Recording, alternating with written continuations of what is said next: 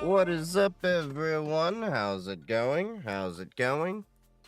Trying to fix my little chat thing for some reason. My multi-chat window is now causing issues on the Twitch side of things, but I can see some of the TikTok tests coming through. What's up, It's Just Dev? I can at least see the Twitch side over here. It's like to try to see if I can figure this out. It looks like YouTube's coming through. Hey, YouTube's over there. That seems to be working. So, see if I can figure out the Twitch side of things. Being a jerk. Although, is it Twitch in general that's just having issues? Hold on, let me check this. I think it's Twitch in general having issues. That's, no bueno. It seems like it's just being problematic. Watched a guy playing GTA SA on a police car computer. Why? Like an actual police car computer? Let's check what Down Detector's saying. The Blue Sky's got errors. Jeez. Quite a few sites are having errors. Is like AWS having issues? TikTok's apparently erroring out right now. Zillow is weirdly having issues right now. Let's see. Is Twitch reporting any errors? Nothing really of issue. Okay, now it's coming. I don't know. Maybe it might have been a blip. Who knows? Look, man, I just work here. What's up, Mr. Nemo? He also put Linux on it, and yeah. Guess what OS I use? I don't know. Arch? I guess the better answer, question would have been, hey, I use Linux and my parents don't love me. Which distro do you think I use? I'm kidding. Let's just say that Arch users are basically the CrossFit vegans of Linux. Heard the news about Synology? What happened with Synology? I've been busy with work, and today was kind of hectic for numerous reasons. The internet pipes are backed up. Stop moaning. Just Dev, you don't use Arch. Okay, let's try opening Twitch pop out again. Is it gonna work now? I don't know why it blipped out like that. It was so weird. Okay, it loaded on Firefox, but Chromium is having issues, which is how I normally do the, do not deny it. Have you ever used Apptainer? I have not. I'm guessing it's a container for different apps? Okay, let's try closing Chromium and reopening that, and seeing if that actually will make it work this time. Okay, YouTube, TikTok. There we go. Now it looks like the stream window loaded. Okay, it must have just been, I got your message about your retail days, didn't reply because I went the hell to sleep. For some reason, the days I work, I barely can get any sleep. Yeah, it's the whole, like, you're dealing with stress. I remember back when I was in retail, that was the catch-22. You need more sleep to actually be able to work, and then you wouldn't be able to get enough sleep because you work and you're stressed out from the day. Not a scientist, so I think it has something to do with cortisol or something like that. I don't know. It has something to do with the stress. Like I said, I do not miss my retail days. And it also feels like you're physically exhausted, but mentally you are not. And that's the reverse of my current job, where mentally I'm exhausted, but physically I am not, which is why I'm hitting the gym a lot more. In fact, I had leg day yesterday. For those of you that saw the funny memes when I was on Discord. Yeah.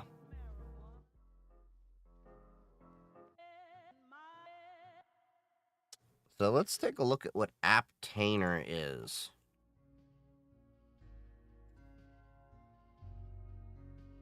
Portable reproducer the words. Portable reproducible containers. Okay.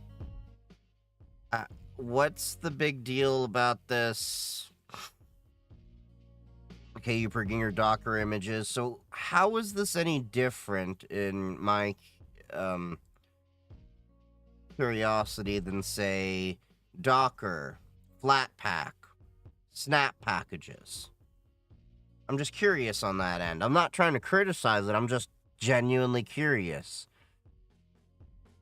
So let's see, what does the documentation use? Because as the adage goes, we shall RTFM. Okay, why use Apptainer? That's probably a good place to start, don't you think? Alright. Apptainer is used to run complex applications on HPC clusters in a simple, portable, and reproducible way. First developed at Lawrence Berkeley National Laboratory. Okay. It quickly became popular at other HPC sites, academic sites, and beyond. Apptainer is an open-source project with a friendly community of developers and users. The user base continues to expand, with Apptainer now used across the industry and academia in many areas of work. But where specifically? Many container platforms are available. Apptainer is focused on verifiable, reproducible, and security using cryptographic signatures and immutable. Okay, and easily make use of GPUs, high-speed networks. So it looks interesting. What's the workout split? I try to at least do 3 workouts a day. I have a Bowflex upstairs as well as a body weight and free weight and Indian clubs and weighted clubs and a treadmill. I built a nice little gym during COVID and everything.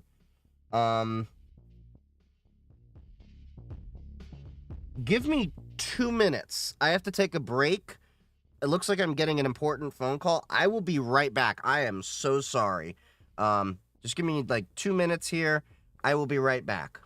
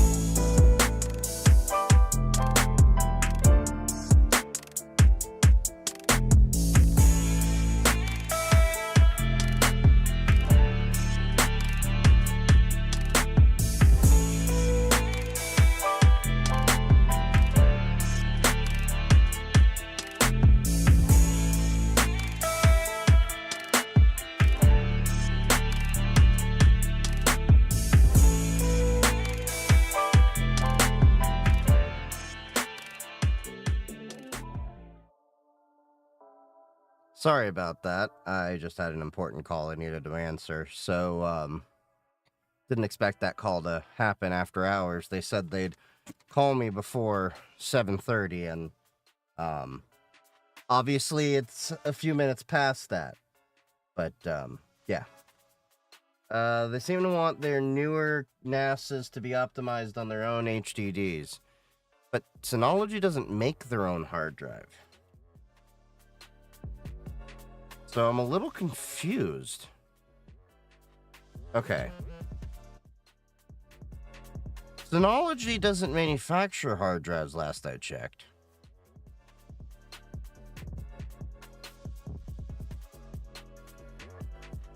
Yeah, that's what I thought. People are reporting that they're just rebadged Toshibas and some possible Western Digitals with custom firmware. Because I didn't really think that Synology had their own factories. That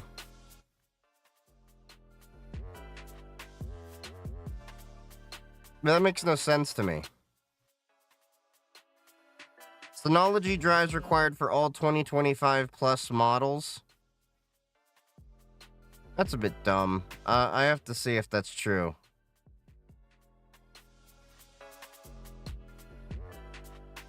See, I use a Synology rack mount NAS, which works pretty well. So, let's see. The Synology DS925 Plus NAS page is now live in several Eastern regions, and so are the compatibility pages. And yep, only Synology storage is currently listed. To a more appliance-like business model. Starting with the 25 series, DSM will implement a new HDD compatibility policy. In accordance, the policy is not retroactive and will not affect existing systems with new installations of already released models. Drive migrations from older systems are supported with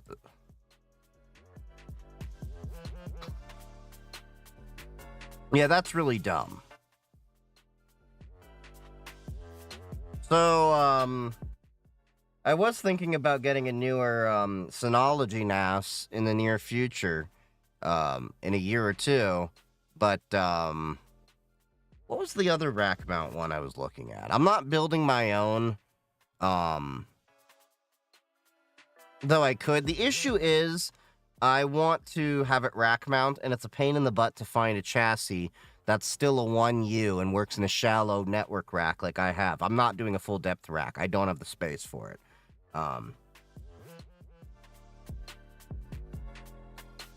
Yeah, I use Western Digital 4TB drives as well. I use the Reds. No. I think I'm using Iron Wolf drives. Either way, that was the advantage of having your own NAS, is going out and buying your own. Like, think about the recovery model here, all right? Many of us are tech people, have access to tech stores. In my case, I have Micro Center. A drive fails in my rack. Thank you for the follow, D-Man. What are you going to do? You get that alert, you're immediately going to run out to the store, you're going to get a comparable model, you're going to you're going to identify the old drive, dying drive or drives, and you're going to replace them, and you're going to rebuild your RAID array, right? That's what you're going to do. Well, if I have to go buy Synology-specific drives, Micro Center doesn't carry those. They carry WD Reds and Seagate Iron Wolf. I can get those in, slap that bad boy in, and be done with it. Or, what I was thinking of getting a second NAS for was getting those drives from DEF CON, at least 4 of them. Keep the one with viruses, for VX Underground, completely offline. Because obviously, that would throw my EDR completely through a tizzy. And then rack that in the network, and then be able to use it whenever in a JBOD. Just a bunch of disks, for those of you not aware. Well, I'm not going to go buy Synology-specific hard drives just to bring them all the way with me to Vegas to the data duplication village, and then schlep them back with me to my home lab. It's already expensive enough as it is to get 4 or 5 8 terabyte hard drives. And then what I was going to do is each year rinse and repeat. Take those same discs, bring them back. Because I don't need them always spinning. My 4 discs that I have from DEF CON here, or is it 3 discs? I think I have 4 discs. Here, I'll show you. Where did I put that? Yeah.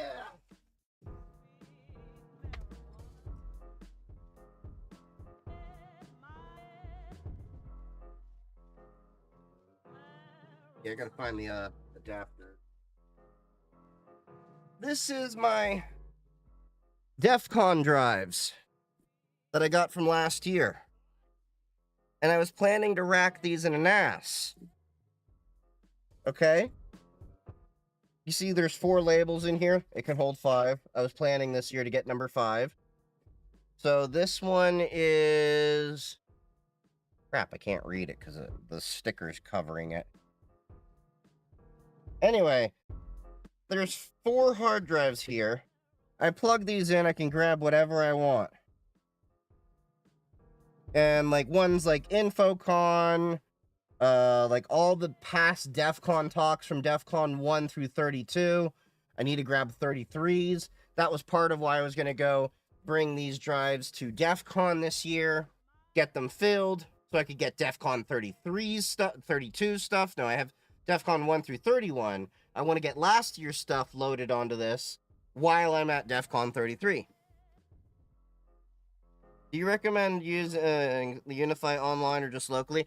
I still use my cloud key locally. I have their actual cloud key, although the battery in it died. I have to get a new cloud key entirely. I just haven't figured out how to replace the battery in it. But yeah, Synology can kiss my butt if they're gonna make me have to go buy new hard drives for a new appliance. That is so stupid.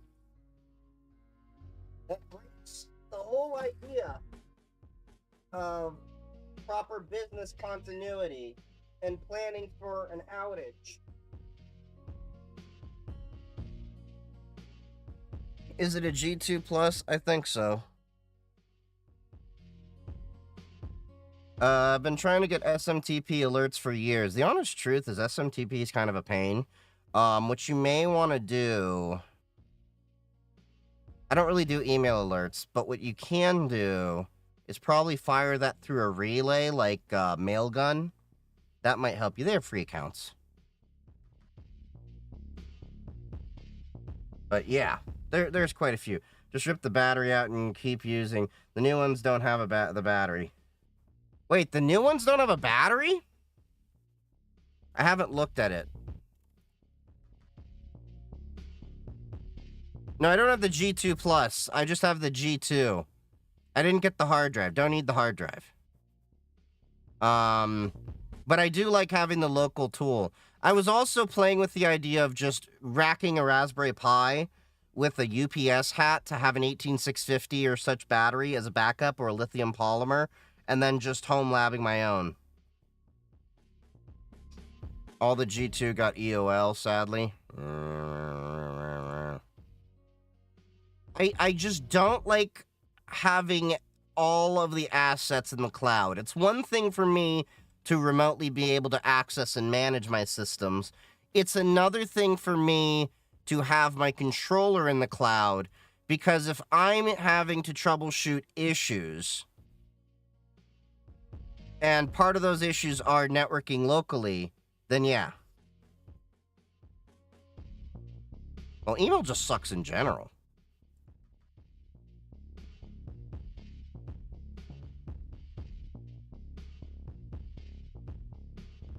Okay, so Unify Cloud Key. Yeah, they have the Unify Cloud Key still in stock, but it's like $150 for that. Yeah. I have mine powered over PoE. I have mine powered over PoE, and there's a 1500 watt APC UPS powering the whole thing. That's why I'm not too concerned about it. So I have to set up WASA for the logs. You don't have to set up WASA. So the other thing I've done for years, and I got to rebuild my dashboards and everything. I was feeding in, there's some open source packages out there that grab all the logs off of Unify and pfSense, and I dumped it into, I think, Prometheus, if I'm not mistaken, and then I had Grafana display all that. But I kept killing SBCs because the SD card one would take a hit. And two, I needed a good amount of memory for all the amount of stuff it was doing at any given time. So eventually, I want to get a new SBC. I want to keep it low powered if possible, with at least 16 gigabytes of memory, because it's been a while since I've done this. And then do that. And also have it connected over gigabit, because what I would have it do as well, and this is how I caught my ISP in some issues, and they managed to give me a heavy credit, where they literally didn't have me pay my internet bill for 6 months because I caught them in a total legal kerfuffle. Where, basically, my internet was giving me 60% of the speed that I was actually paying for. And when I was doing the tests, you know, like, if you're doing intermittent, it'd be fine. I kept going back and forth with them, back and forth, back and forth, back and forth. And finally, I set up a speed test CLI tool on a Raspberry Pi using full gigabit, and I had it do a speed test every 15 minutes and plot it to a Grafana dashboard. And then took that entire log database, captured over several weeks, and I proved to them I was only getting 60% of the internet that I had paid for, in violation of their SLA.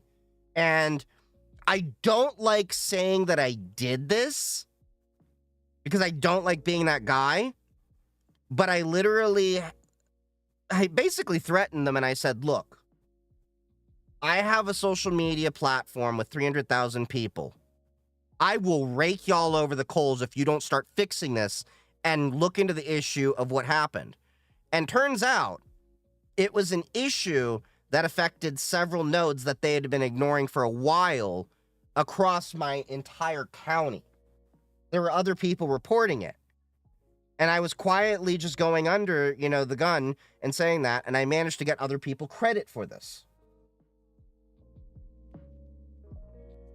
And I told them I'm eventually going to, you know, still talk about it, which I did in past, you know, streams and past TikTok videos and all of that. Because I told them that if you don't fix this now, you are eligible for a potential lawsuit. And it's one of those ones where I said, I don't want to do this. I don't like dealing with, you know, lawyers in this capacity, even though I like my lawyer, don't get me wrong. He's great. He's been steering me out of a lot of gray areas when it comes to cybersecurity and everything, but I don't want to do that power. I'd rather companies do the right thing in the first place. But it was one of those moments of, and ever since they've been fine. Why not use an SFF computer? Because small form factors are usually still using a pretty power consuming CPU, and I like moving away from x86 where potentially ever possible. Had tons of issues with my ISP also. I turned in a complaint to the FCC, and about 3 months later, everything got fixed. Yep, I did that too. But the difference was, I went to my ISP, gave them logs, told them I will go to my attorney as well, and I've made an FCC complaint. I'm a Karen whenever I get one of those, you know those people that report, like, spam call you and spam text you? If you aren't already, make sure you're on, and this applies to the US government, I'm pretty sure in Europe you have an equivalent there, the Do Not Call registry. If you get unsolicited calls or texts and you're on the do not call registry, that is a heavy fine. And I report every single one of those. Synology unremoved Wi-Fi card compatibility to boo. What is the Synology competitor I was also looking at? They were one of the ones I was looking at before going here. QNAP. That was the one I was looking at. QNAP was the other brand I was looking at before. So I might give them a fair shot. I just looked at yeah, that's what it was, Jim. I just liked Synology's cleaner appearance and ability to extend it a lot easier and everything like that. But if QNAP has a rack mount model, I will look at it. The only thing I need to see is so Jim, you use QNAP. Do you know if you're able to do backups of your NAS using S3 with encryption on it? Because that's one of the main things I need in my NAS. I haven't looked too much into it, but since you use QNAP, I thought I'd ask. You probably know, if not. And specifically third-party ones, like AWS or DigitalOcean or Wasabi. Okay, you back yours to Backblaze? Cool, okay. B2? I think that's what you mean by B2. So yeah. I might look at them. I'm not in any rush right now. I still got an RS, 422 Plus. It's working just fine. So I'm not in any rush. But I was looking at potentially upgrading my NAS in the near future and rebuilding it all. Because I built that on a RAID 10 and I'm kind of wasting space. And I want to get a new NAS, rebuild it into a RAID 5, and then reuse this NAS possibly for the DEF CON drives. As a JBOD, like I was talking about, because it'd be nice to just rack that instead of having that whole unit, pull it out, plug it over USB-C, and then deal with the seek time over there and just grab whatever I need. And it's really cool to have that Infocon drive. You consult, have a small software company, guessing you have larger companies. I don't consult really anymore. Grade 10 or RAID 6. Grade 5 with a hot swap, whatever. I just need the extra space, because when you have 4 terabytes, it's 8 terabytes total. With the RAID 5, it's 12. Of course, there's a little bit of overhead with it, but it's not like I use it heavily. I at most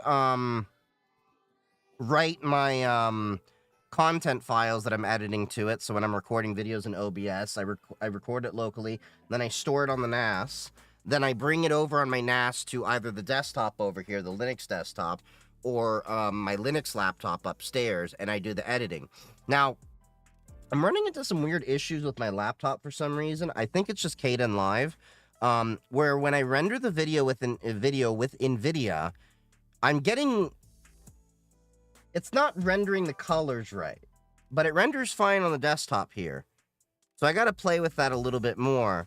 The only reason I'm using NVIDIA for the rendering is because with Kdenlive, I can render the NVIDIA in H.265, whereas with the laptop on AMD, I can do H.264, and when I send those videos to be uploaded to YouTube, it's of course...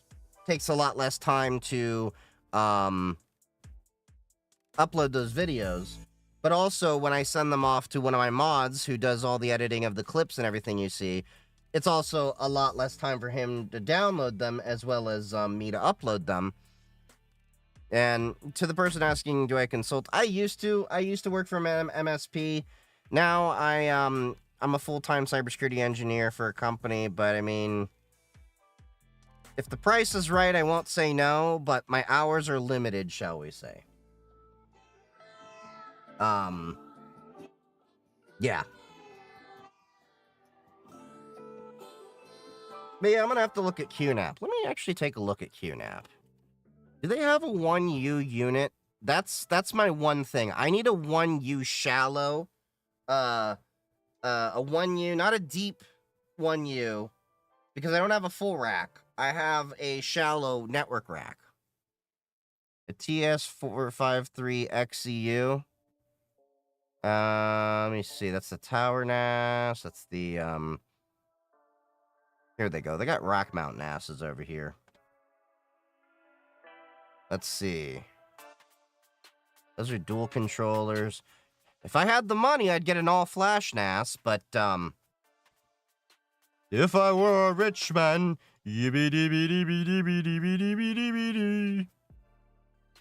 SMB on the high end.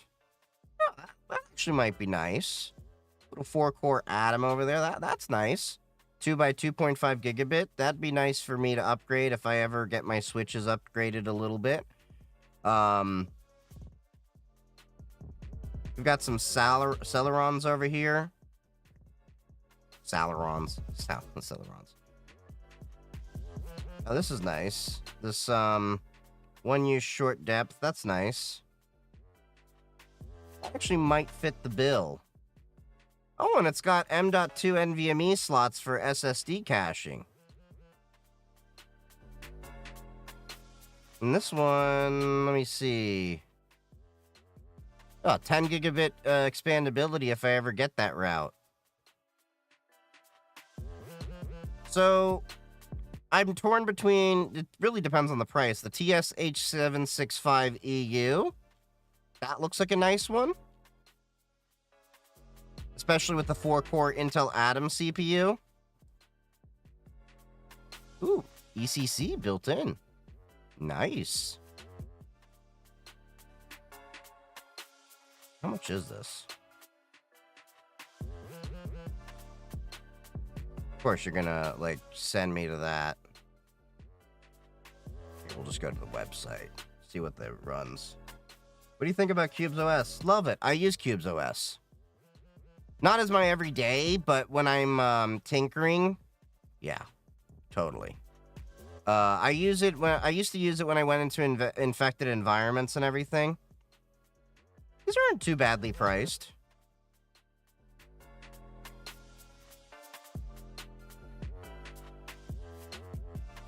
Okay, so for the SMB, what is that? What's this one? That's not bad, actually. Quad-core ARM Cortex over there. 2 by 10 gigabit, 2 by 2.5 gigabit, and a 1 by PCIe slot. Now, is that 1 by, for a card? Let's see. Yeah, that's an expansion slot over there. That actually might work. That actually looks a little bit better than the RS422 Plus that I have right now.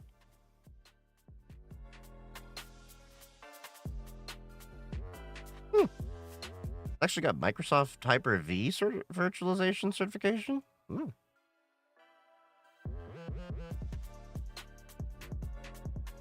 So wait, hold up. If it only has a 1 by, does that mean that doesn't have the SSD caching? Because I would like to have SSD caching. Just put a little 512 gigabit in there for, gigabyte.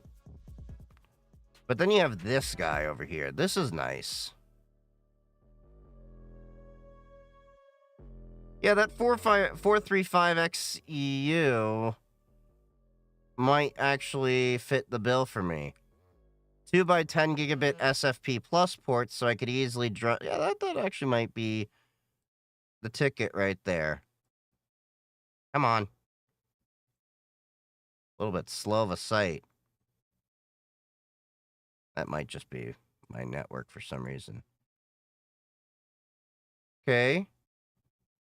2 Ethernet, 2 SFPs, USB. That actually is nice. Yeah, that actually might fit the bill for me perfectly. ARMv8, quad core.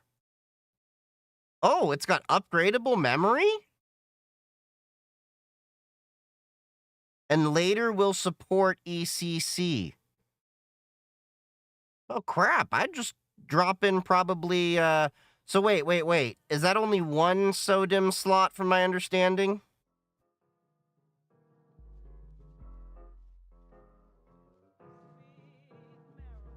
You know anyone that's a Linux admin? If so, besides the commands part, what else do they practice on? I mean, I used to be a Linux admin. Now I do a whole bunch of different things. I barely do Linux these days in terms of administration because I'm tinkering with all the other stuff. What are your thoughts on quantum computing changing tech? I think in some ways it's overhyped for what people think it's going to do, but I think it's going to change a lot of things. But you have to understand, computers always evolve. So every decade, there's some paradigm shift. Yes, they do an NVMe card. Nice. School competition coming about Linux. Do you have some tips on how I can learn? Depends on what you're trying to do, but Linux from scratch is a great thing. Let me show you what I'm talking about here. Hold on. And of course, when it comes to Linux, the best thing to do to learn Linux is live in Linux. That's actually why I started doing it when I was a little kid. In the much, much darker days of the internet. All right, so if you go to linuxfromscratch.org, there's this thing called, this isn't a distribution, more so as to build your own distribution of Linux. So, if you get, oh, there we go. If you read this, this will actually walk you through how to build your own Linux operating system and understand how distributions work. You'll get a very deep understanding of overall how Linux is architected and understand it. I did this many, many years ago. And it also teaches you why you don't want to run your own distribution as well, because it's a pain to maintain this. This isn't like what I would recommend to make one to use your own Linux every day, but you can at least learn what goes into Linux, how it operates, and everything like that. You're in Linux admin. I'll message you more about it. I've been practicing in Ubuntu. Might go into ParrotOS. ParrotOS is basically just another Debian type, if I recall, just with penetration tools that are prepackaged in. It's not really all that different. Once you use one distribution of Linux, you kind of just get the gist of all of them. For the most part, like, they're 90% the same distribution to distribution. You have an resource for intro to setting up a home lab? Yeah, actually, in the Discord, in the general chat, there is a post that I pinned. HBX, one of the community members, was kind enough to find a PDF of about 600 pages, about 14.5 megabytes, of all sorts of great home labbing things. Like, if I were starting my journey many, many years ago, I would have loved something like that, instead of just fumbling in the dark and figuring out a lot of things. But in another way, it actually made me resourceful in having to tinker. Come cloaked in dot. What is this? Hail, digital pilgrim, from the firewalls of the forgotten and the echoing chambers of the terminal temple. I greet thee. I come cloaked in .deb and baptized in pseudo, a humble bearer of the open source flame from the Debian Empire's LMDE sect. I know not your distro, only that you walk the blessed path, far from the cursed scrolls of the closed source tyrant. May your system D be stable and your logs forever clean. Bravo. Bravo. Bravo. That one's great. Best place to source use PC for home lab. So, I'll start with a few ways you can actually source them. Some with the more hands-on, some with the you can easily find things online. Definition of easily being subjective. So you definitely can find a lot of universities and enterprises that are actually turning over a lot of equipment. There's government surplus sales for a lot of this stuff. And you know, you can buy a lot of this different stuff. Hell, I used to go dumpster diving when I knew universities were ending their semesters because a lot of dorms would clear them out. I literally found brand new Macs sealed in boxes. Like, you'd be surprised what you can find. Now, of course, those are rare finds. I'm not saying you're going to find it every day, and I think a lot of people have caught on to that, and in some ways, it's not as easy to find just free equipment like I used to that enterprises would just get rid of. But eBay is a great resource for a lot of used computers. A lot of people don't know this, but Dell Refurbished, and I think Lenovo has their own. They're officially refurbished machines from Dell. Last I remember, now this is like 4 or 5 years ago, Dell will not ship a used server to a home. This might have changed. They used to require you ship it to a business. So, but yeah, you can go to like DellRefurbished.com. Let's call it just do sales on old equipment. Yeah. But if you go to DellRefurbished.com, you can actually find a lot of decently used equipment that is official from Dell, but of course, refurbished servers go pretty fast. You know, so you gotta stay on top of it. But you can find, like, you know, inexpensive workstations that are slightly used for a decent price. Like, look at this. This has, there's one laptop left. You'll probably, somebody's gonna probably buy this off the stream. Core i7 108050H, 32 gigs of memory, 2x16 gig slots, 512 gig SSD, an NVIDIA Quadro P620, so not too bad of a video card considering, with 10 Pro and all that, $680. You can buy an extended 1-year warranty on a refurbished device for $49. These are officially from Dell. Just remember, oh, they've expanded it, so it used to be 30 days, now they give you 100 days. So, it's not too bad. It's refurbished. Just remember, it's refurbished, not brand new, so you can't get the 5-year warranty and all that stuff. Now, the other solution that I often recommend, let me make sure I got the URL right. Hold on. Yeah. This is a great site to help you source home lab servers and stuff like that. It's called Lab Gopher.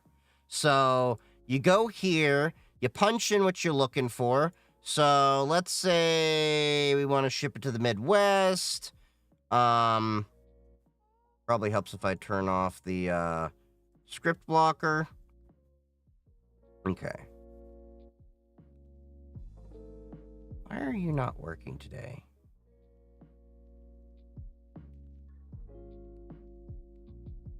Last updated 30,481 minutes ago. Ooh, something happened to this. I don't know what happened to Lab Gopher, but this used to be where I would go to get used servers back in the day. So, I don't know. There are different resources out there to find different, you know, used machines. PC Parts Picker is good too. Do they do server stuff or is it mostly just desktop stuff? Trying to build a Kubernetes clusters with 9 node, 3 controller panel, 3 worker, and 3 Longhorn. Have you considered doing Raspberry Pi compute modules, or do you need a little bit more oomph than that? There's ways you can cluster it together with like a Turing Pi or that. I mean, you may want to look at like SBCs, single board computers, for a lot of that stuff.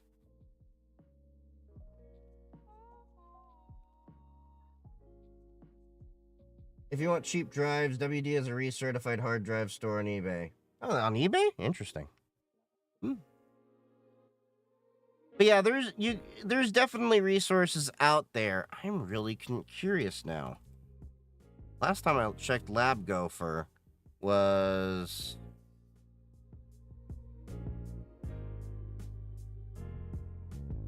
Yeah, there's also Reddit with our Home Lab sales. The Facebook Marketplace, believe it or not, can be a decent resource for used machines often. Craigslist as well. With used machines, you gotta get a little creative. Samsung is selling their NVMe drives for a huge discount on Amazon. I might just have to pick up a couple just for the reason.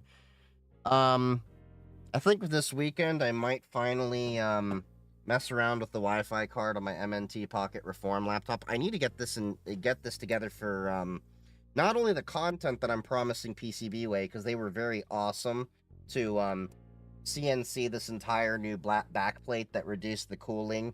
I mean, improved the cooling 30 degrees Celsius off of this, but they also laser engrave this. But I gotta reposition the Wi-Fi antenna, which is the main thing, which is probably going to require me to pop off the main board to place the antennas where I need for the 5G cell antenna and the Wi-Fi, and then do some additional tests. I get the interesting thing is, ever since I started getting into ham radio, I started to learn more about how radio signals work and radio signal propagation, and I really start to look at a lot of laptop designs and understand they're not designing it with radio in mind. They're just like cramming it in, saying, "Oh yeah, that'll work." Yeah. Have you tried Tails OS? Yeah, I've also read the manual, and there's a reason why I tell everyone most people don't bother with Tails OS. Not saying it's bad, it's just Unix is a lot better for the everyday person that is trying to do the same thing as Tails. Tails is more in the case of, let's put it on a flash drive and start using random computers on the way. If you're going to reuse the same machine, it's not giving you any benefit. And putting Unix on top of Cube's OS is a really solid system. If you had $500, which gadgets would you buy? I don't think that's enough to cover a lot of things these days. But I'd probably spend a lot of that right now on ham radio equipment and some Raspberry Pis or some Pine 64 boards.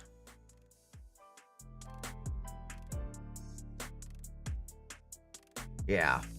Unfortunately, $500 used to get you a lot of things decent. Well, it could get you some decent stuff. Not a lot of things, but some decent stuff when I started tinkering. But it feels like everything's gotten more and more and more expensive, even though the hardware itself has somehow gotten cheaper.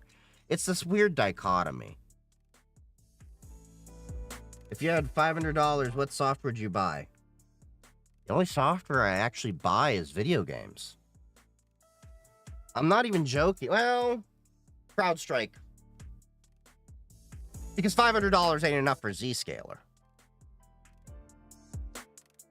Zscaler wants $10K for 50 seats minimum.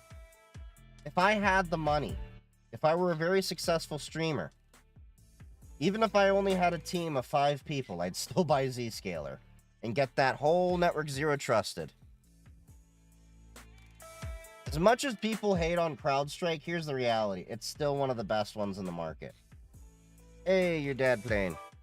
Ari, Kala, Barack.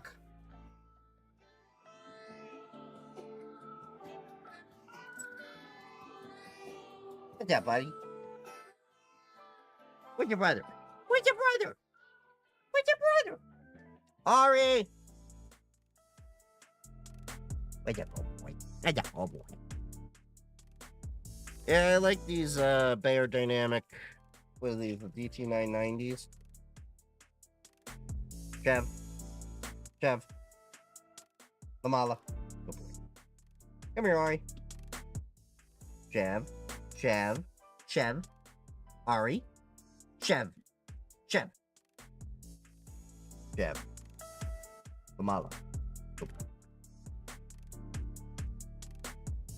What's the best distro for incredible privacy focus, but still daily drivable? So as I've said many times before, privacy isn't really so much into the tools that you use, but how you use the tools. First of all, you would have to not be using Windows. Then it just comes down to using Linux, but when it comes to privacy, it's more so about what you're doing than how you're doing it. A lot of people get the mistake all the time of thinking, this is the silver bullet to my privacy issues. Privacy is more of a mindset than it is a software. That's why I really have a lot of issues with a lot of people. Like, for example, I watch Phil DeFranco. I really don't like the fact how much he hawks NordVPN. I'm not a fan of NordVPN. Or VPNs in general. VPNs are not a magic silver bullet. Using Tor is not a magic silver bullet. If you're just going to install a piece of software and then do the exact same things you were doing before in the exact same ways, you're not really doing anything for privacy. What, you think you turn on your VPN and suddenly the provider that's already had cookies on you this entire time doesn't actually know that you're now on a VPN and you're still you? Those cookies are still phoning home. You log into an account, they now know that you're behind a VPN because before you were doing that without a VPN. Why would you suggest people to not use Windows? All right. Do you know how chatty Windows is? Windows is a snitch. I'm not joking. If you think that Windows isn't telling on you, pay attention to the options when you install Windows. Right out the box, one of the options is to generate custom ads tailored to you. And even if you uncheck that box, they just say it won't be tailored to you. What does that mean necessarily? They're gathering your data to sell ads to you.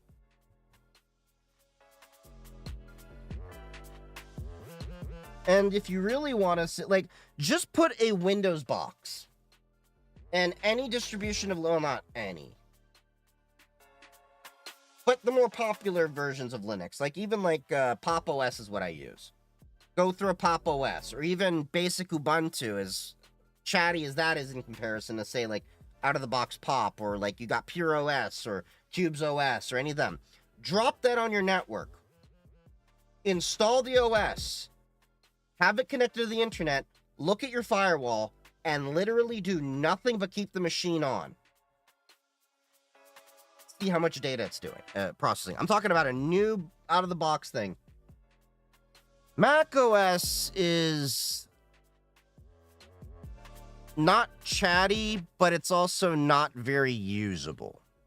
And let me make this very clear. I'm not saying that as an Apple hater. I'm a scorned Apple user. Yes, I keep my old MacBook here just to keep this point. Because it's brought up in every stream. But here's the reality I tell people all the time. Apple, at the end of the day, is a company that always seeks to have line go up on stocks. What is the most valuable asset that any company is collecting today?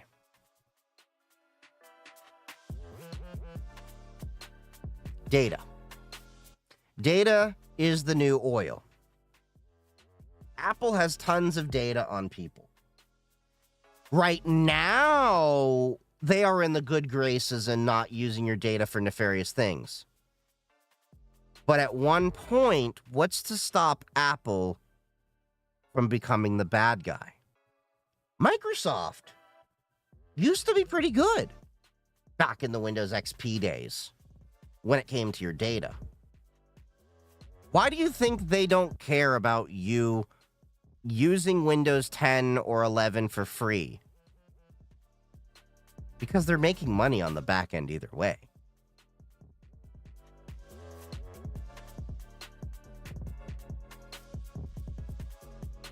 But, was somebody asking? Is it illegal in America at the moment to use Linux to install Mac OS? Some people say yes. No. There's been Supreme Court cases that say once you have your hardware, you can do whatever the hell you want with it. You just can't, in a business setting, for example, use a Hackintosh. That gets into serious legal issues, or pirating Windows operating system in a business setting. You really shouldn't be pirating Windows, period, as much as I don't like them, because a lot of the ways that people are getting malware these days is by pirating and cracking software. That's not scaremongering. That's the reality of things. And I tell people all the time, I'd rather you go to the gray markets and buy those keys than I would have you pirate Windows. And if you really think you're getting one over on Microsoft, they don't care. They're making money off your data. If you want to get one over on Microsoft, you go to Linux. And if your only answer is seriously, well, kernel level anti-cheat on my video game, then buddy, you don't have no spine. You just don't have any, ethical backbone to actually do what needs to be done to change things in society and the world as it stands. Windows 7 was the last good Windows. I'd agree with that. I'd say XP was the best, though. XP Service Pack 2 and Service Pack 3, to be clear. Service Pack 1 and the original XP was just garbage. I'd rather use Windows 2000 than those. What games do you avoid when playing on Linux? Anything with a kernel-level anti-cheat, because a lot of those don't work on Linux unless the developer has checked the box to enable, like, easy anti-cheat on Linux. Like Halo, the Halo Master Chief Collection works perfectly fine on Linux and has easy anti-cheat. There's many games out there. And in a little bit, we'll be playing Oblivion Remastered, which, by the way, Day Zero worked perfectly fine on Linux. It just didn't work with Proton Glorious Egg Roll, the fork I like to use.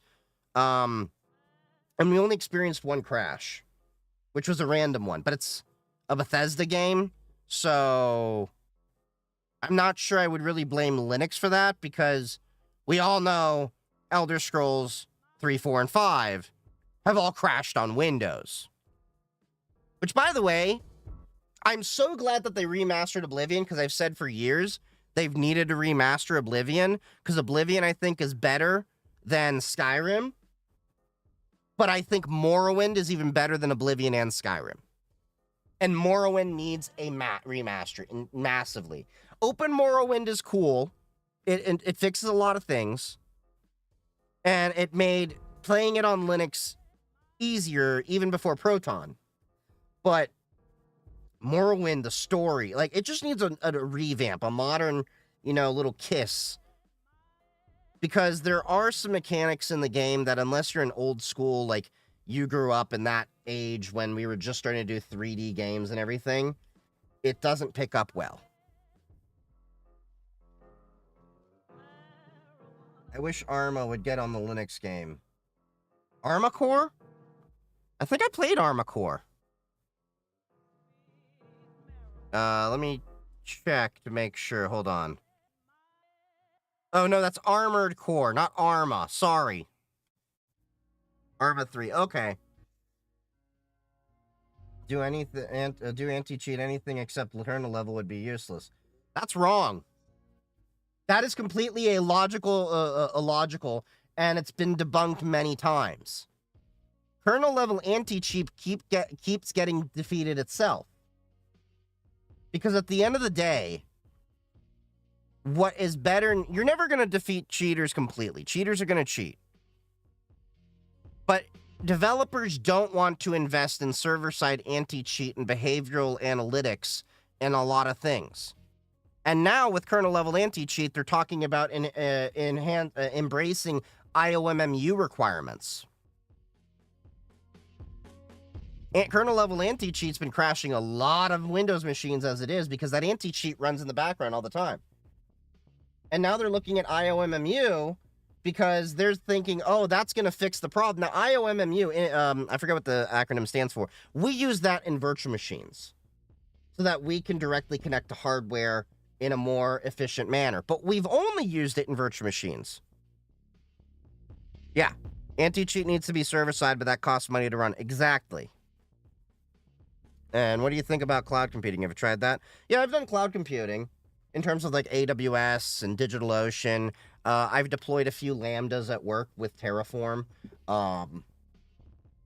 It's worthwhile to understand and know, especially with serverless computing. You could do some great processing. I've actually have a few Lambdas deployed at work that process Tenable assets, CrowdStrike assets, and then push metrics into Datadog with that.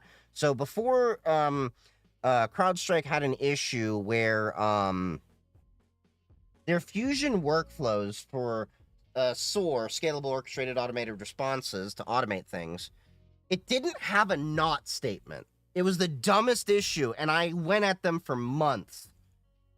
Because, like, I could say, find devices that were active 30 days ago, but not find devices that were not seen 30 days ago. Because, like, say I do a 30-day auto containment. If a device is not connected to, CrowdStrike within 30 days. It should be auto-contained because it's probably missed 1 or 2 patching cycles. And then they would have to contact the service desk or operations to get it restored. Well, I did a Lambda that would actually go through CrowdStrike with an API, grab all the devices, process it, and then contain all those devices, spit those metrics to Datadog, then create a Jira ticket out of all of that. So ops automatically just had their process done, and it saved us, I think, close to 700 or 800 hours a year in man hours from what they were spending having to do that process manually. So you can do a lot with that. I'm not interfering on a kernel level anything either, but I mean, if you do client-side anti-cheat, it's the only thing that makes sense. Now, client-side, as we've said, is because they don't want to invest in the server-side infrastructure for it. Because, look, right now they're already talking about trying to use IOMMU to go after DMA, direct memory access. You have cheaters that are actually using devices, second computers, plugged into their main computer with a card that emulates itself to look like a sound card, a network card, or something like that, that is feeding calls directly from the memory into the second computer to do the processing for the cheating, feed it back into the computer.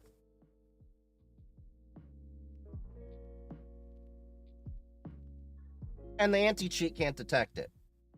So what, you're going to have it act even deeper like a rootkit? I've gone into this in an entire YouTube video I had a few months ago. I think it's called Kernel Level Anti-Cheat is Dumb and a Disaster Waiting to Happen. We've already seen kernel level anti-cheat be utilized in an attack chain to disable antivirus. And let me make that very clear. You didn't have to have the video game to install it. The kernel cheat from Genshin Impact, and this has been done in other cases too, but Genshin Impact is the most popular one.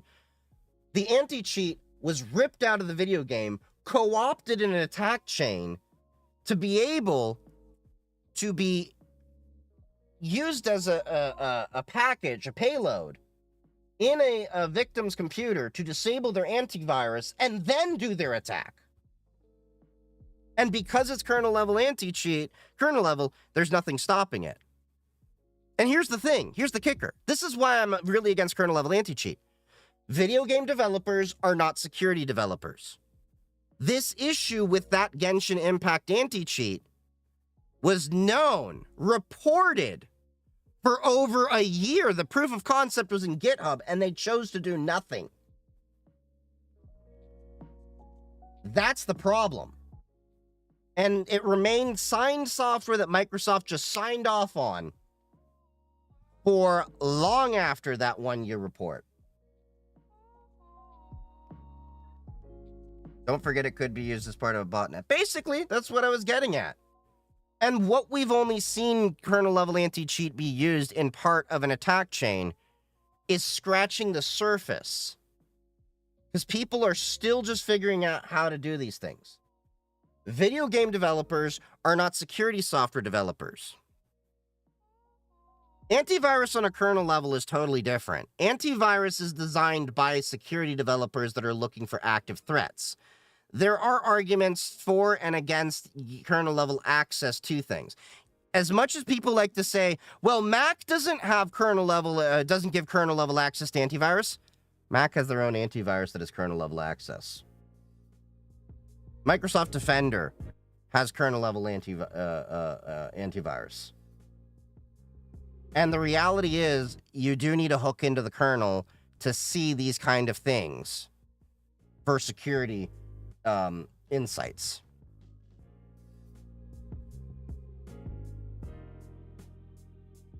And what about the time when somebody turned anti-cheat from what I think it was Counter-Strike or something like that? I can't remember.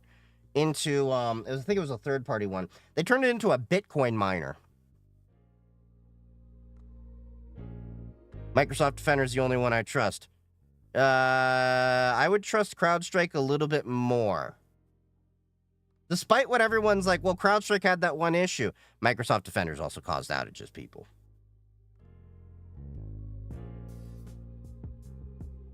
The reality is Microsoft is still relatively new when it comes to the whole antivirus and security landscape. And the Microsoft Defender y'all are using on your computers isn't even the Microsoft Defender I would even want to use.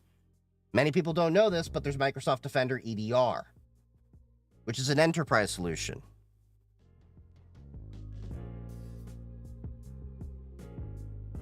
Which phone is your daily driver? Why did you choose it? I use an iPhone still as my daily driver, but I'm playing with switching over to Graphene OS entirely and de-applifying. Why do I use Apple? Well, out the box, it's one of the most private and secure devices without doing anything radical. Now, overall is the most secure device, Graphene OS with a Pixel. I was planning to get a Pixel 10 and possibly move completely over to that as a daily driver. But I'm never going to get completely away from Apple iPhone just because there's some things I have to do testing and tinkering wise with Apple. But I'd rather have a lot of privacy and security in my hands. By installing an additional antivirus, you increase your attack surface on the kernel. No. If you install a traditional antivirus where you're only doing definition-based things, yes, but this is the common misconception. Most antivirus isn't doing it definition-based. It's an EDR these days, or leaning towards EDR. The Bitdefender I even use on my Windows box right now, because I don't really have CrowdStrike money at the moment, is an EDR mapping it to the MITRE ATT&CK framework. What are the benefits of Graphene OS? Security and privacy. It sandboxes a lot of your applications and stuff. EDR, XDR, MDR is the minimum now. Absolutely. Because here's the reality. Antivirus is definition-based. It's only as good as the definitions that you have out there.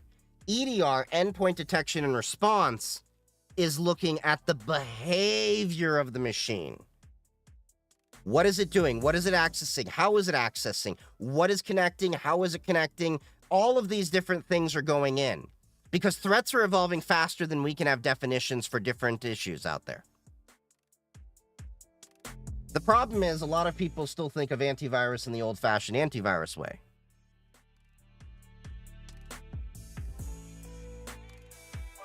Sophos isn't too bad, but Sophos isn't too common here in the US. It's, if I recall, more in Europe because, correct me if I'm wrong, I think it's a British company. I have nothing against Sophos. I actually started with Sophos firewalls before I went into pfSense. More common over here, UK company, yes. Okay, yeah, that's what I thought. I have nothing against Sophos. I haven't used them in a few years, but they're great. I have no complaints. The only complaint I had is when I was starting to home lab things. We're talking like over a decade ago. I was using Sophos UTM Home Edition. The one limitation I had was you could use Sophos UTM Home Edition, but you could only have 50 IP addresses max. It sounds like a lot. But if you're tinkering with a home lab and you have like so many different things and all that, you go past that so fast. I'm pretty happy with pfSense and my little Bitdefender thing, but I'm going to be switching to CrowdStrike, and then I want to feed in a SIM to all of my stuff. If I had the money, I would gladly get CrowdStrike SIM, feed a lot of that information between Datadog, and layer that on with some Zero Trust network access from Zscaler, and then maybe drop down some honey nets with Deception from Zscaler. They bought years ago, what was it, Illusion Black? It's really funny. Not funny, it's really great. It's really interesting because it adapts to whatever you hit it as. So if you deploy it, like as your Apache, your F5, whatever, it will act like whatever you're hitting it. So it's like suddenly like, I found an Apache server. Boom. It'll act like a vulnerable Apache. And then you can start collecting data. And then you could even, if you want, feed that into like, say, Okta. if you have an Okta management system. And then let's say it actually hits that vulnerable system with legit credentials, it can force the Okta user to reset their password. So while it's hitting this entire decoy over here, you're getting your real network protected in real time. And then Zscaler's also got some ITDR capabilities, but they need to be improved a little bit. So do a lot of other ones. There's some really cool stuff. Yeah, like, in the enterprise side of things, there's a lot of amazing stuff. That's why I tell a lot of people, don't focus too hard on, going gung-ho into red team, because most of the people I see that are like, I want to go into penetration testing, don't know lickety-split about what actually is used in an enterprise, because you're over here playing in this little sandbox with dated concepts and old software and all that. You want to get to be a really good red teamer? Learn a lot of blue teaming. Work the blue team side of things. I always tell people it's like a yin-yang. You know how, like, the yin-yang is basically you have a little evil and good and evil? Well, to be a good blue teamer, you have to know a little bit of red teaming, and to be a good red teamer, you have to know a little bit of blue teaming. So that's why I'm actually starting to shift to purple. Most of my red team side is physical penetration, social engineering. What car do you drive again? A paid off one. An affordable one. A reliable one. Hey, Sugar, how you doing, bud? I only trust community-made stuff. Yeah, but when you're an enterprise, you gotta, trust the fact that you can pay support and everything. What is the best Raspberry Pi function? To do whatever you want. Run a bunch of different software inexpensively. That's the best feature. What is the wildest flipper function? Well, there's nothing really unique about the flipper, and I hate to say this to people. Like, I have one. But the novelty of the Flipper Zero is that it's compact in all the things that it can do. But you can do any of its functions individually, inexpensively as well, although it won't be as sleek, svelte, and, may I say, sexy. But you want to do Bluetooth, spam attacks, authentication, all that kind of stuff, you can get some Bluetooth modules, plug it into an Arduino or a Raspberry Pi, and then, run some scripts and stuff like that. Same thing with RFID, NFC, sub-gigahertz. And then with this, you still need to add a header for Wi-Fi, so you can easily add an ESP32, do all that. And infrared as well, you can do all these things individually. It's, I would say, a fun toy. I'm glad you're doing okay, Sugar. She's been hella busy. I know we haven't hung out much. I need to hit you up as well because I got things going and all that. But yeah. Glad to see that you're still doing well. Gotta hang out soon. I've been busy as hell myself. Oh, I don't know if you saw this, Sugar. Oh. I'm gonna unplug this. The back plate. It came in for my little MNT laptop. It came out great, by the way. Thank you. Sugar's who does all my artwork and graphics and everything. How's the 990 Pro compared to the 770 Pro? I like open back headphones a little bit more when I'm tinkering and hanging out, and the sound stage is much better. It's the same drivers and all of that stuff. So the difference is the sound stage. They're great. What is the specs of the laptop? So this is a completely open source, right to repair hardware laptop. So this is, you can upgrade the CPU in here, but currently it has an ARM quad-core MX8M Plus CPU with 8 gigabytes of RAM. I do have to hack this a little bit because the Wi-Fi antenna positioning is not the greatest. And I'm thinking of repositioning it from it's over on this side over here to underneath the bezel over here, which should allow for more signal propagation. And then put some 5G cell antennas here with the 4G cell modem that I actually have for it. So I'm going to get 4G cell data as well. But it has 8 gigabytes of memory, two 6090 cells in there, and it's also got a fully mechanical keyboard, 7-inch 1080p screen, Raspberry Pi 2040 system controller that also does the balanced charging, but the CPU is upgradable in here. A lot, getting there. Yeah, can it play games? It can. You can also upgrade this to the RK3588 with 16 gigabytes or 32 gigabytes of RAM, but I mostly got this as a small portable device for hopefully being able to be used when I'm at DEF CON, so I can take notes, tinker and all that, mess with it when I'm on the plane, without having to whip out my big-ass laptop. Because having a big laptop is... I mean, even like a 15-inch laptop is kind of a bit much to bring out in a conference and on an airplane. It's called the MNT Pocket Reform. I backed this project a little over a year ago. It's, I think last I checked, 850 euro. It's a little bit expensive, I won't lie, but it is, oh, goddamn, the price went up. Oh, the price is up because now it's only coming in an RK3588 module. Okay. So, stock is coming with the RK3588 I was talking about. 16 gigabytes of memory, 128 gigs of eMMC, 32 gigs. Battery lasts about 3-4 hours.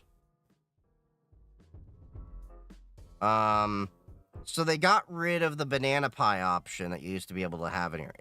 This is the CPU I wanted to upgrade to. But, yeah. The one issue I need to figure out is, did they... Yeah, that's what I thought. They have it with the Wi-Fi card there taking up the slot, so I can't use the 4G LTE modem. Not a big deal. But that's what I'm trying to figure out in my version. They are, from what I learned, trying to make a package with the RK3588 that has Wi-Fi built in. They haven't gotten there yet.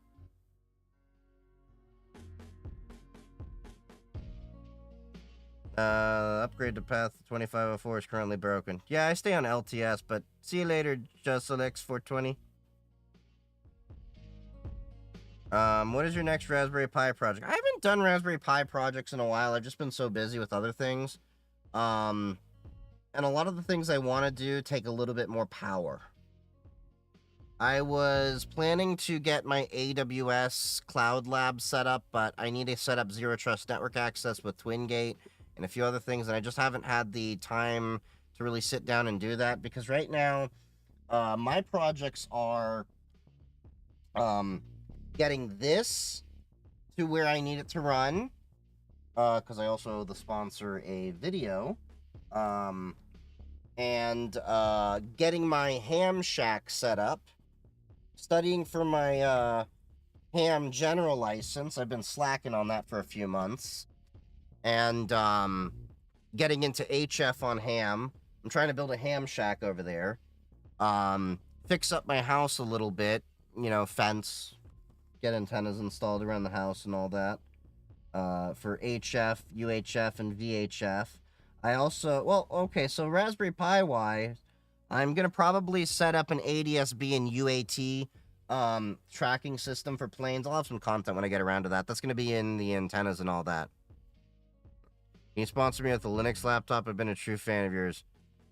I'm not Carter PCs. I don't have the sponsor connections he does to just throw around computers and all that. And all my computers have been used, and no hate, but if I had extra computers, they'd be going to a few other friends that need computers close to me first. Can you combine Raspberry Pi and AI? Yeah, you can. Even better, there's a thing called an NVIDIA Jetson. If you're not familiar with this, think of it like a Raspberry Pi that has a small NVIDIA GPU built in, but it's not built for graphics. It's built for machine learning. So, yeah, NVIDIA Jetson. So you can get these over here. It's essentially just a Raspberry Pi with, you know, you can get these little compute modules here, the Orins, which can drop into things like a Turing Pi. Let me show you that.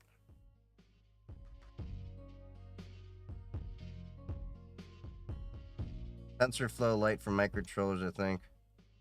I would eventually buy it. It's just I have so many other projects on my list. If I ever get a sponsor to actually give me stuff like this, that'd be a whole other thing. Which of those is best for server? They're all great for server. It's a matter of what you need to do. You can do anything you want with all that. Okay, so this is a Turing Pi. You can put a few compute modules on there. So, see, NVIDIA Jetson. So you could get like a couple of these, or, you know, mix and match with a Raspberry Pi compute module. And then you could run a LLM on there locally, or at least as a network server, something like Olama. I can show you, like, you can run an LLM locally on your machine.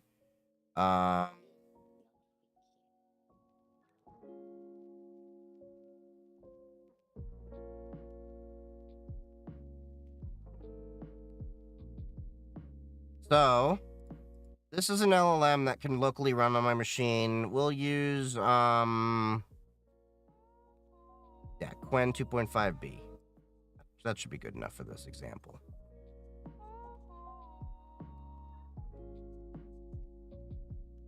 About, the American Civil War. That's running locally on my machine using my NVIDIA 3070 GPU. This is LM Studio using an open source model. So, there you go. Asked it about the American Civil War. That ran all locally on my machine. Now, of course, this is only running 7 billion parameters. Full-on DeepSeek is 613 billion parameters. But this is running on NVIDIA 3070. So you can do a lot of this stuff locally. So now imagine you have an NVIDIA Jetson, and you do something very similar. You can now run your own little local LLM. 21 trillion operations per second. Not too bad. 48 tensor cores. So you get like one of these little guys over here. You know, or you can get like... or even this little Jetson Nano module over here. So, yeah. Is Qwen doing better than DeepSeek knowledge-wise? So, that's DeepSeek distilled by Qwen. What's LOM stand for? Not familiar with that term off the top of my head. Awesome. Total cost? Total cost, I think... Hold on. They used to have a standalone board. Jetson developer kits. Yeah, you get one of these right over here. These are great. Let's see. Now, of course, getting your hands on them is a totally different... $250. This is like a little Raspberry Pi with an NVIDIA GPU in there just for this purpose. But it's the issue of getting your hands on one, because they are highly in demand. But you have a slightly more powerful J3011 here, $600. That's available with an Orin Nano, Orin NX. That's $700. 660 right here. There you go, with 16 gigs of memory, $760. So all in all, not that expensive. I mean, to a lot of people that might be a lot of money, but considering what it's doing and that you could run it locally, MLM, multi-language model, yeah. You can do whatever you want with these things. It's a limitation of your imagination and the compute. And DeepSeek has shown that you don't need amazing amounts of power to run a lot of these things. But yeah.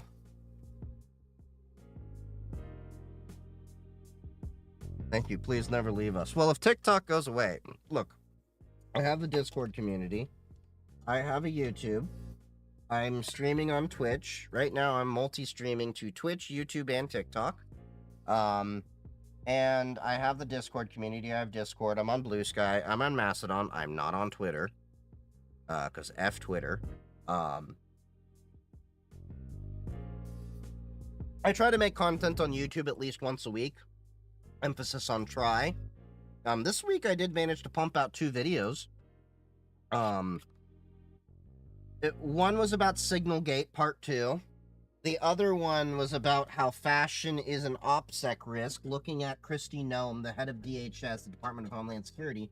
She had her purse stolen with her passport, DHS badge, $3,000 in cash, blank checks. Yeah. So using the SIM server from the Unifier then? No, currently at the moment I'm not doing anything. But what I was doing was using Unify Polar in a process on some boards I was running to feed data into a Prometheus database, and then Grafana would make dashboards out of it, and then I could get the entire stats of my Unify switches and APs and everything down to the temperature of the switches. So a lot deeper than you do with the Unify thing. Hope you take care of yourself. Yeah, I do. I try to work out 2 or 3 times a week at least. I had leg day yesterday. Walking after leg day was horrible. And I have a little gym upstairs I set up. I just need to push myself to work out more. Alright. We're going to take a quick bathroom break, and then we're going to switch gears. Y'all can still talk tech and everything like that, but I've really been loving Oblivion Remastered, so we're going to continue on that. So let me use the bathroom break. I'll be right back. Y'all can still talk tech with me, but we're going to be going into Oblivion. So give me 2 minutes. Be right back, fam.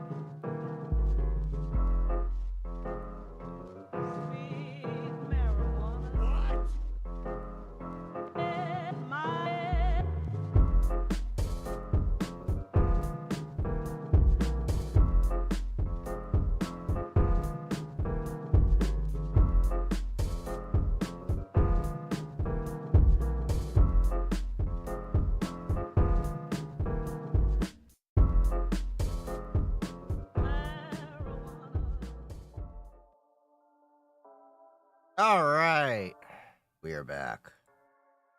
So, let me just prep what I need to do. Hold on. Oh yeah, by the way, that LM Studio I was showing, you can also use that to like dev some stuff and everything. Like host a little server and all that. I haven't played with that part of it. I've done Olama more for that. All right, so let's run my little scripty poo that I have here, which sets up Pipewire to port out the audio. So you don't need to do this, like I always say every stream. This is a script I run because I'm a streamer, so Pipewire is the audio backend I use. That's one of the main reasons I went to Pop! OS years ago. They were one of the first distros to use it, rather than ALSA. Well, it's layering ALSA and everything. Anyway, what it does is it lets me pipe the audio both out to my mixer so I can hear it, and my computer over here. I have a second PC running Windows Enterprise, not Pro, Enterprise. So that I can get that audio captured for y'all to hear. Do I use a KVM to manage multiple machines? I used to, not anymore. Now I have dedicated monitors for all of that stuff.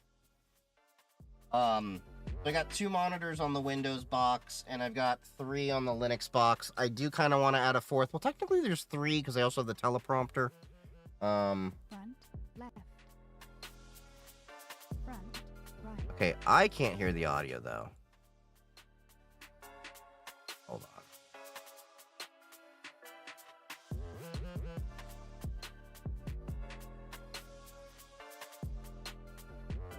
This happens sometimes. I have to unplug it, plug it back in. 1 second.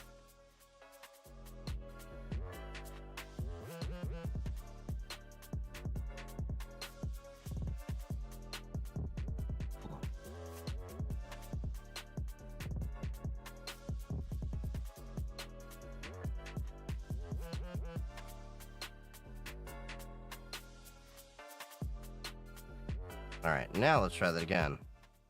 Front, left. Front, right. Okay, now you got the audio. Good old-fashioned unplug it and plug it back in. Okay. You got a good tutorial for CyberSec Home Lab for a decent CV.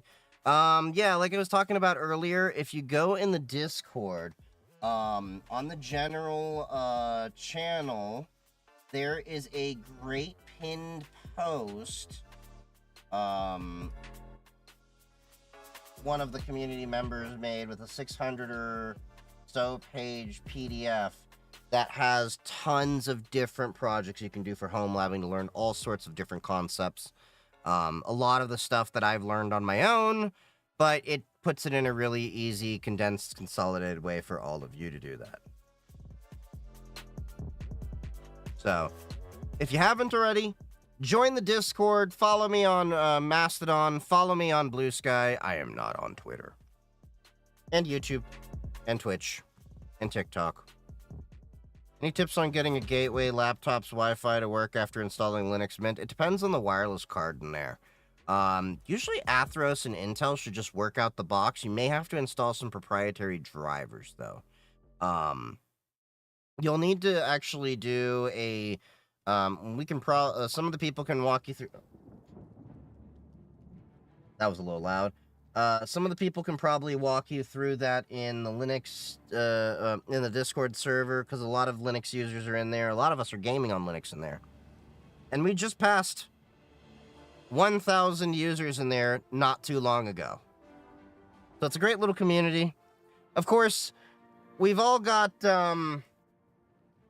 jobs, lives, all of that stuff, so it has its ebbs and flows. And Saturday nights, we do a movie night. This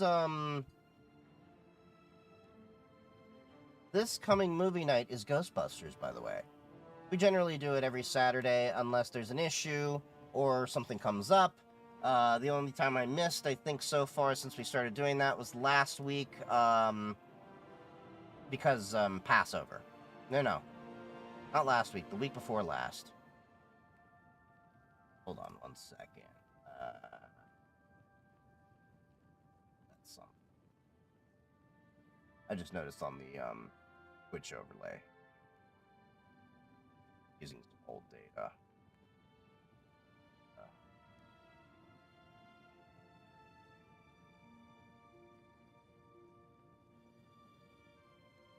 There we go.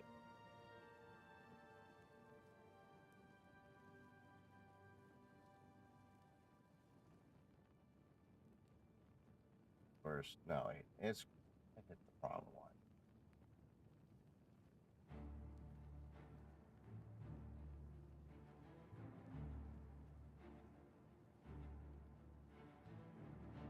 There we go. All right, move that up. Why don't you start a building business, build stuff, and give your knowledge to the people? Because that requires money, and I got bills.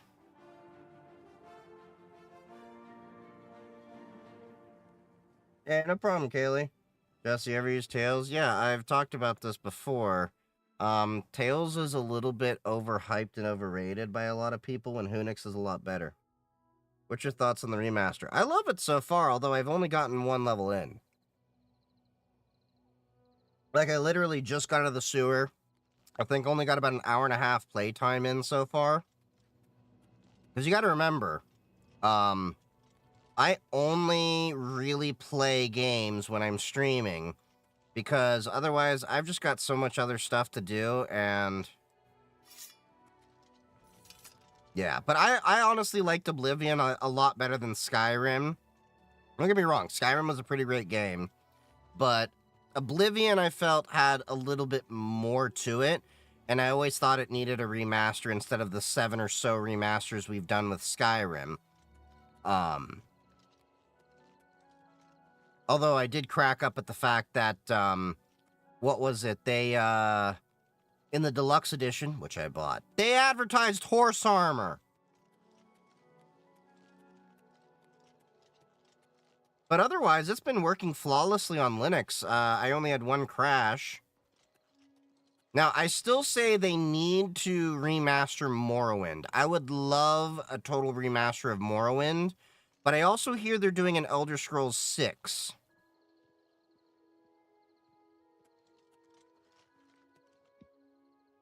Okay, so what's this? Halwink.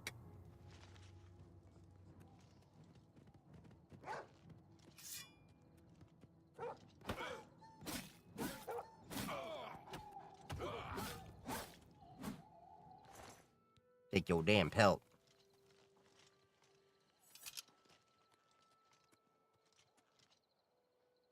Ooh. Was ist dies? Imagine you are a businessman. What 3 items would you sell if you could now? Well, I would probably have a bunch of Noxua fans. I'm kidding. Noxua fans. And call them only fans.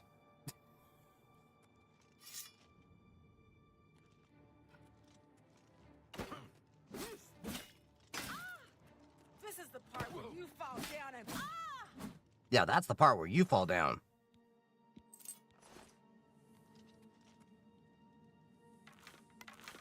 Was ist this? Ah.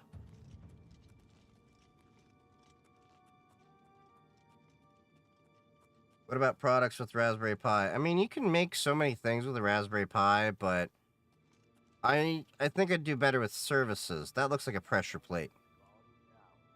What's that? Damn rats, always skirting around in the shadows, making me jumpy. At least they're not saying that they got an arrow to the knee. Huh? Must have been the wind. Okay, Who's there? they sound like they're to the right. Can we sneak up on them? Huh. Whatever it was, it's gone now. Damn rats, always skirting around in the shadows, making me jumpy.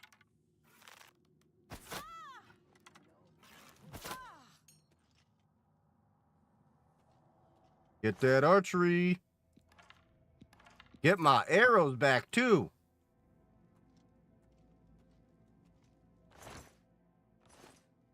Junk. Junk. Where's the good stuff? You're welcome, Dasu. That's kind of why I do my thing. Maybe hopefully one day I can, you know... Part of the reason why I make a lot of content is the money that I do make is to put back into my home lab so I can tinker some more and then share my knowledge. I'm at that point in my life right now where I'd like to build a community for a lot of the other people that don't have it, because I keep running into that there's a lot of people that don't know where to start with tech. This gate is opened remotely. Okay. So I probably have to go back up, I feel like, to that thing. Get around that pressure plate. What an oblivion is this game?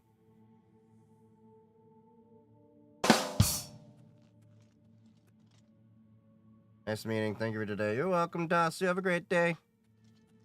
All right.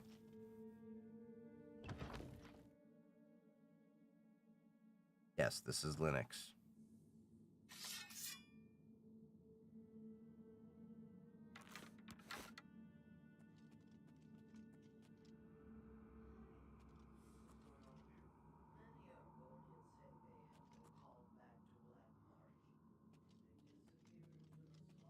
Okay, so there's some bandits over there. Some cisterns over there. I think those are cisterns. Do you know Professor Messer? Name sounds familiar. They'll curse you, or they might call a bear to tear you apart. What's the news from the other parts of Tamriel? Nothing I'd like to talk about. The Fighters Guild is recruiting again. Not a bad way to make some money.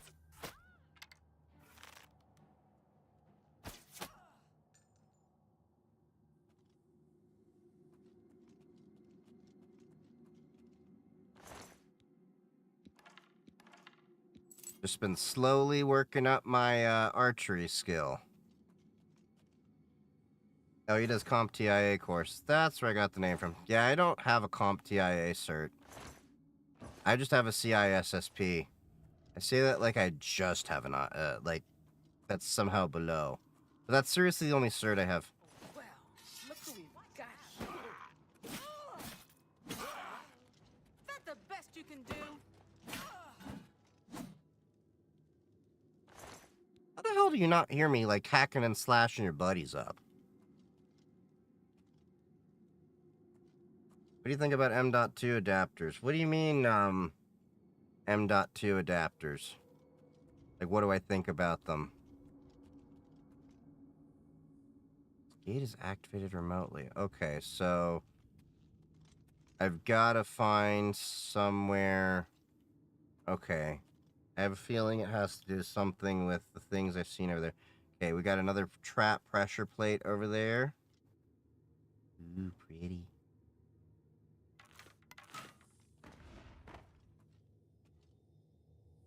I knew it was a trap, but I still ran into that one. I'm lucky. All right, we got one dude over there. Does that have something to do with those light things over there?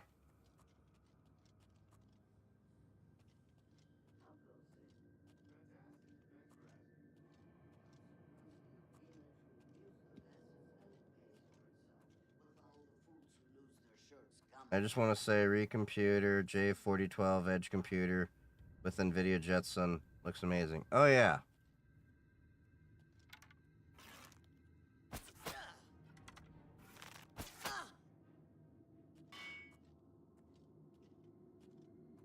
Not surprised they don't see me. I am in heavy armor.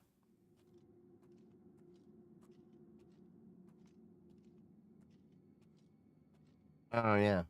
Oh, yeah, I'm on the top left. I keep forgetting some games are better than others.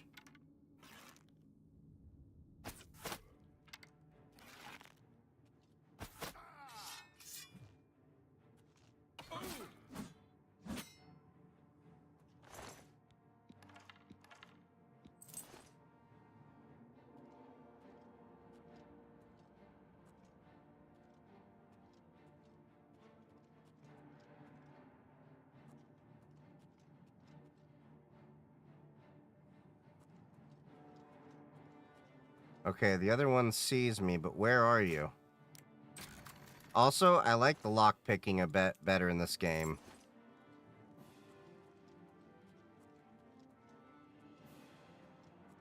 There's got to be some stairs around here. Are the bots smart enough in this game to get around to do that?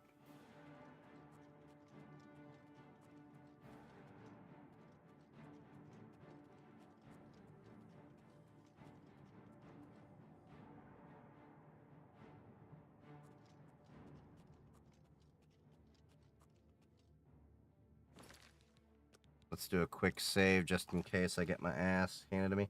Pop OS is what I use. Do they work just as good as the ones on the motherboard? Yeah, they're just using the compute modules as a thing, so...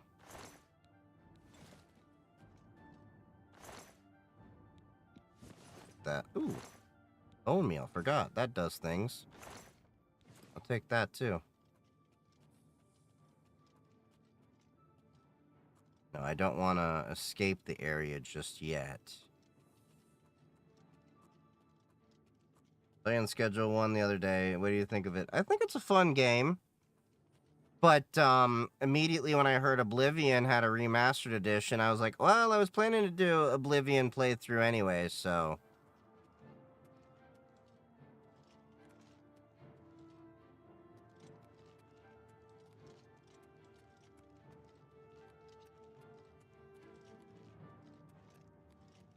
It's a fun game. I do hope that they make some improved updates to it, though. But it does look like... Hello? Who's there?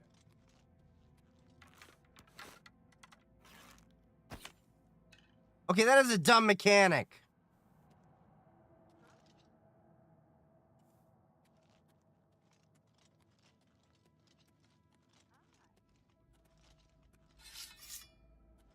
I like Papa West, just waiting for them to refine Cosmic. Yeah, I'm waiting for them to do the Cosmic DE as well.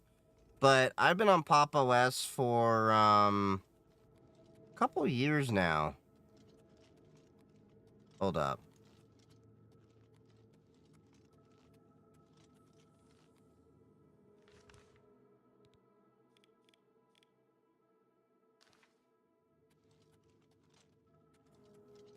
I hope that they improve the mods in this game, too.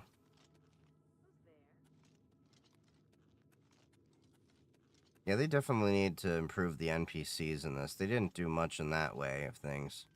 So you can get down there, but I don't want to possibly lose my, place. Or, you know, get lost. So I guess we'll go to Talwink over here. Bieber Linux. Oh, I've already played with Bieber Linux. Long ago, as well as Selena Black Linux, Hannah Montana Linux.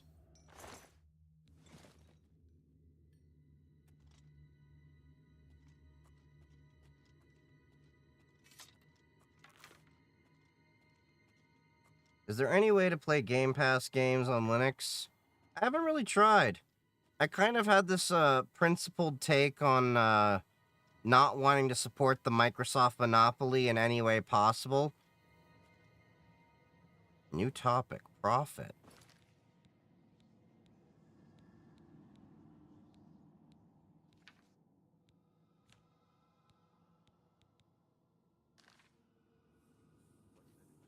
You think of Zorin OS, so mostly on all Windows. Yeah, it's another option. Most of Linux is really just using the same packages. It's mostly just desktop environment and a few changes.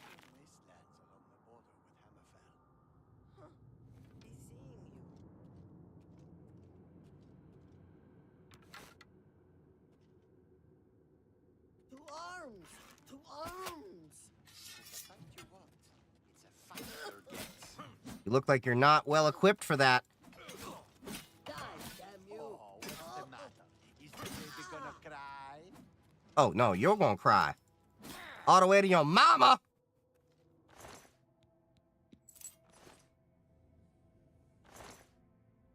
Would you recommend using Linux if you have an NVIDIA GPU?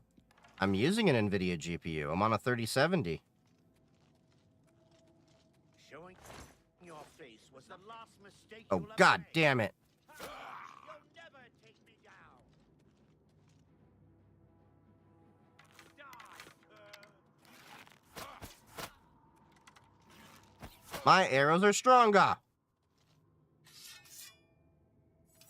NVIDIA and AMD cores get the same support on Linux.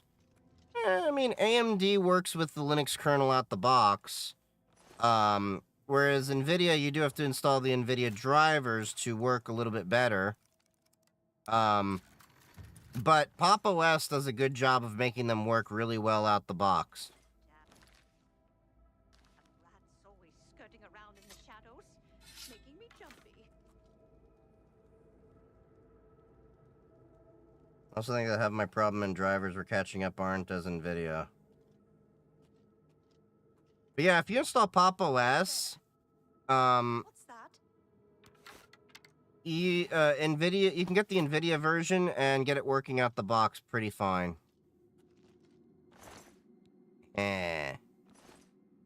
Should have had some armor, B.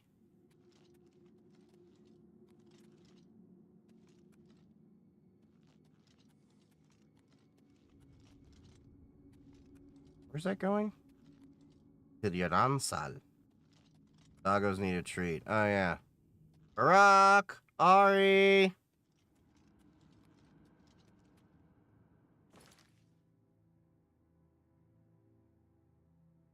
Barack!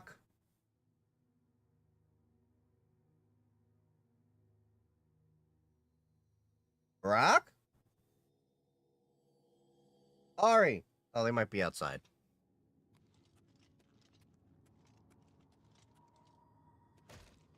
Ooh, a pumpkin. Ooh, a radish. Ooh, mutton. Ooh, an orange. Ooh, an onion. Torch. I got plenty of those. But we go around sneaky sneaky. Fine iron short sword. Nope. Some yarn. Nope, just got a pickaxe.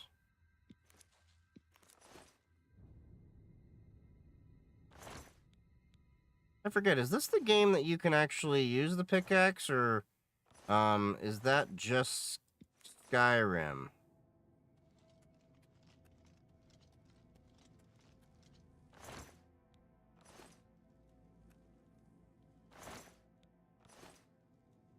Have you tried Garuda or Endeavor? No, I have no need to. Everyone needs to understand that when it comes to Linux, most of the things are, there we go.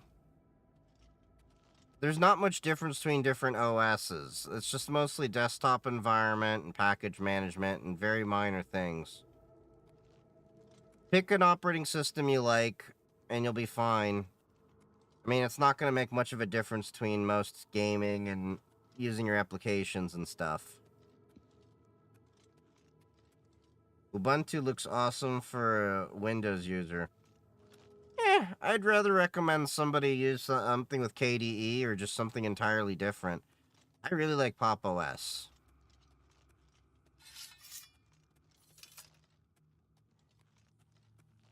You can use pickaxe in Oblivion. I remember doing it in the Fighters Guild's missions. Oh.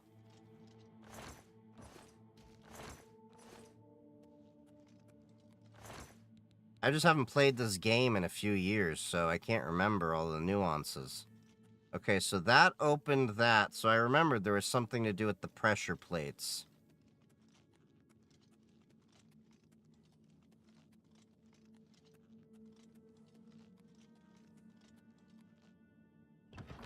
Alwink Aransal. Biggest problem is Ubuntu has snap packages, which are a headache. You can install a flat pack. I pretty much do everything in a flat pack on my system. Damn rats. Always skirting around in the shadows. Making me jumpy. Gaming on Linux, I'm sold now. Nothing to Got a worry stupid about, motherboard that won't go past Win 10.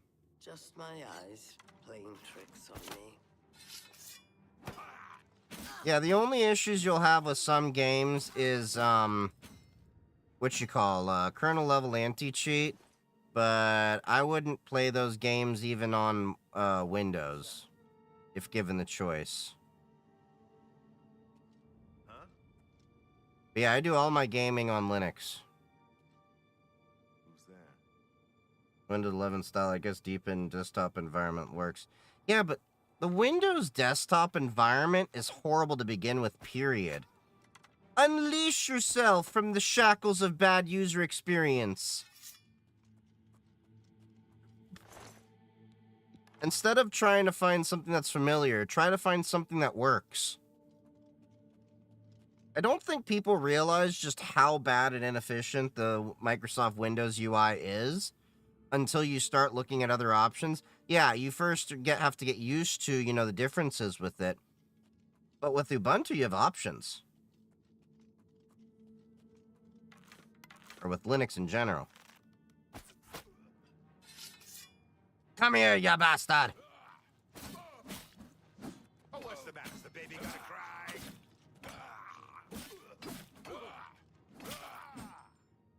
My apparel's about to break. Not a problem. Wait, what just leveled up? Ooh, my blade!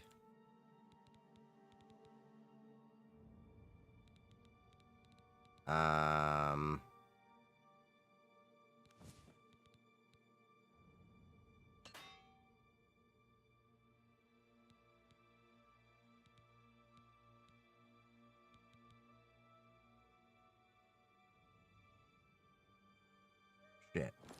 I need more hammers.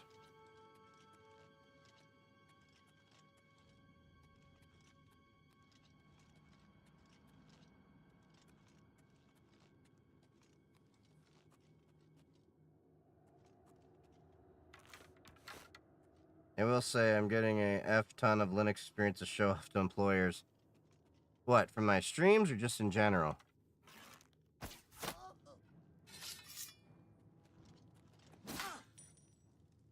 That's what the best, I like the rest.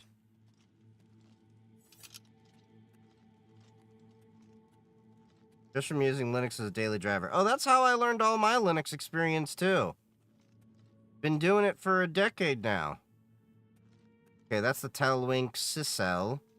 So if I'm in the Iran cell...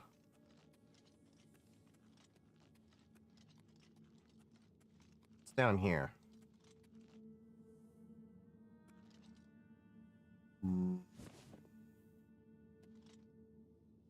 Money, money, money, money!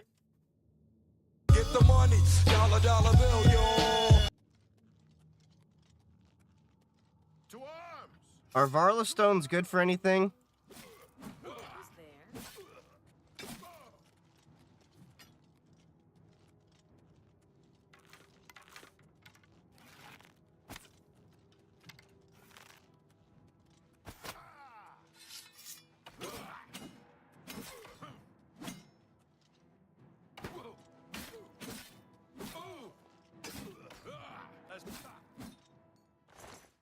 Gotcha. I think they hold souls. I thought that was the Ajara stone, not the Varla stone.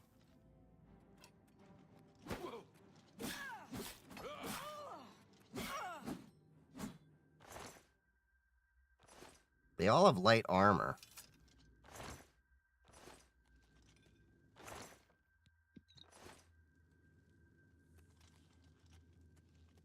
Yeah, the Ajara stone is like a staple between all the Elder Scrolls.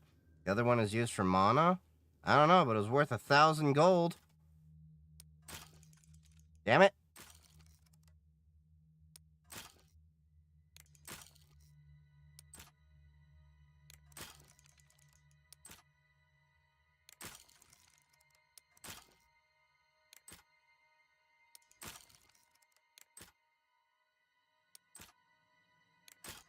God damn it.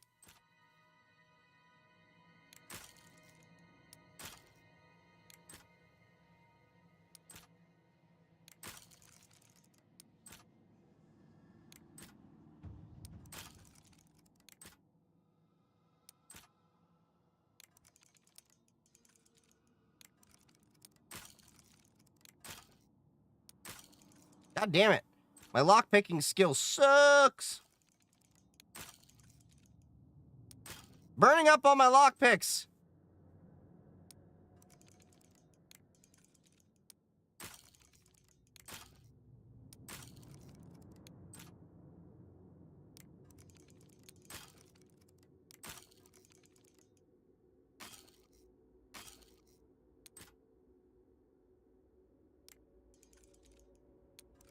I'm much better at lockpicking in real life.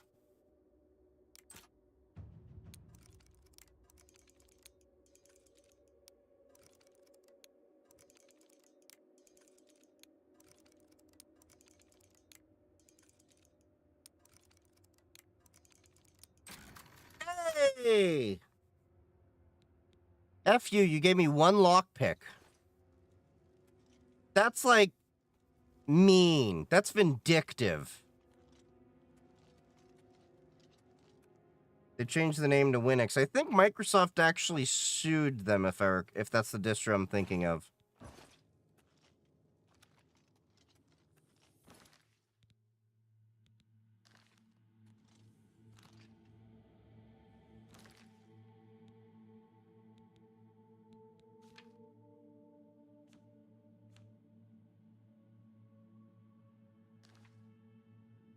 Yeah, security was one of my major skills, so I need to work on that.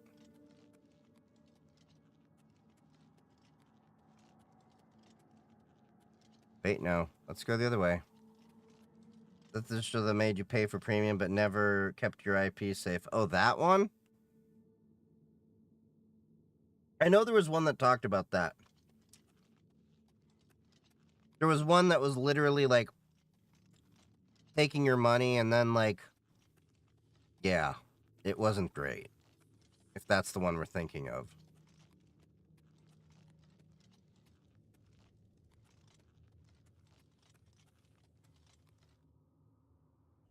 Okay, that's the C-cell. Cecil? I don't know.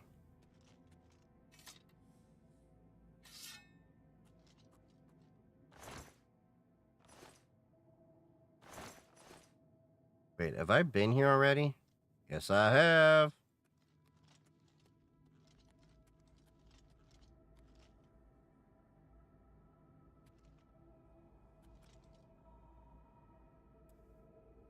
Leroy Jenkins.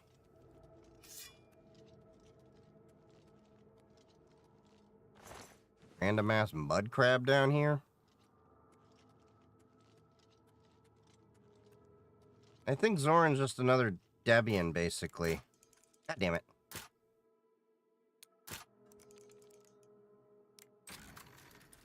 Thought that was supposed to be very easy, but yeah.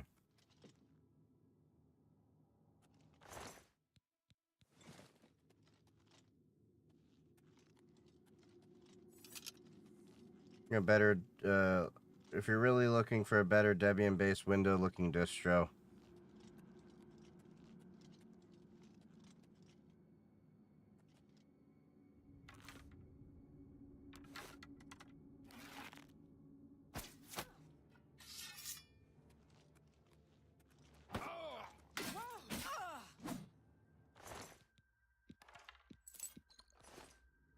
Why do all these bandits have, like, one lockpick?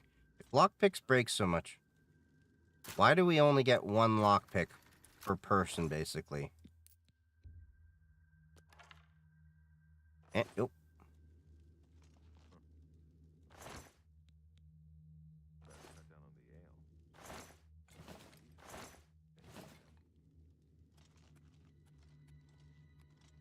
Zoran, Kubuntu, and Cinnamon do a good job. Tuxedo S isn't too bad either.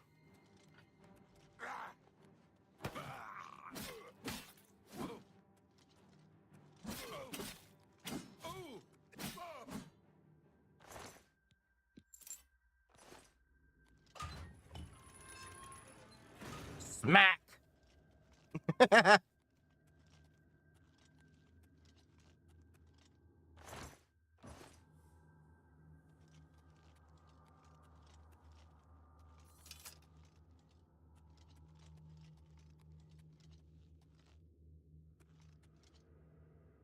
Oh, was that it? You had to go from the other side? Okay. Where'd you get your tech news from? I find a lot of it through Blue Sky and Mastodon, to be honest. And then, of course, people share things in the Discord that I have.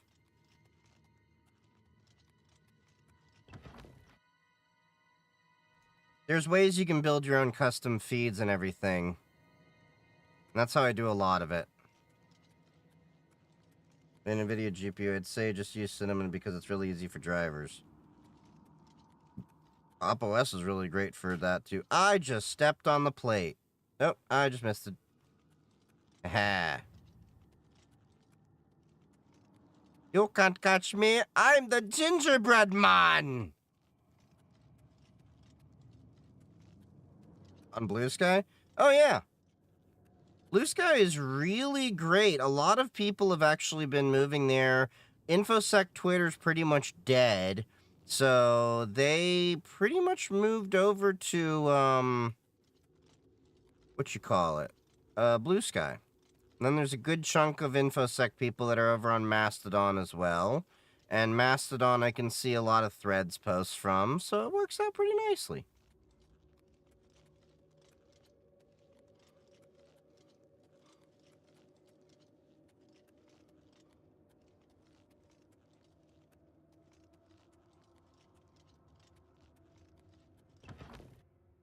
The Clovian Highlands.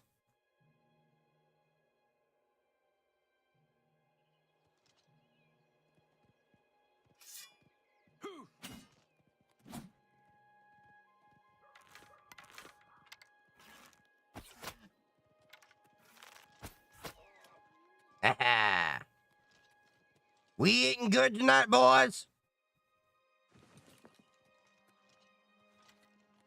Anyone know how to fix distros locking your Ethernet speed? What do you mean locking your internet speed? Ethernet speed?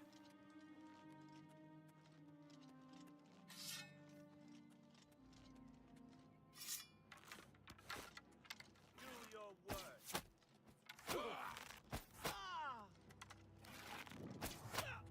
Why won't you die?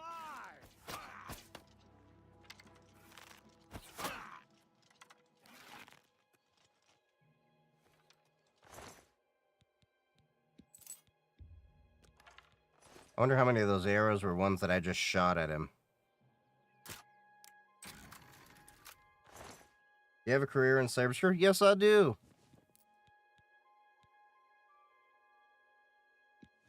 I will take your silver nugget. I have a CISSP degree. I mean, certification, actually. It's my only certification. But work paid for it. Which means I've been in the field for, more than 5 years. Total of 10, actually. Okay, so I think that's Kvatch.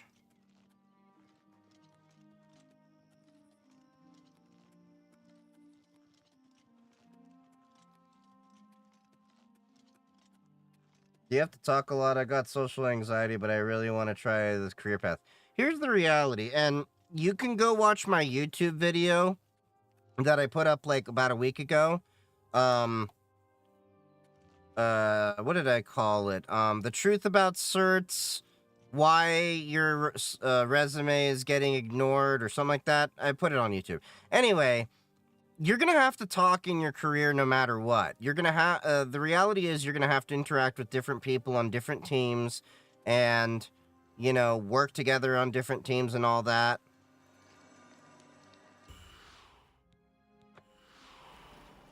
So, no matter what career you pick, you're pretty much going to have to deal with people and interact with people to succeed. If you have social anxiety, look, here's the reality. Something you're just going to have to work through. I know it sounds kind of like I'm being a dick, but that's the honest truth. It will hold you back from getting your career progression and everything, because the reality is, it doesn't matter what career you pick. It's not what you know, but who you know that really helps you out more than anything. Ooh, corn. I'm one corny MFer.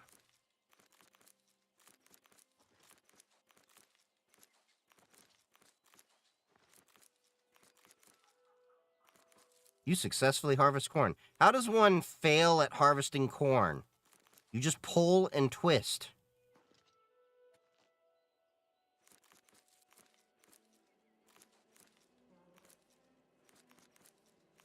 Yeah, Remaster works really well on Proton. I haven't had any issues with it, other than, you know, the one crash I had last stream. But I can't really blame Proton for that, because this game crashes even on Windows.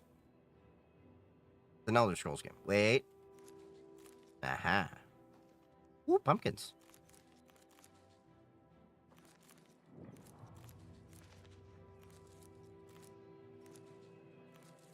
Potato. Potato. We're gonna make some potions tonight, fam.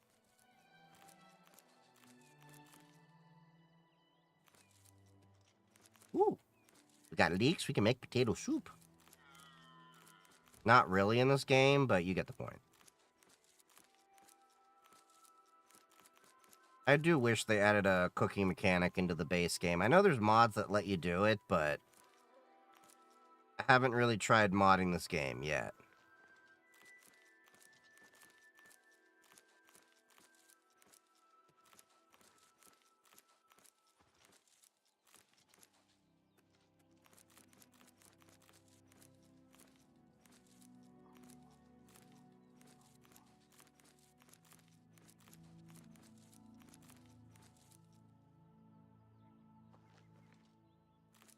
Ooh, we got carrots too.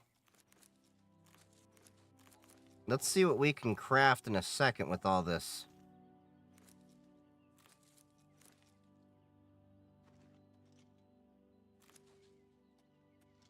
Is there anything else we missed?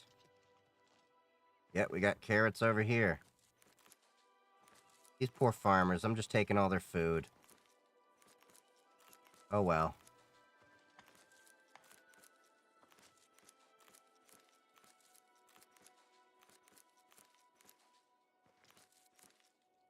Are you on an, I'm using NVIDIA.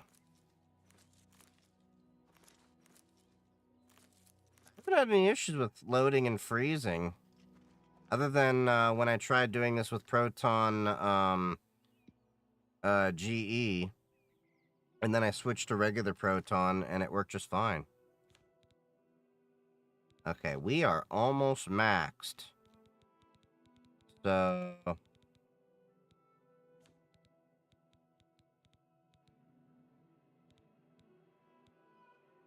Oh, that's... Oh, okay, never mind. Where... I know I have a mortar and pestle. There we are. It was under N. Restore fatigue.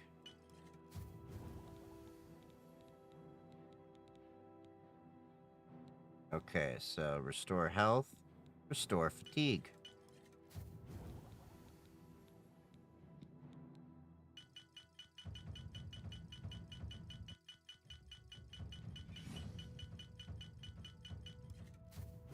Hey! You are now an apprentice in alchemy. You can recognize an additional alchemical property and can sometimes craft an additional potion. Woohoo!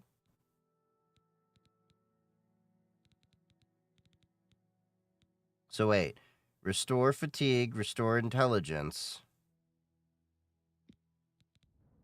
Oh, that's nice.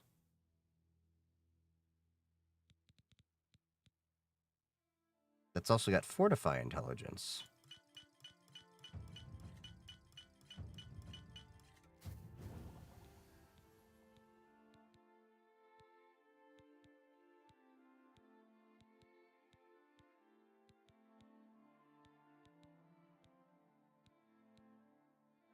Okay.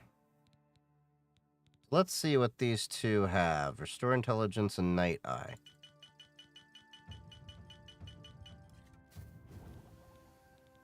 Okay, we got a bunch of corn. Let's see. Restore fatigue.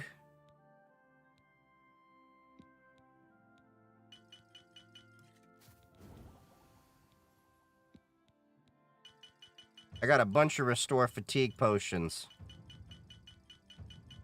I'm just leveling up my alchemical skill. I got a lot of corn.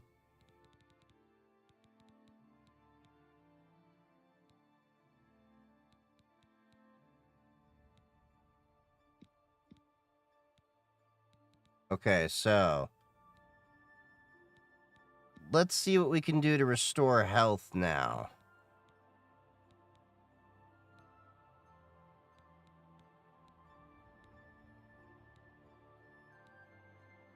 Lots of things restore fatigue, but not a lot restore health.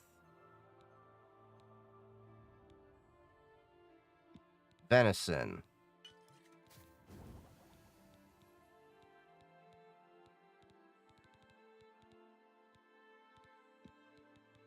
Okay. So I guess we'll just get back to the restoring fatigue.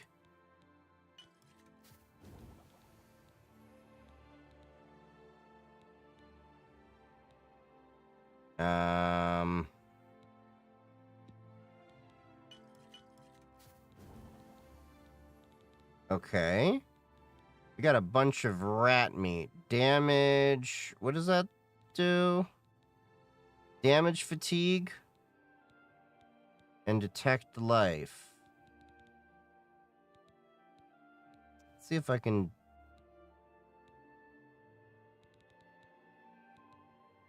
Okay. Damage fatigue.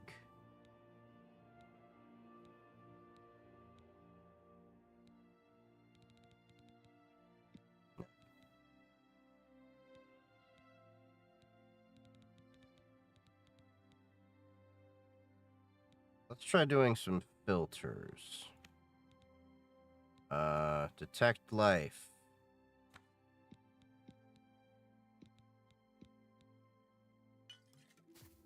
That's interesting. Okay. Fortify health. Wait, that just do damage fatigue? Okay. Night Eye. Oh, I see. It. Okay, never mind. Let's see. Restore strength? Nope. Magicka.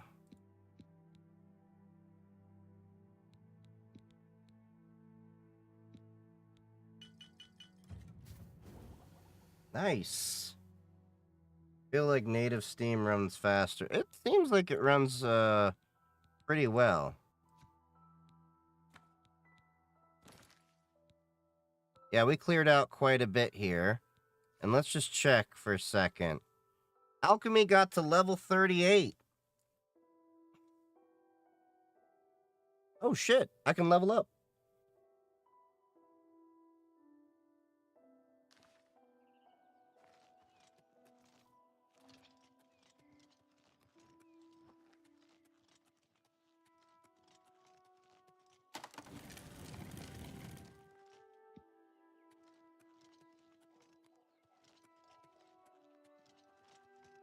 I gotta find a bed, though. I still haven't got a horse. Horse is a horse, of course.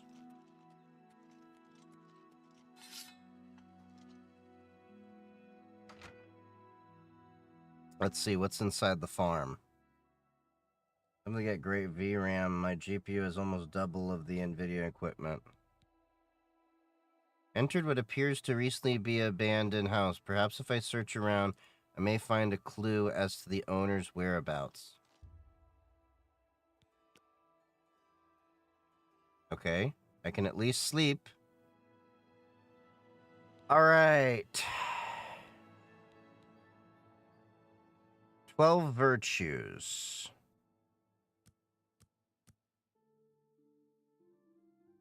I know, I could increase 4 attributes.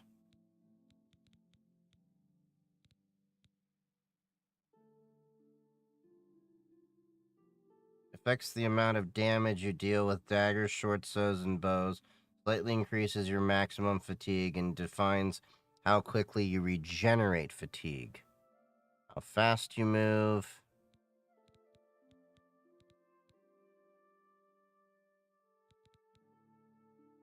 Yeah, I definitely need strength to up that. Greatly increases your maximum fatigue.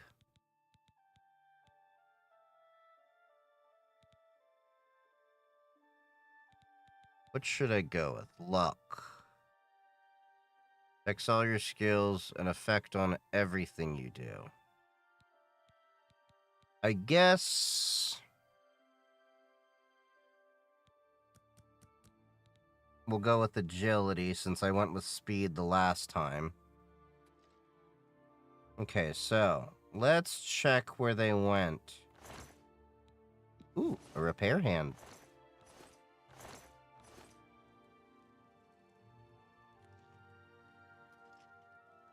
Fire's still lit.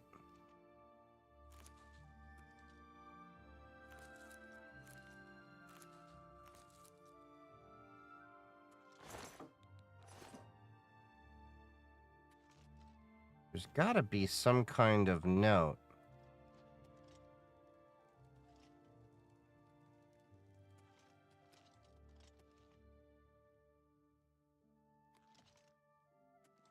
Hmm. Let's see, chat. Is there an inventory directory that you can directly edit? You mean, put some cheats on and stuff? Yeah, I mean, you can do that, but then you lose your achievements. And I like to play my games. Oh, wait, I can level up again, apparently.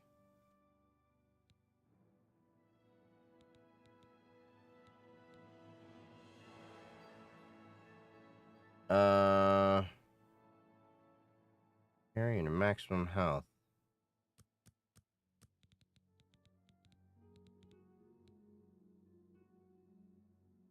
Quickly you generate.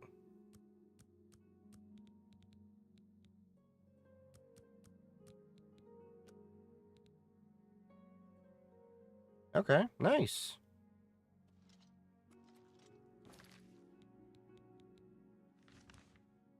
The Sunken One. Quests. Perhaps if I search around. Am I looking outside? I am in a Herman Miller chair. My posture is impeccable. So we're already level 4. We're moving. We're improving. On the next, I'm gonna have to get you Resident Evil 3 Raccoon City on top of SCP Fragmented Minds. It looks like there was something that happened out here.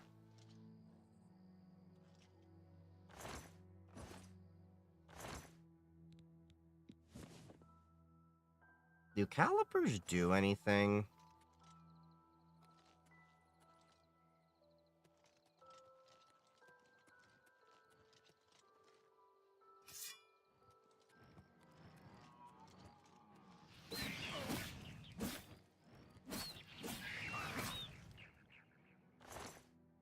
What the hell is an imp doing out here?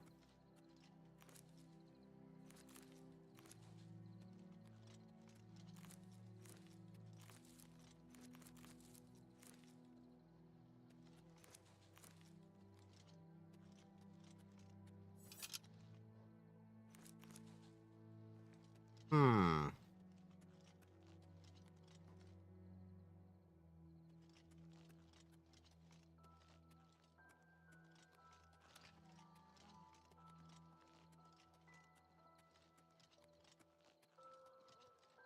Curious. There's gotta be something to this quest.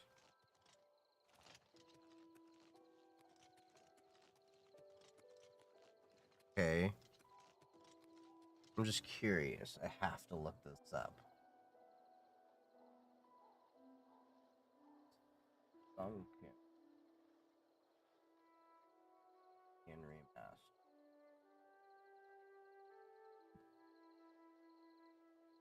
Farmhouse for a diary page.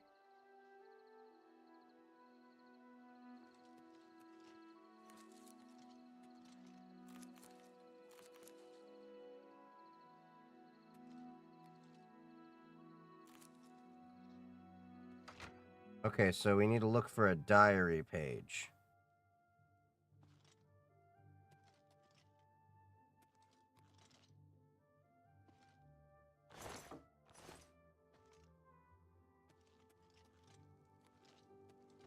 There's gotta be something around here.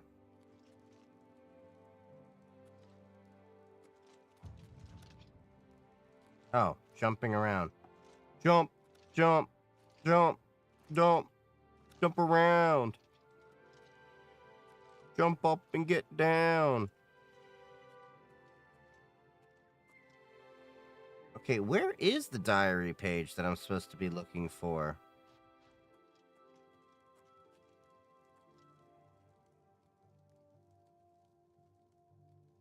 Hmm.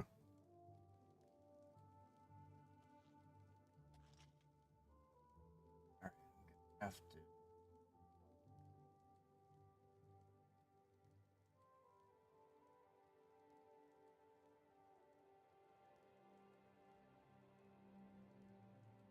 Shitcomb Farm. So it's saying it's here somewhere. Be nice if they told me where.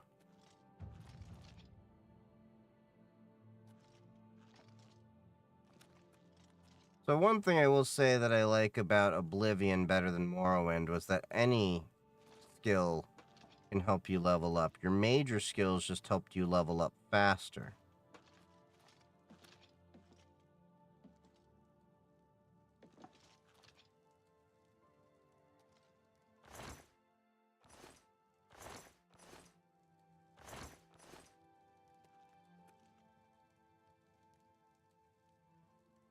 I feel like we've looked everywhere.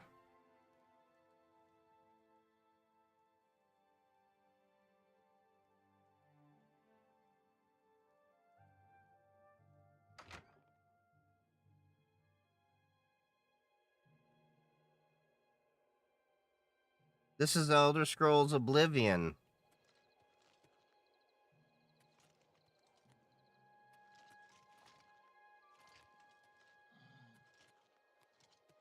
You know, it's kind of weird to say this. I think this game is older than some people that have, that are watching the stream. Yeah, this is the, remastered edition. It just looks fantastic. I honestly think this game overall was better than,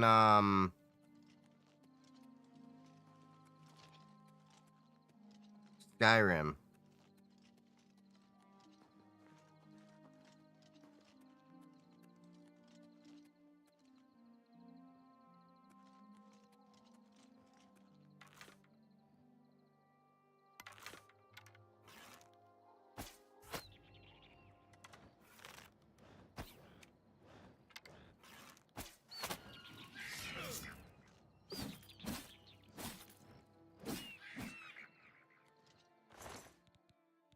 Damn imp.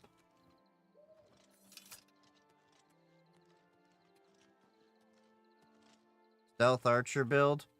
Warrior that can do alchemy and security and yeah. It's kind of a mismatch. I don't necessarily do the whole like I'm building thing. It's more just what do I feel like? And I normally go for warriors in games. I just also like to do archery. Get some sneak up on them.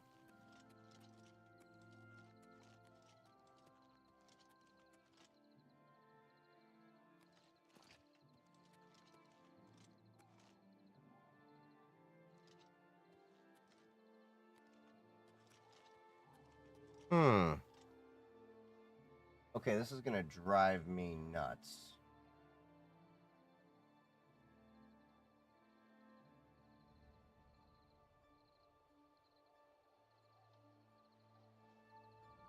I was in the corner of a house, small white square, it kind of stands out. Oh.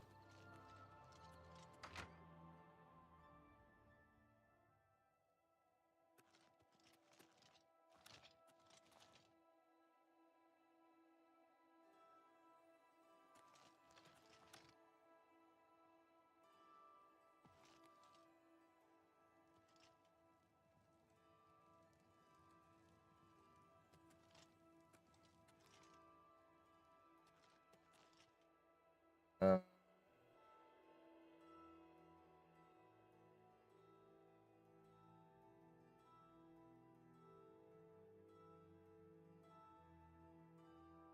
behind a table.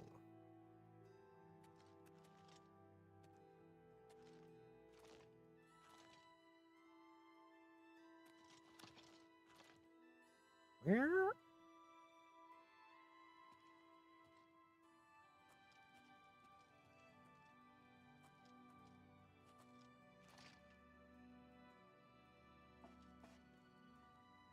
Found a candle.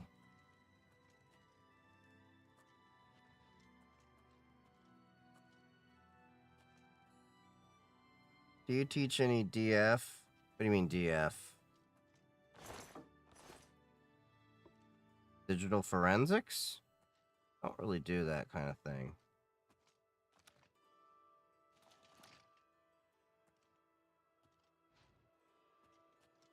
There's a few other people I know that do that, but I'm more of a cybersecurity engineer.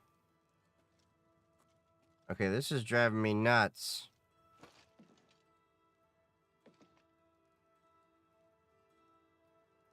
Hey, do you think community college is a good start for a cybersecurity career? I think tinkering with technology and making a home lab can help a lot more. I didn't go to college for any of this. I just learned through experience, tinkering, getting jobs, working. Been in the field of IT and cyber for 10 years.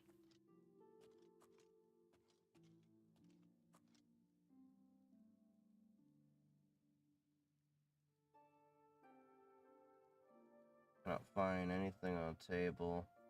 Should be under one of the bowls on the table. Oh!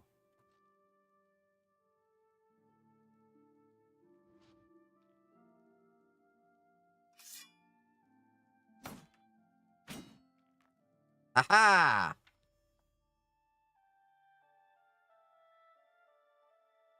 Bring an offering of great value to something called... All signs point to... Okay.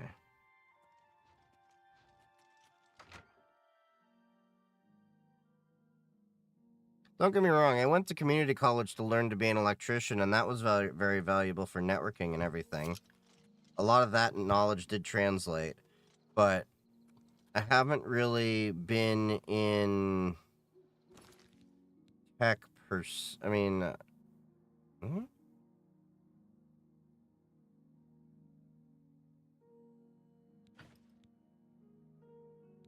I can drop that.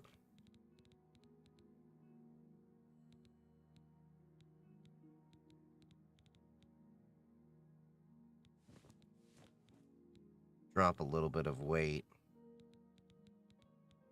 Oh, we can use the repair hammer, though, for sure.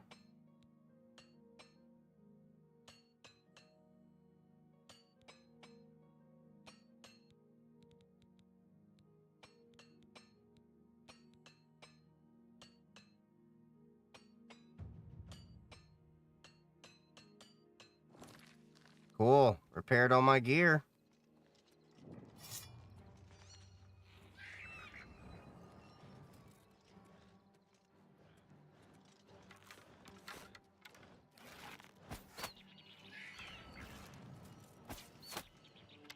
Come on, you impish bastard.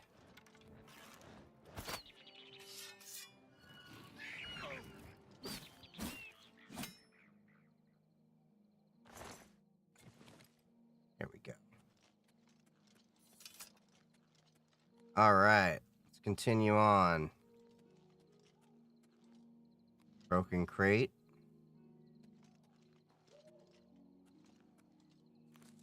Morning glory.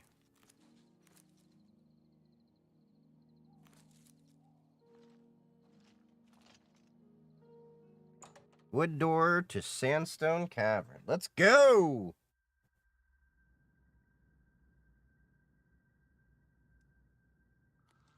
One thing I did like when I started playing Oblivion was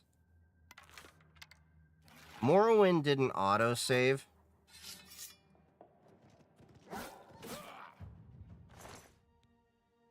And that was always annoying.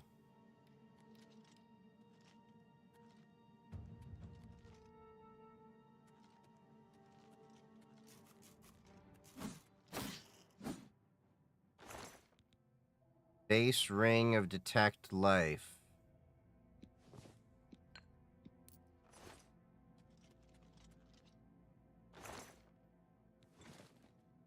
Ooh, we got steel.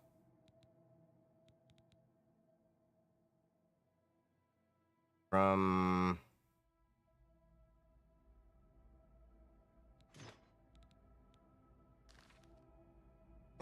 doesn't give me that much more of a boost, but it's something. Tried the CompTIA Plus and it wasn't my cup of tea. Is it likely Data Linux won't be either? Certs don't really tell you anything. You're talking to a guy that didn't get any certs in 10 years of my career until last October. Well, this past October.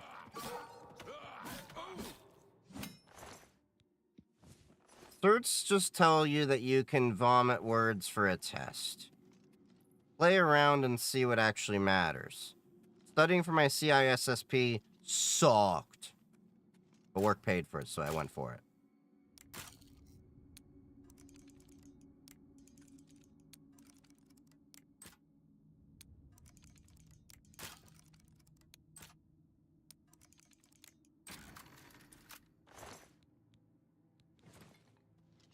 I think people put a little bit too much weight on school and certs to think that it's going to let them know what career or anything they want to take, when it's the opposite.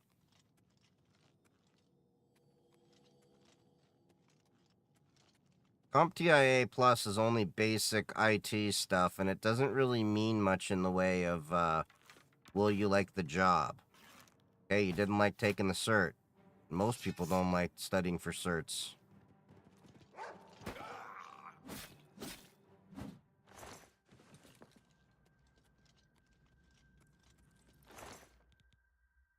Bow of Sparks.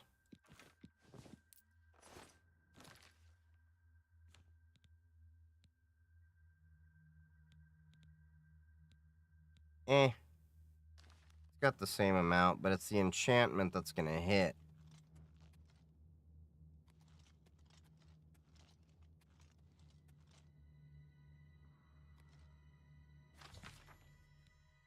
Come across a discarded page from Slythe Syringe's journal. This one details his descent into Sandstone Cavern, how he met dangerous resistance and began to doubt his journey. I should press on and see if I can locate him.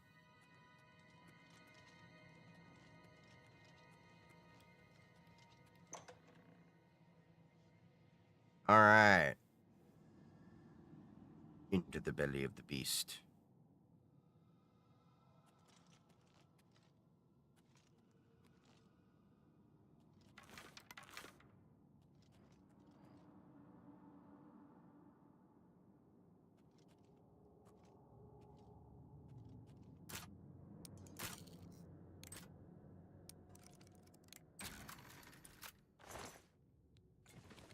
All that for 7 gold.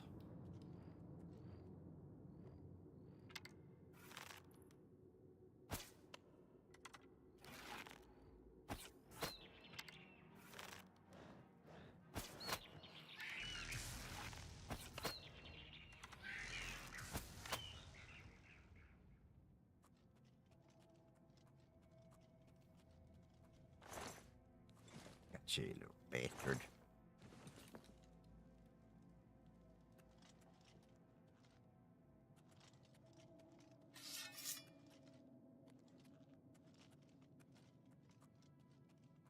Okay, where?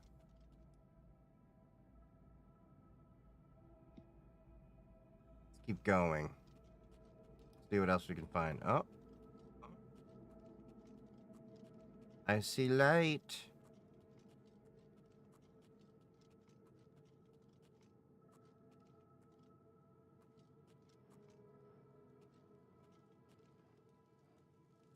I hear wings flapping. I hear rats.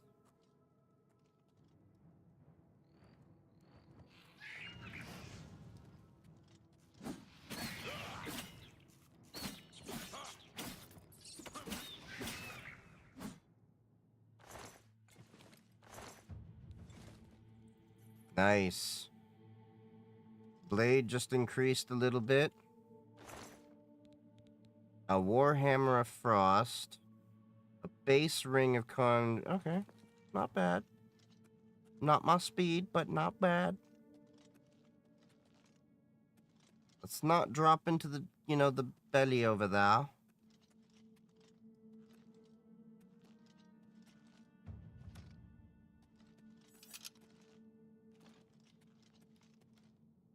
All right. I think we need to go down. We're going down, down, down to Mephisto's Cafe.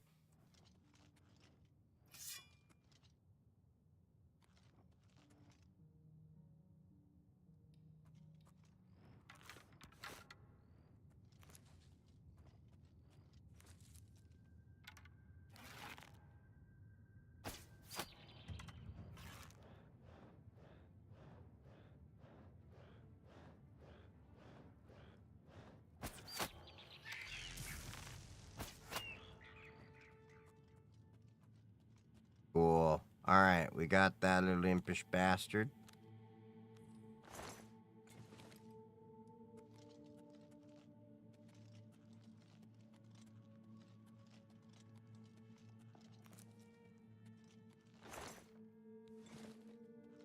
Cool. Got some more gold and another brass ring. I think that's a chest down there. Another weak potion of healing. I do feel like Morrowind was a much tougher game overall, but I think a lot of that had to do with the mechanics. Like, I don't think there was auto healing when you leave combat and stuff like that. Overall, I think Morrowind was the much better game. Story-wise. Such. Ooh, a flawless pearl. The one thing I loved about Elder Scrolls games was the Bethesda gave you the tools to actually install give you tools to actually create your own mods. Like, they actually used their own tools they used, apparently, to make a lot of the files and stuff. That's why modding was so insane in these games.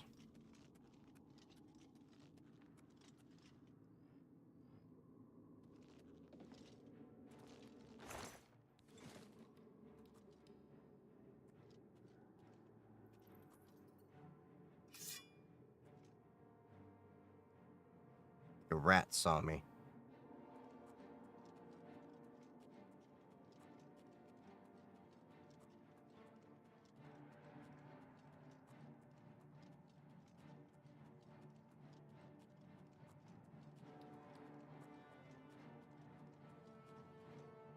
I do feel like the NPCs weren't as smart in this game. They could have definitely done some optimizations.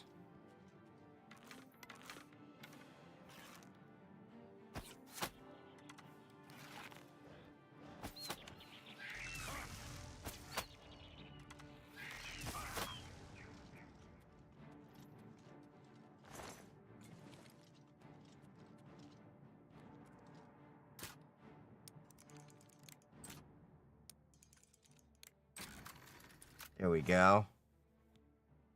Getting lots of rings lately.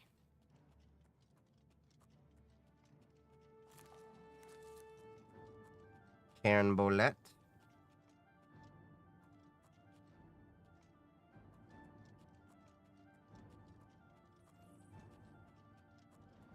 I think I actually may need to drop down into that hellhole.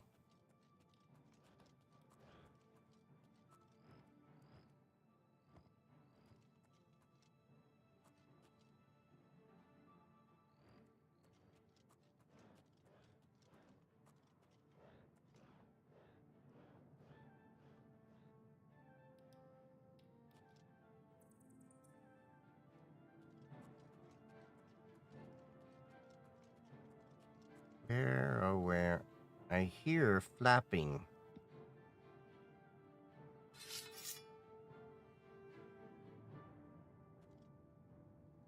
Ooh!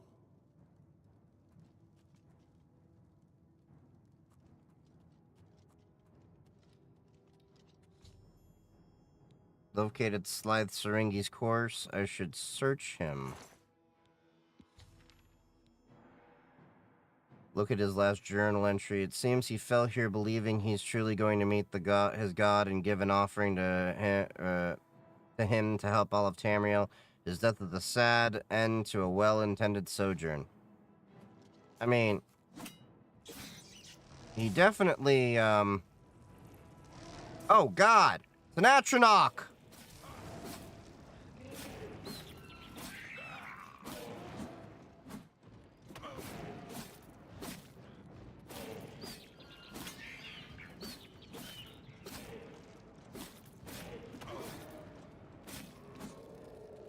Woo!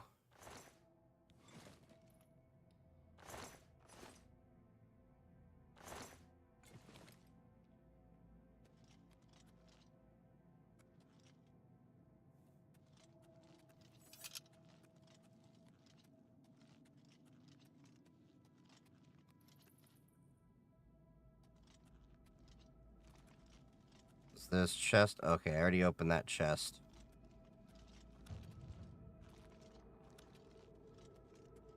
Cool. I think we cleared this cave. Yep.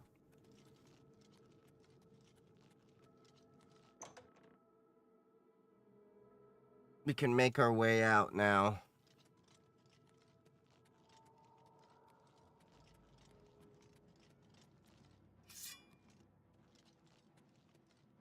Something saw me. Or heard me.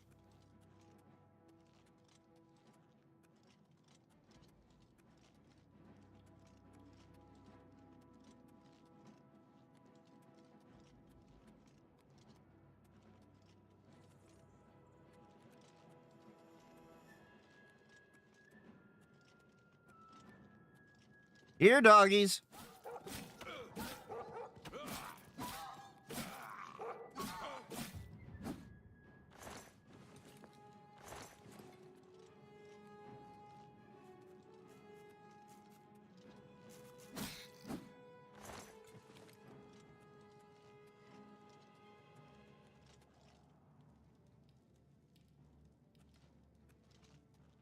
Set up a little camp here, I guess. Let's get some wisp stalks. Got a flawed ruby.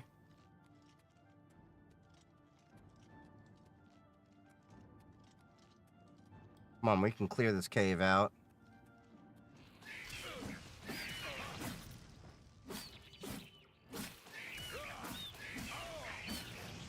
You can't catch me, I'm the gingerbread man.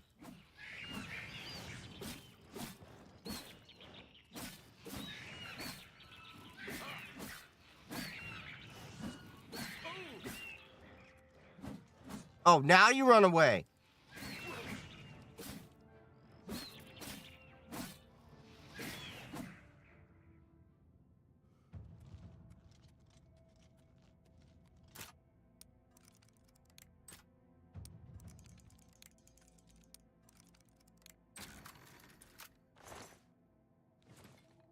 All right. Hey, leveled up the security just a little bit. Nice. Get some Karen Bolettes.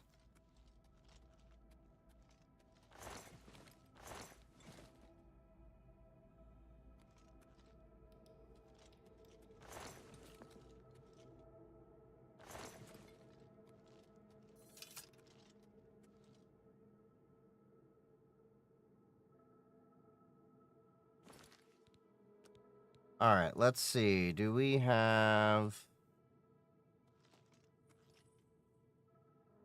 Curious, did I get this? God damn it.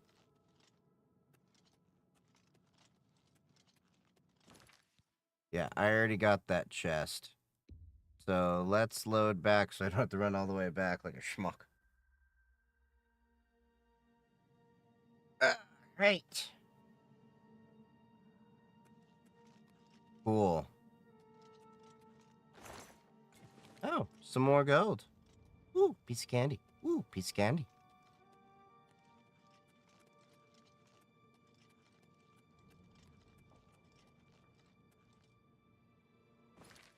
All right, let's see. Quests. Let's go back to finding the heir.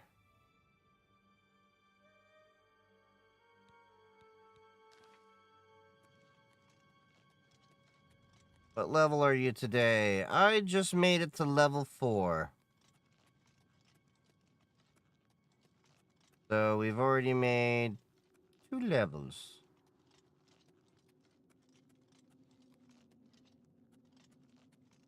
Yeah.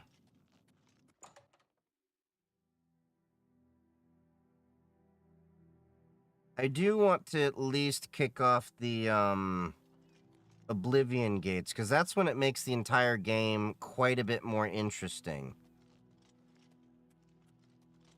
Because that's when you start getting, like, Daedra hearts and Dremora coming out randomly, and it really makes the game all more fun.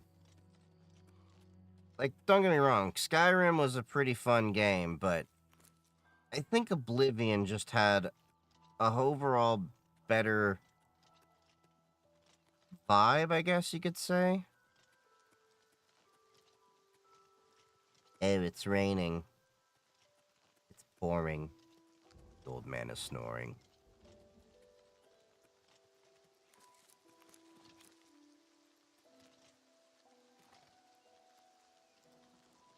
One thing that annoys me is you have, like, so many flowers you can't actually pick.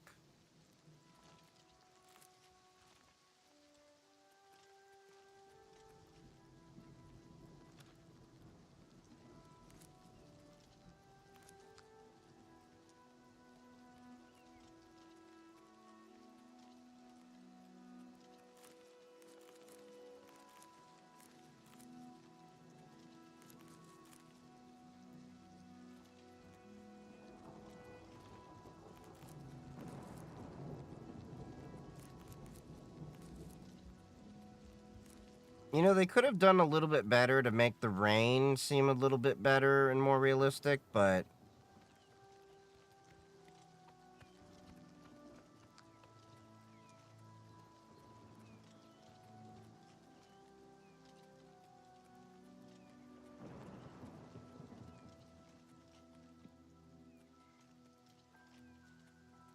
a mortal camp.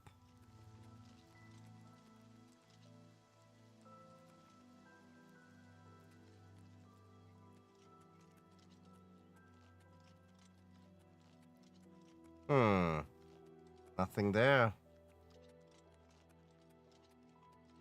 I remember in Morrowind, you used to actually have to look at the signs.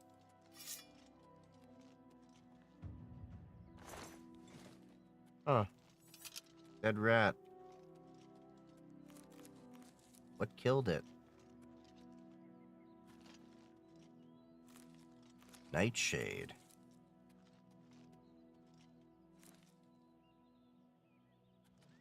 Should get some for the Night Mother.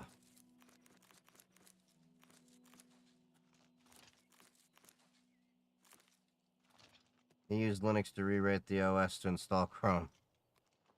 Why?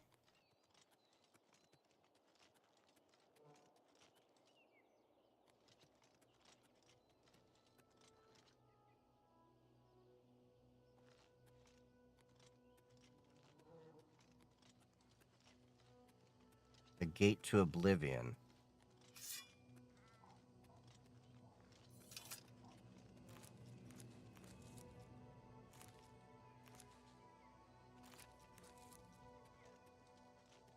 I feel like the alchemy skill in this levels up just a little bit faster than, others. Hold up. Well, hello to you too, and goodbye. Say hi to the gods for me.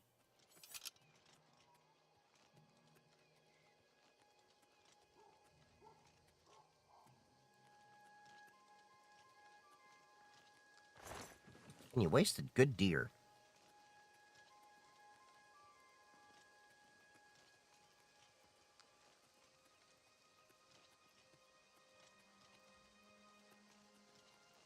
Oh, come on.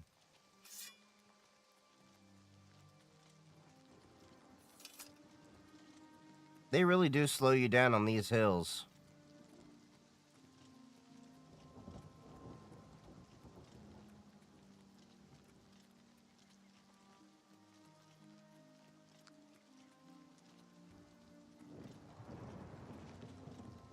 Buddy, what are you running from?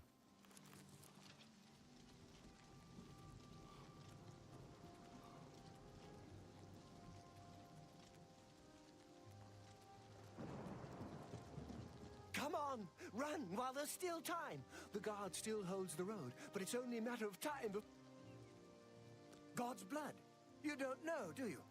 Deidre overran Kvatch last night. There were glowing portals outside the walls, gates to oblivion itself. There was a huge creature, something out of a nightmare. Mayrune's Came right Dagon? down the walls, blasting fire that swarmed around it, killing. Go and see for yourself. Kvatch is a smoking ruin. We're all that's left. Do you understand me? Everyone else is dead. It was Savli and Matthias. Some of the other guards helped some of us escape. They cut their way out, right through the city gates. Savlian says they can hold the road. No, I don't believe him. Nothing can stop them. If you'd seen it, you'd know. I'm getting out of here before it's too late.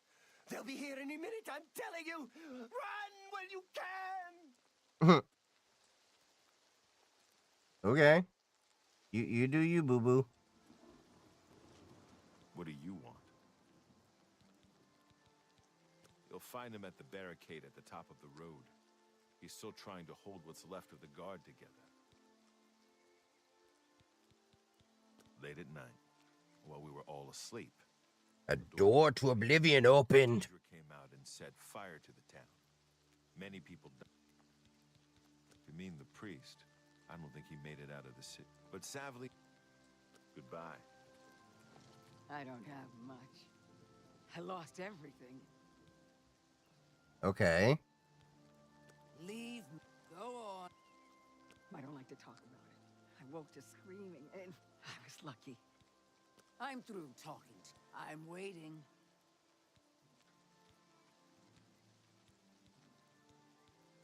Armor, weapons, I have it all. How may I help you? Okay. I will take your 5 repair hammers. And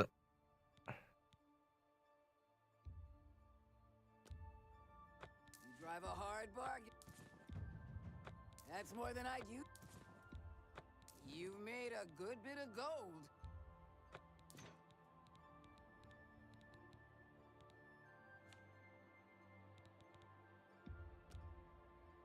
You drive a hard bargain.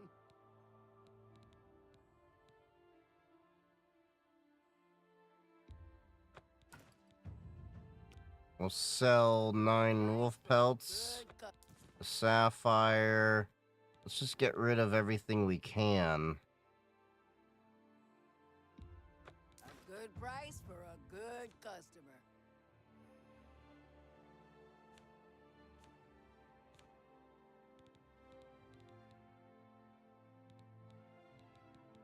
Okay. She's got at most 200 gold.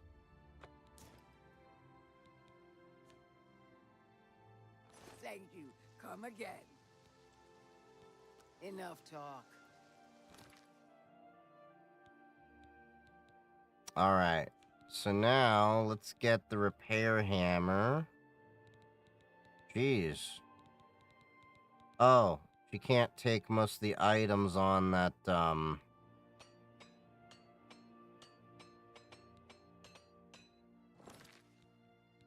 Okay, that makes sense.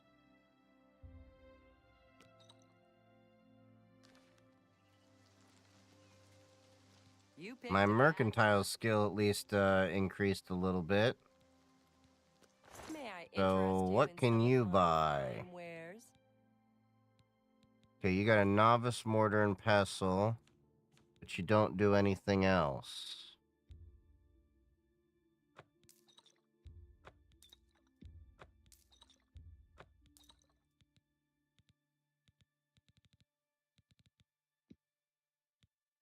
Ah, it's because I have so many damn pumpkins.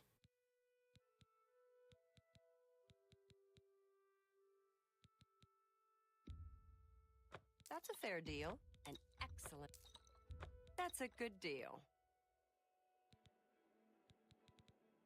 Come back and see me again. Bye. All right, let's see if we can... Okay, what do pumpkins have?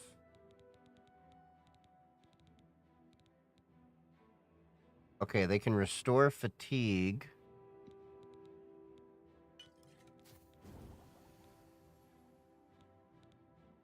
Or damage agility.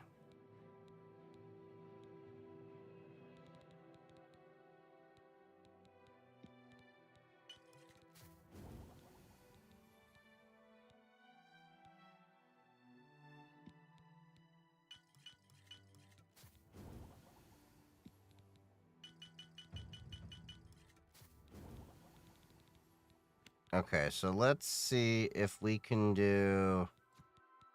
Oh, nice.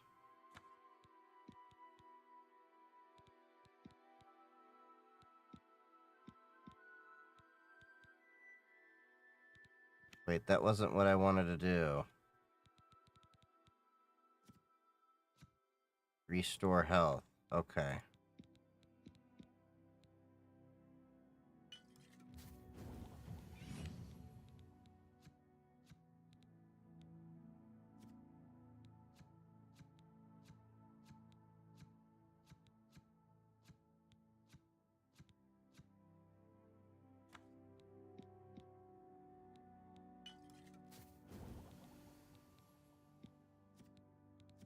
Alright, so let's see what other filters we can get. Resist disease. Okay.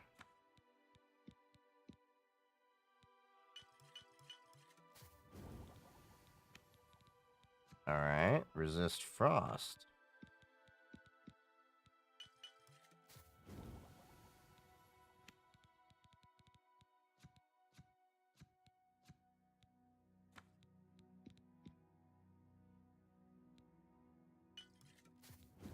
Nice. Alright, let's see.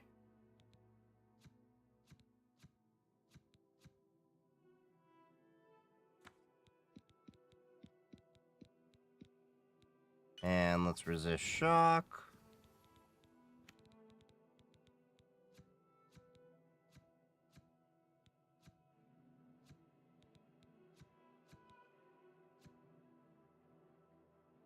Restore intelligence. Just curious.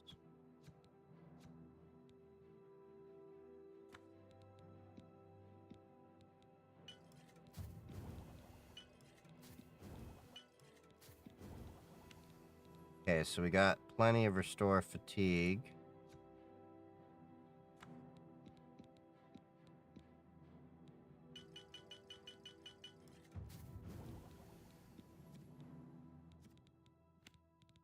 Alright, so we've got restore. Now Magicka.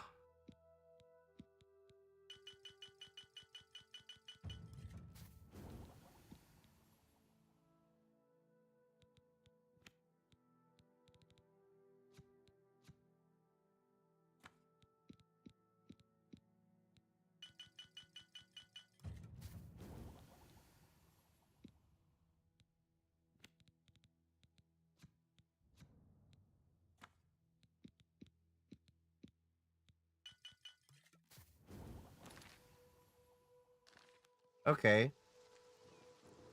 It's a smell, Ooh. really. Smoke and fire.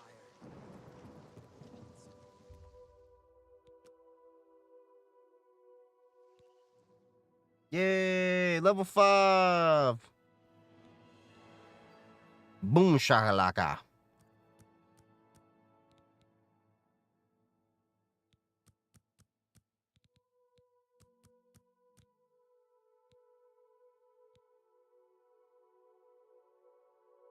Uh...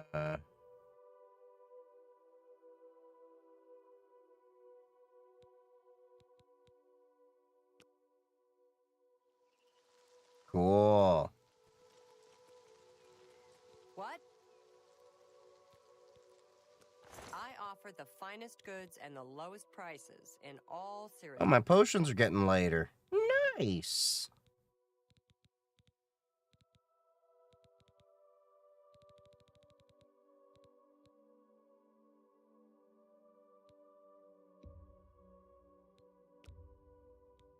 That's a fair deal. Nice.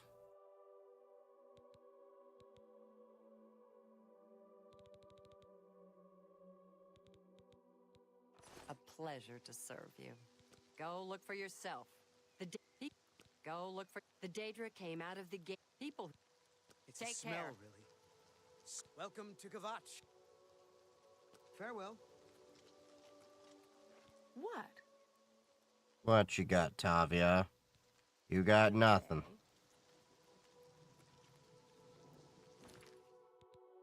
Alright, so let's get a new save going. Alright, let's go to Kvatch.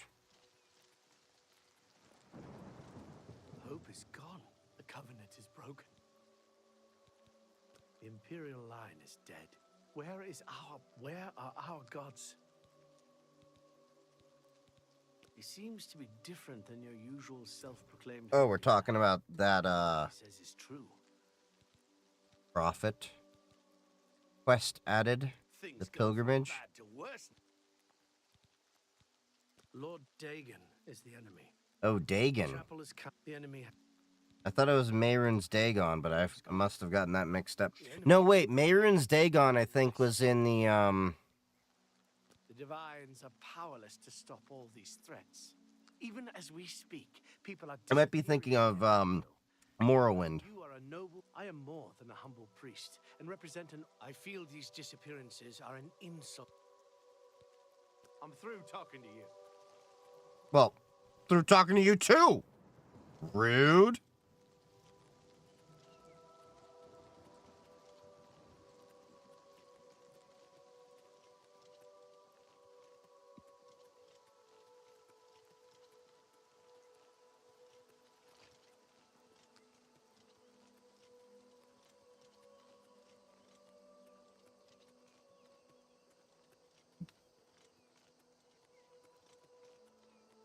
Seeing some smoldering fire.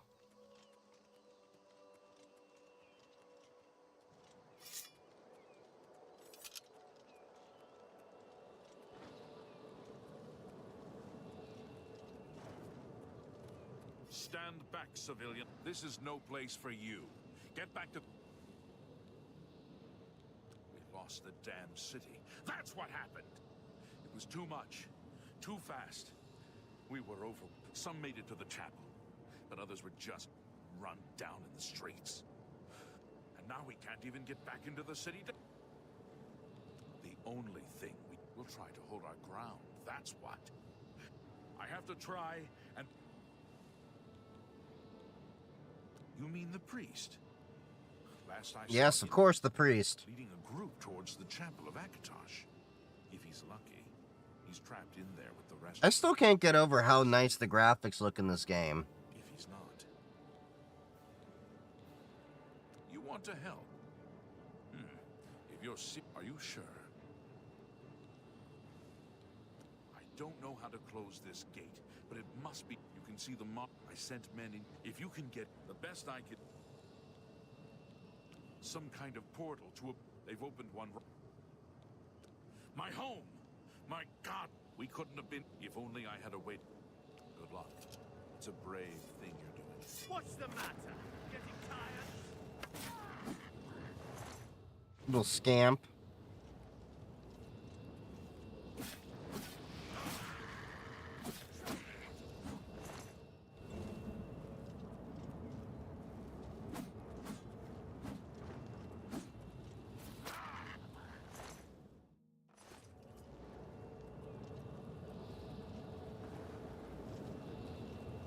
To oblivion!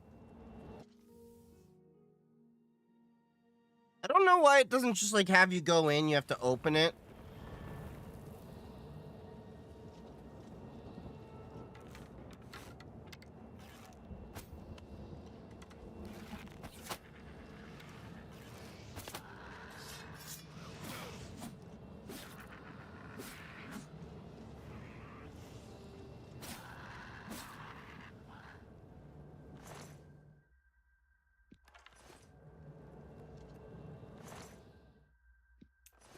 thank the Nine. I never thought the others taken. Captain Matthias sent us in to try and close the gate. We were They sent a whole little squad and y'all got picked off? but the others are strewn across. Oh, we're just using the stock Proton that's on the latest. I think it's, what, I'm 926? getting out of here. I tried using Proton GE as I normally do. The captain is still holding the. All right. But for some reason I had an issue with this game. An Iron Claymore?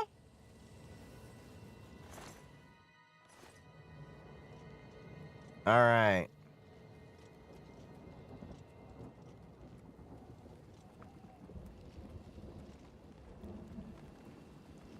The gate is open somewhere else.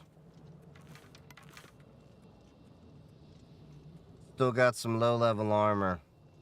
The only thing that sucks is when you beat the main quest, the Oblivion Gates stop. So I just gotta do enough to get the Oblivion Gates going, and then do the rest of the game. Because there's lots of great ingredients.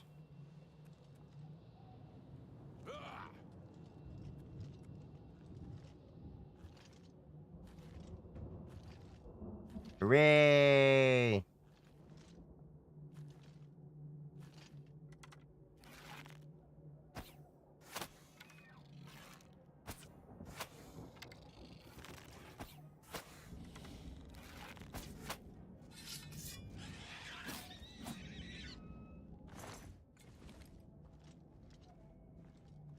Got that little Clanferrant. Now, of course, these enemies are kind of weak because we're just at the beginning of the game and we just hit level 5. That's totally fine. Let's at least collect these ingredients here.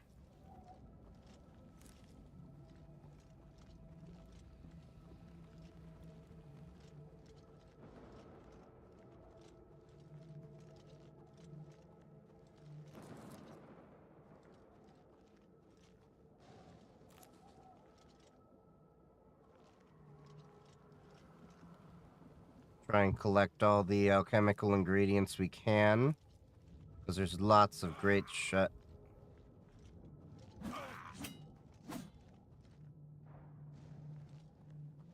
As I was saying.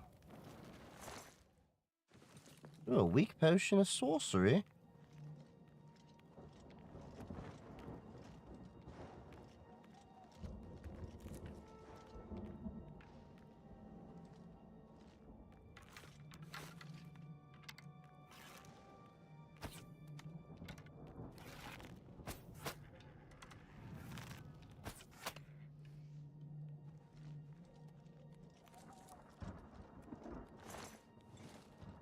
Come on, we're the Dremora.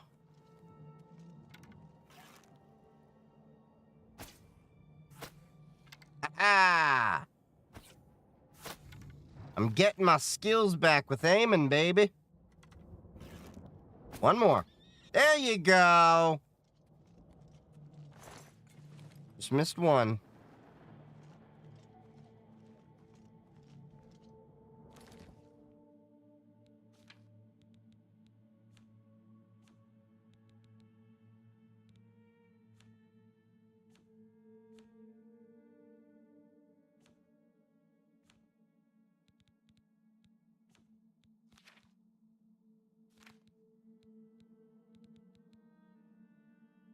Load.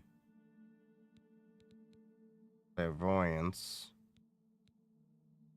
Could not find a path.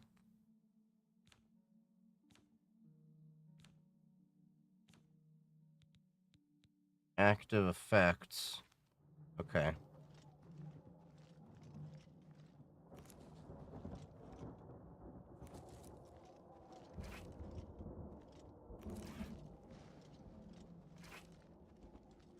That Harada roop really just tries to whip around and kick your ass.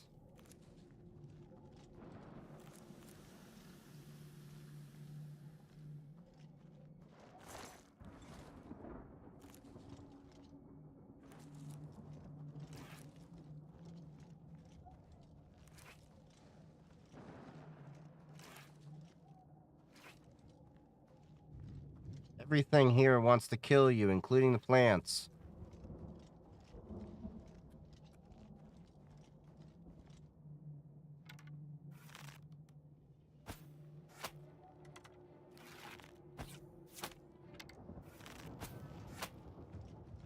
Ah. Miss me, now you gotta kiss me. Oh, shit. How'd I miss you?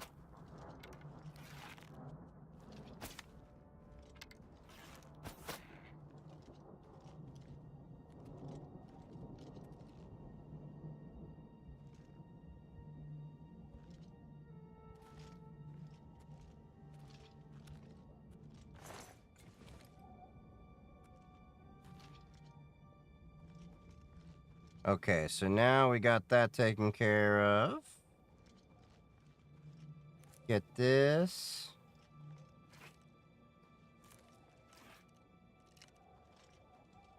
How do you collect it if it's like whipping around and trying to hit you?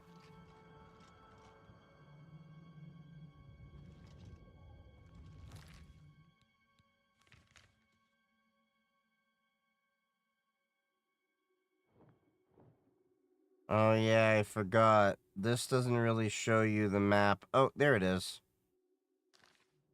I was like, how do you show the map?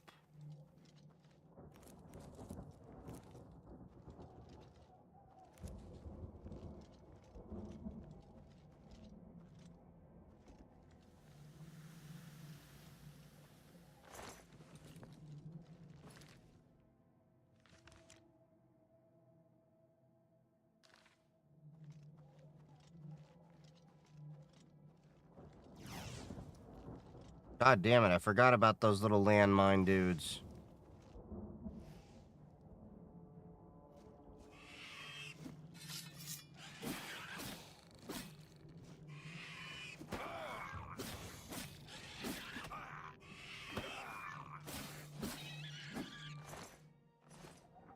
You got nothing for me? Rude.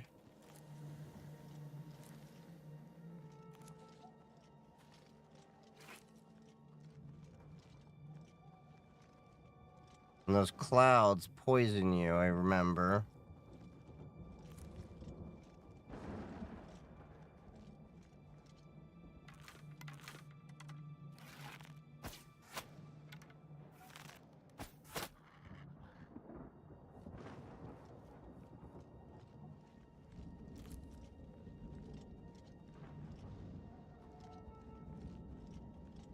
We're just wandering around, trying to hit things.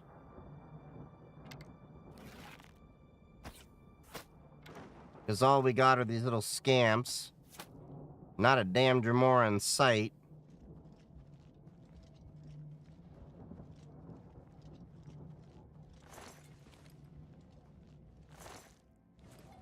Ooh, a soul gem.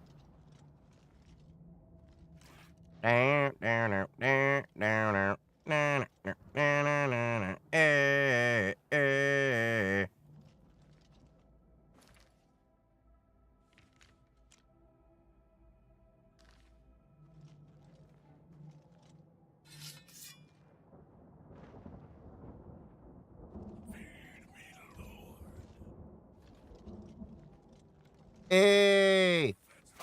There's a Dremora!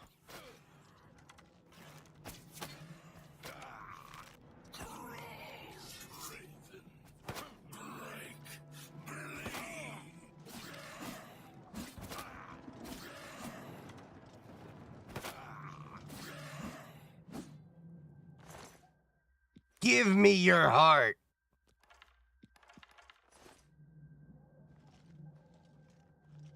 Yeah, that's gonna be some good alchemy over there, bud.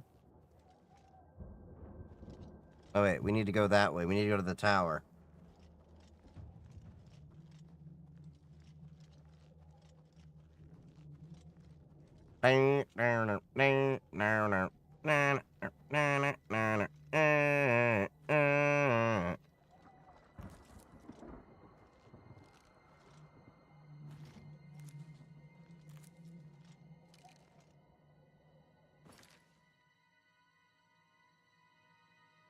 Corridors of Salvation. The Blood Feast.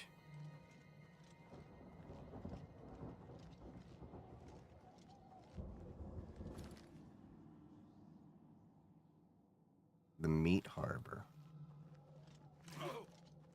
God damn it, that made me jump.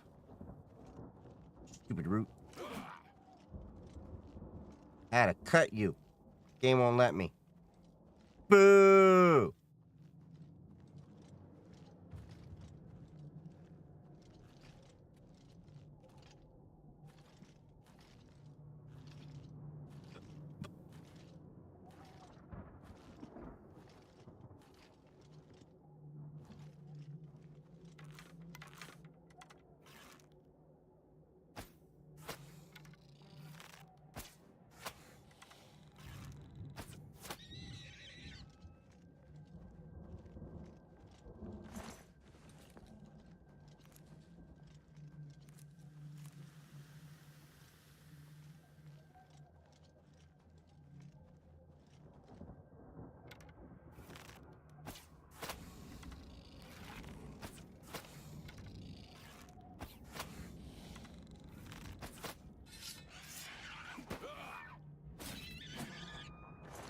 Is it 2019 ThinkPad Gen 7 still good today? I mean, yeah, if you're trying to do basic stuff, it'll work plenty fine. Throw Linux on it, it'll definitely still be fine. You throw Windows on it, well, Windows just gets slower every year.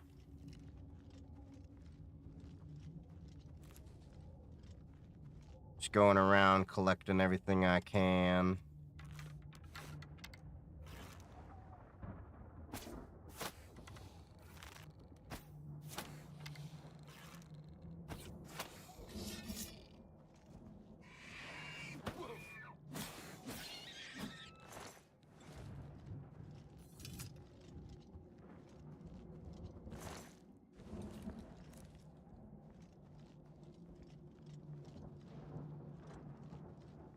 I'm gonna put Linux on it. Yeah, you should be fine.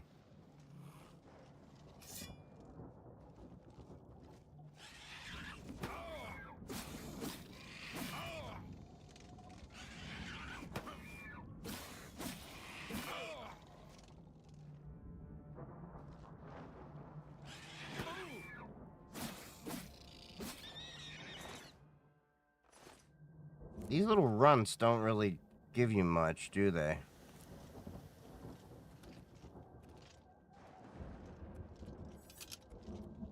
Morrowind was better.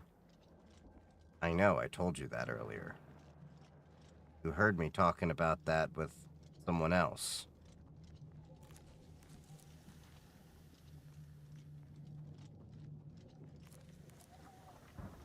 How's your evening going, bud? Ah!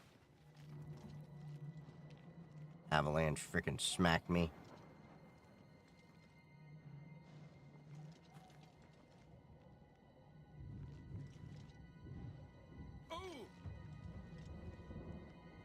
Well, my acrobatics just increased, so... Hooray! I think we're getting to the point where I can probably... start working on the tower. Alright.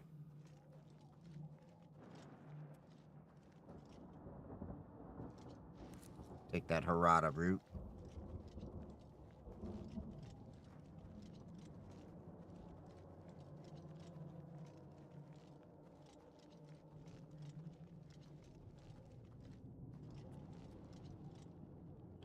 The tower portal to Blood Feast.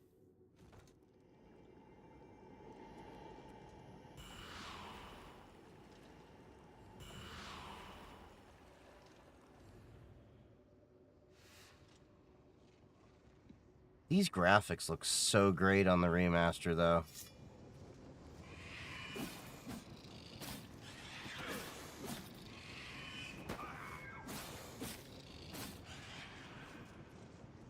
You missed me.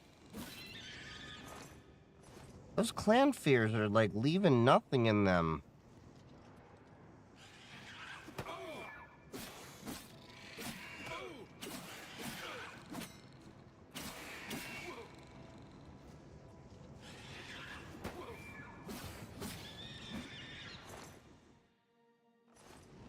All right.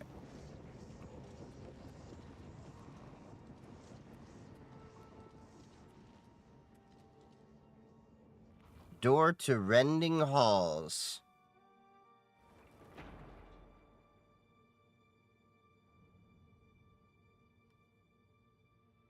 Let's continue on. Into Oblivion.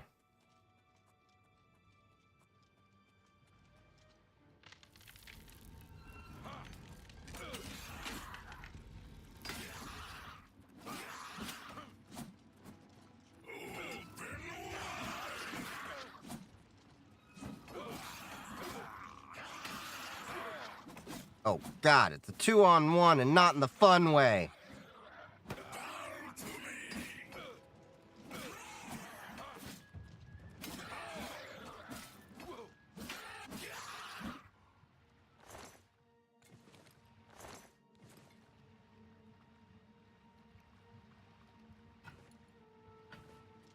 Take your maces, though.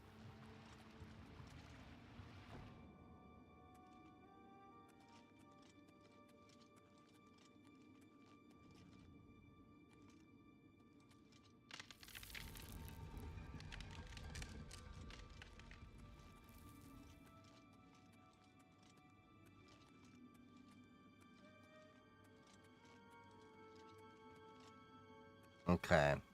So these doors both grow to the blood feast, which we were at earlier.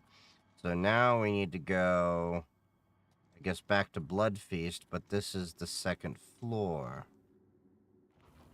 All right.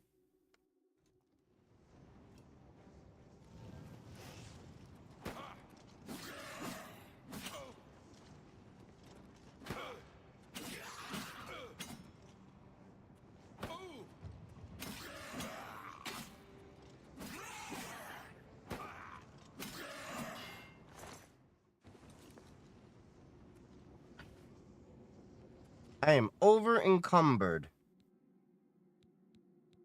And why is that?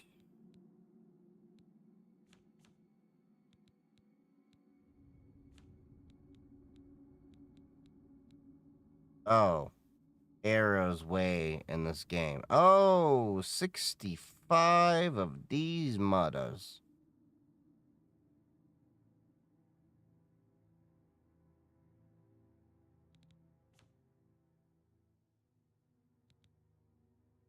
And these are, oh, these are 43 each. Ooh.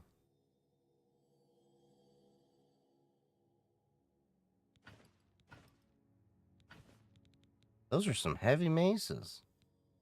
They don't offer much, do they?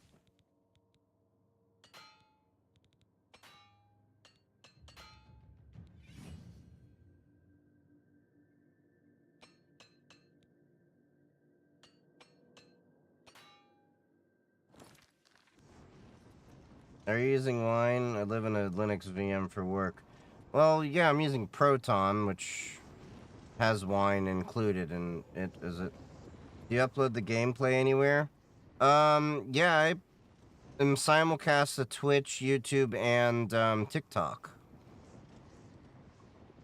So the Twitch and I optimize my streams for Twitch, but yeah. There's also YouTube, of course, like I said.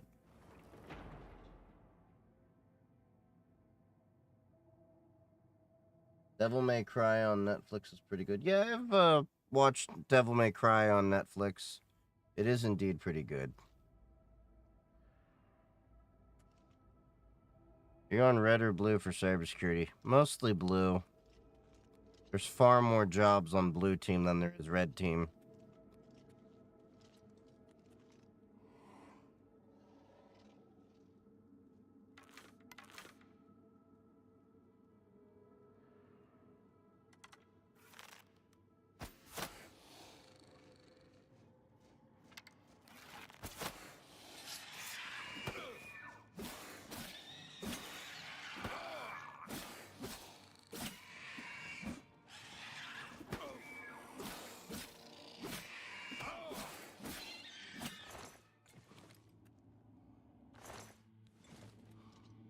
Very true, but red is a lot of fun, lots of documentation, report writing. The problem is, when you're doing red team, you don't tend to deal with a lot of the good enterprise networking and, what you call it? All the enterprise tools and all that. The problem I've run into with a lot of red teamers is they don't know a lot of the actual security defenses we set up on the blue team side.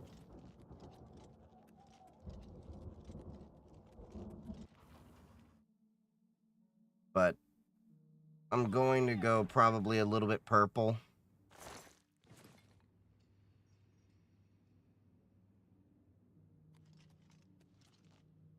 Over here!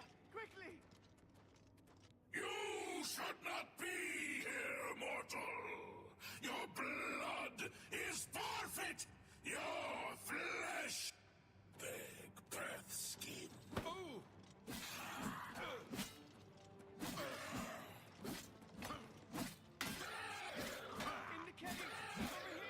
Yeah, I hear you, but don't you see I'm in the middle of a frickin' battle?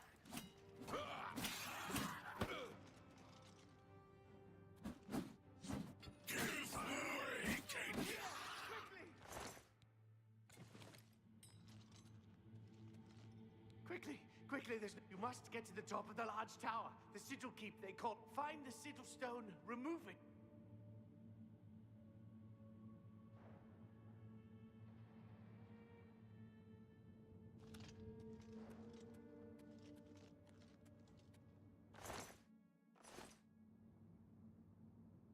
That Dremora mace is so damn heavy.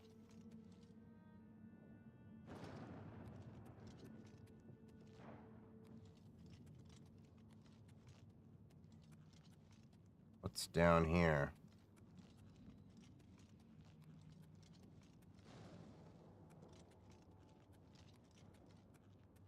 Nothing? Okay. Go back up.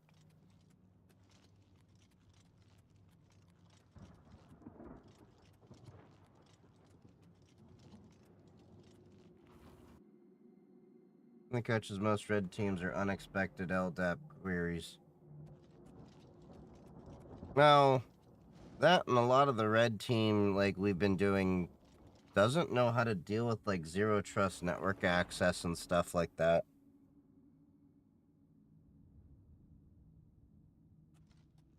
Or just a lot of the stuff we're setting up. I think in order to actually do it effectively, you'd have to know quite a few things in Enterprise. And I've run into a lot of red teamers that when I tell them about different things, they're like, wait, you can do that?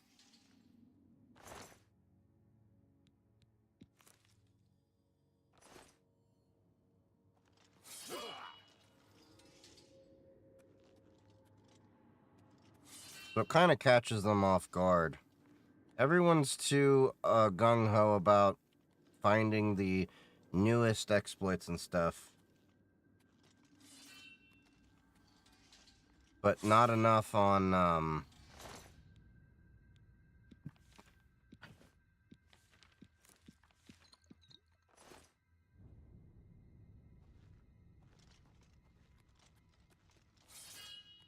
finding, what you call it? Actual things that will be effective to security. Dua to Meat Harbor. Let's check out what they got over here.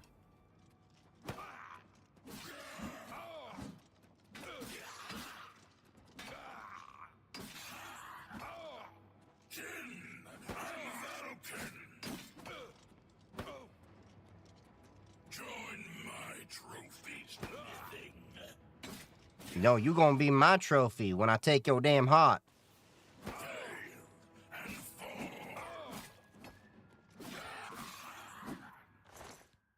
See? Told you I'd take your damn heart.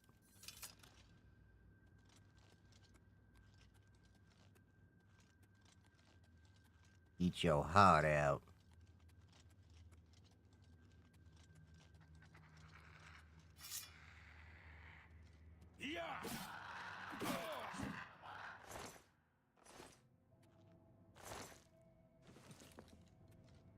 You find scamps, but you don't get their scamp skin. It's so weird. Ooh, but I did get a Grand Soul Gem. Wait, what's this do? Oh. Can't use the lift. So many over-permissive SMB shares. We don't do a lot of that at work. We're moving completely away from Active Directory in due time. Do directory list stuff. We've zero trusted one of our main offices and moving away. The hardest for me is most Linux admins actually understand access management. Yeah. That's one of our things we're trying to work on, is improving the IAM across different Linux machines and stuff like that. I keep trying to push them to set up Realm.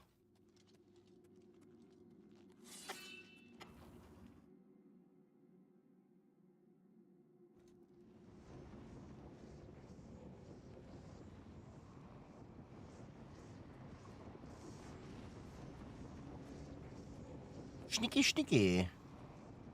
Sneaky! I spy with my little eye that you're more about to get an arrow in their head.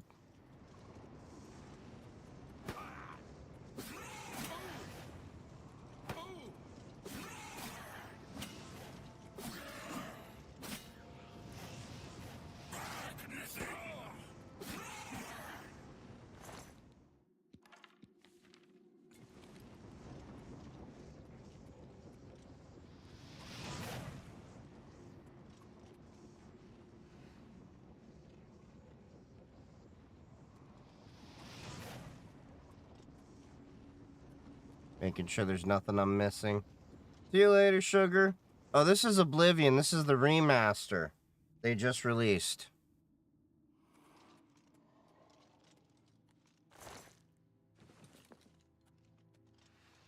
Got a silver mace. Should always carry a silver weapon.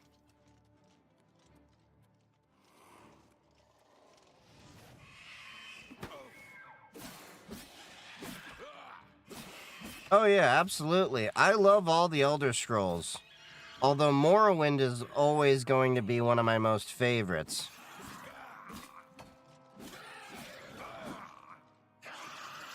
To be honest, I think Skyrim was okay, but I think Oblivion was a little bit better.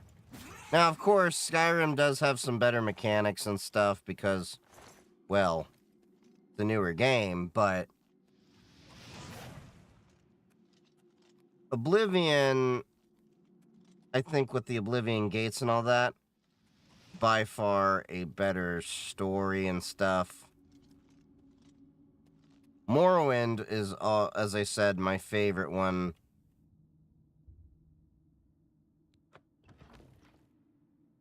Skyrim is Crouch Simulator. Hello, story is okay. Yeah, it got annoying that they just kept releasing new Skyrims instead of, like, doing this. Re-releasing Oblivion was way a better of idea.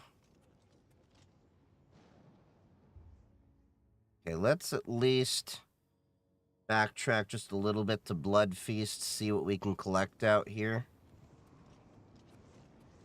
Because with the Oblivion Gates, we can only collect Dremora hearts out here.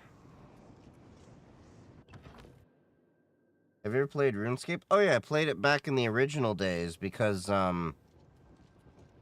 yeah. Played it very, very early on.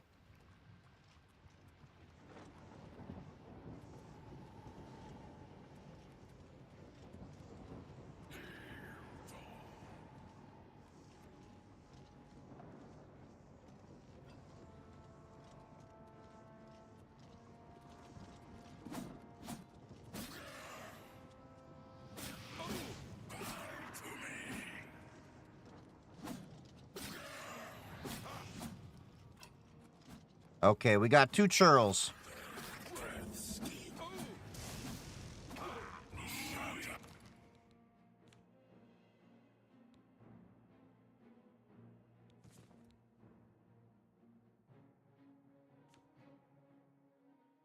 Alright, so we need...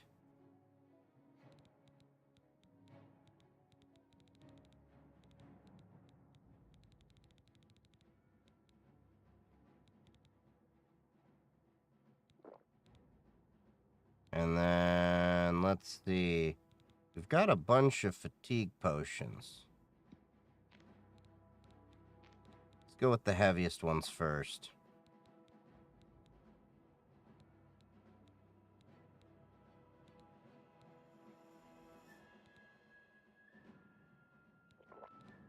Okay, we got that.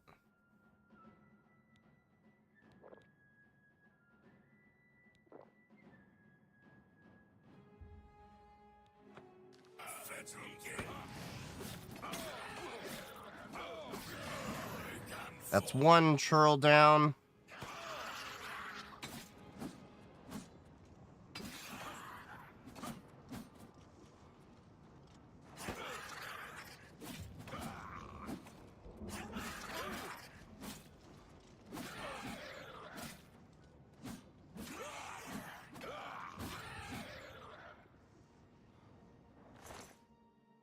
Eat your heart out.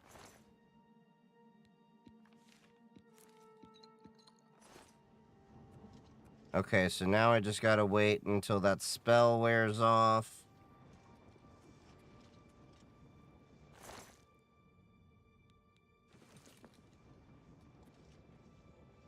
Okay, now am I genuinely over encumbered?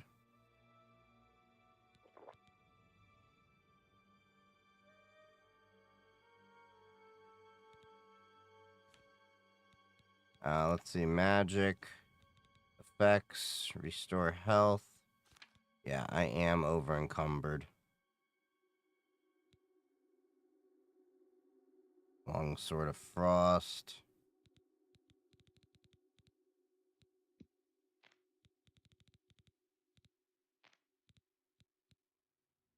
Burden of anger.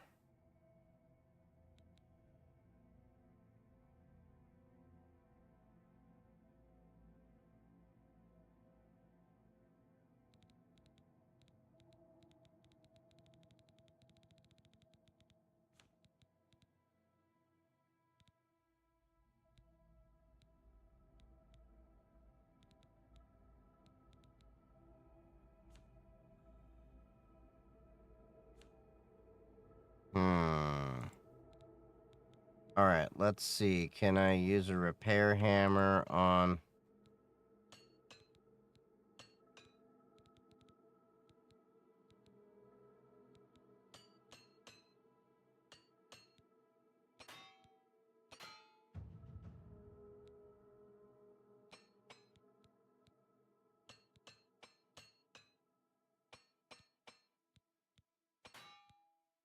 Okay, we got one hammer left.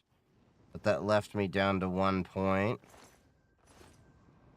Okay.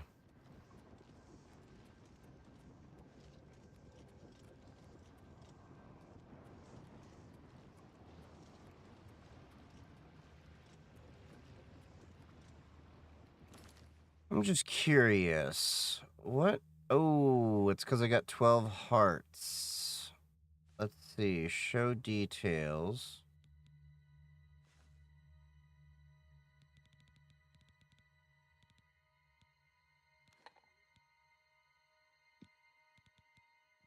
Okay, so let's see.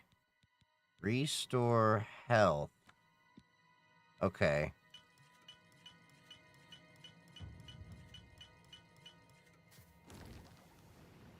That's something. Okay, that cleared up a lot of my weight.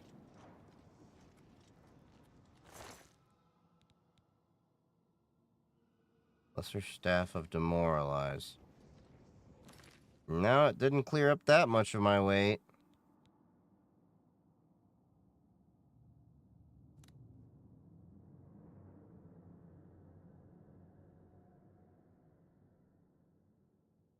Alright, let's see.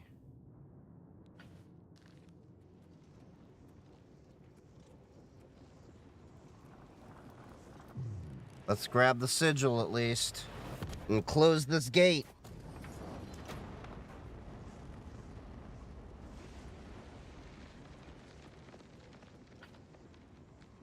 I'll take my thing back though.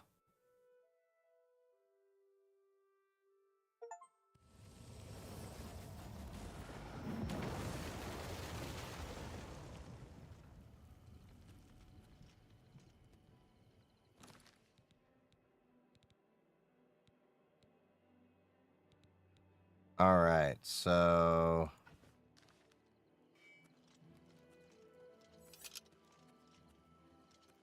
nice.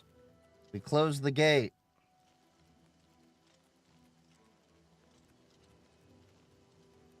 It's the smell. You close the gate. I need you to come with us. You've got far more Are you able to join us now? The longer we... Be quick. Smoke and fire. This is our best and chance to something rescue the worse survivors from the in chapel. the ruins. All right, we can do that in a second. But I need to see what Kvatch looks like.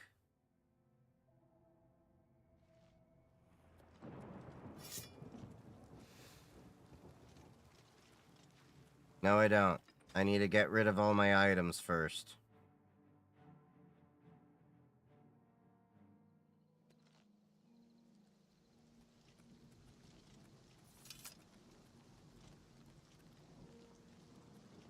Okay, so let's go back to the encampment down there.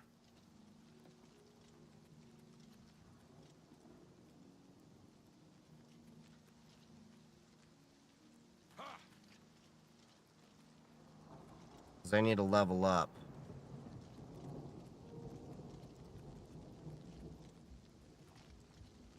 Why have our God... Stop talking. You were the one talking to me.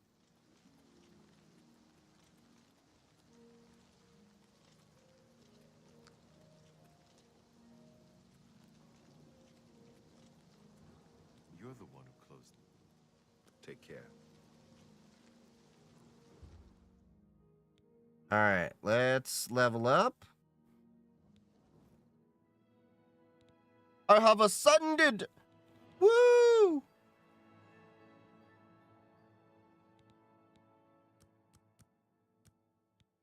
Let's get my willpower up. And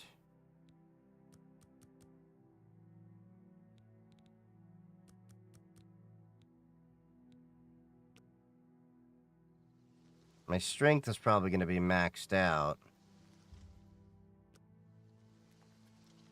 relatively soon.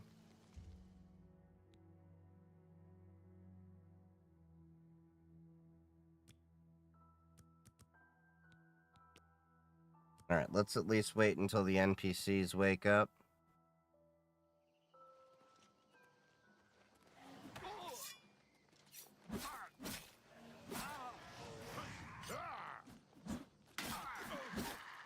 Am I supposed to be impressed?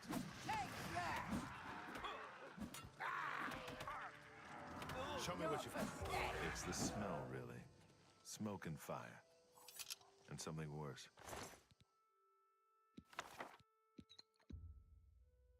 Why did he come out of nowhere and do that? I don't even notice anymore.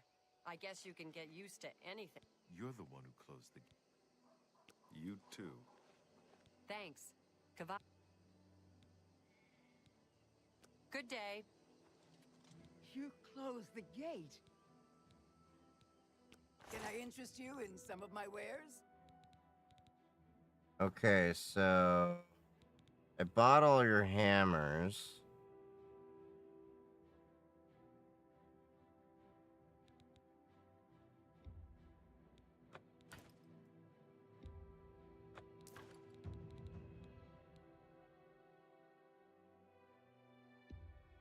Damn, those are An excellent heavy. bargain.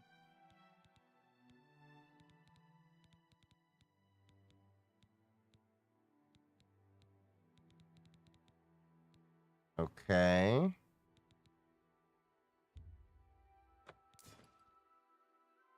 Tell your friends about... I can fix whatever you break.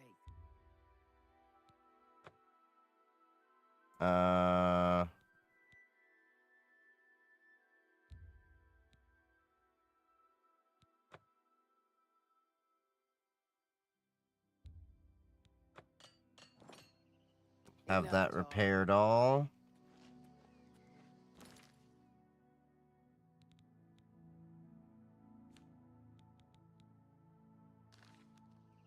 Thanks. Goodbye. I could have sworn that I bought, like, potions and stuff off of you. But okay. I'm really busy. Or was it? No, it wasn't you. Alright, let's go back up. How's the FPS on my rig? Pretty good. He's not a conjurer. I thought he was a conjurer for a second. Forgot it's that dude on the road. I'm running a 5950X and a 3070 GPU, so I'm doing alright in terms of FPS.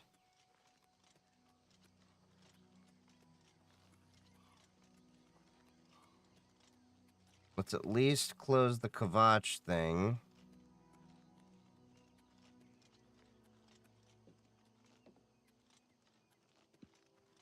I just can't sleep. Are you ready? For Kavat! I lie down and close my eyes, but I can't stop thinking about it.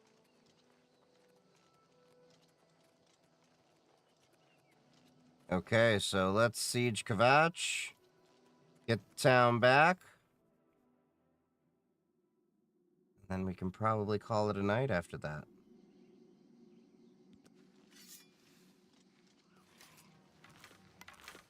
This ends here. I fought mud crabs more fearsome than you. Am I supposed to be impressed?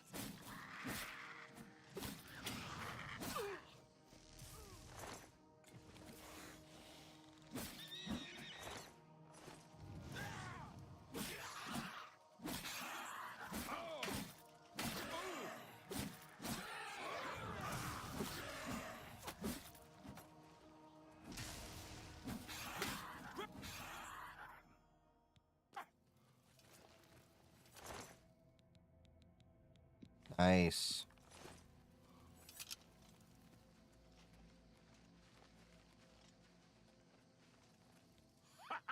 It's safe to... Come on. Was that it? Okay. No, that wasn't it. Just it.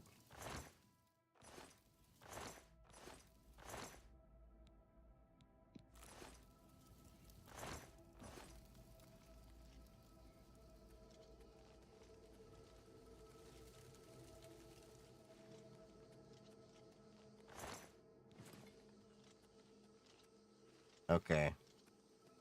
So...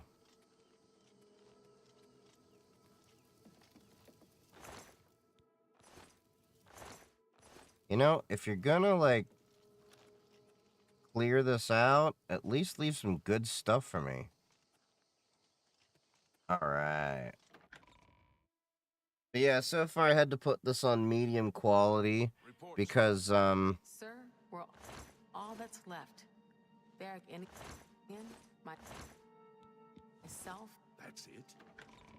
There's no one else? It's the smell, There really. were others, sir, Smoke and but they fire. refused to stay put. Something worse. Tried to convince them it was dangerous. Very well. The area outside the chapel has been cleared. These people need to be taken to the city. Escort them to the camp south of here at once. But sir, I want to help fight. I heard about danger. Explain. Yes, I'm a priest. yes, this is Only Linux. the priest I'm having trouble understanding. If all this is part of a divine plan, I'm not. If you came to me for look around. Emperor Uriel said, no, you must have the wrong man. I am a priest of Akator. An entire because I'm the Emperor's son? I don't know. It's strange. I Think you might actually be telling the truth. What does this mean? What do you want from me? You destroyed the Oblivion Gate, they say. You gave them hope. You helped them drive the Daedra back. Yes. You will, soldier. Once they're secure, get back here immediately. We'll need every available blade. How could the Nine let this fighting to go around? Are they angry with us? Sir, yes, sir. Civilians, it's time to move out. We've done it. Oh, yes. We're not... You've come this far with... I warn you, though. What we've... Take a few moments to catch up. Let's go.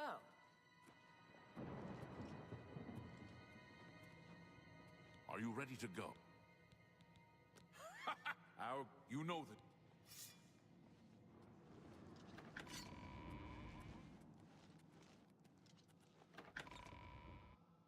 All right, so now let's clear this up. Uses less fatigue.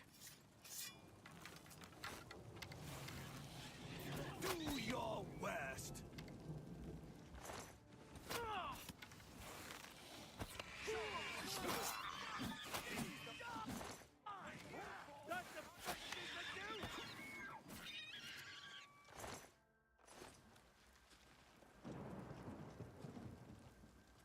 Damn it! This is no good. The gates are locked, and the only way to open... We can't open that gate from out here. The only... Hurry and find... Once you've...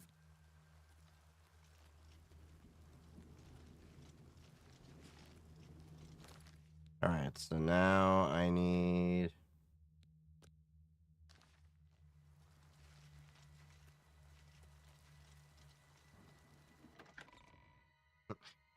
Accepts quest, goes with priest into battle. I just can't. We saw the smoke from the Gold Road. We'll be right asleep. I lie down and I'm just waiting. Yes, I have. You do the guard. What? You probably couldn't find it on your own. I've still...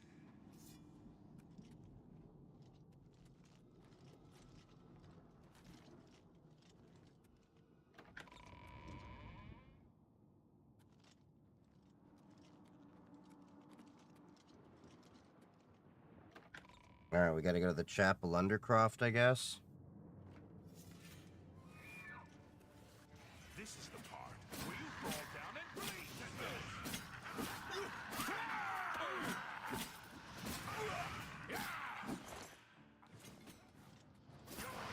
Die! This ends here. You dare oppose the might of the Imperial Legion? Stunted scamp.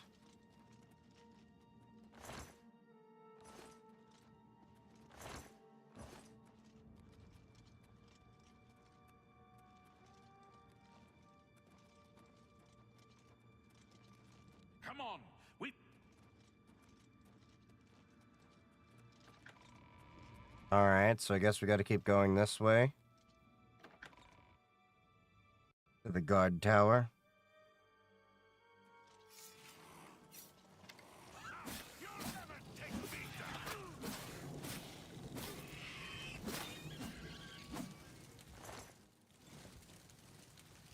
You're pathetic. Let's get this over.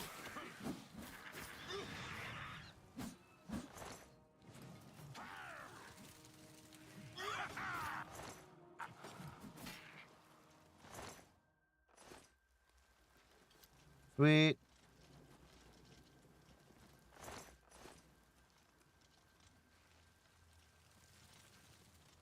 This ends here.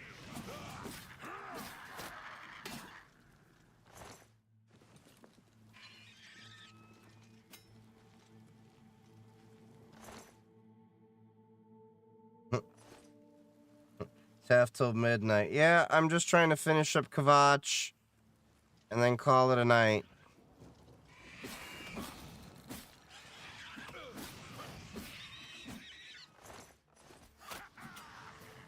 Come on.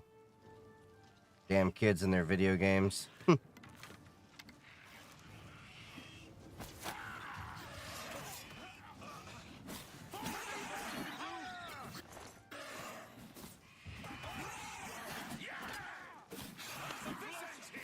Just warming up, you pathetic.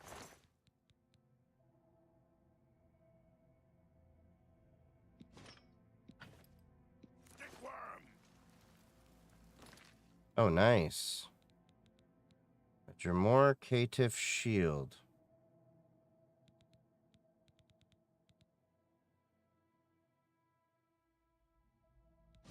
That's a much better shield.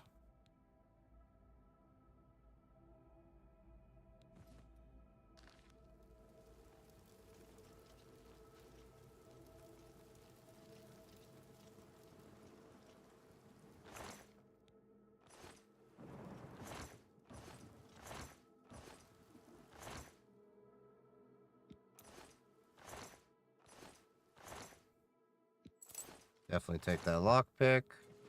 Definitely take that food.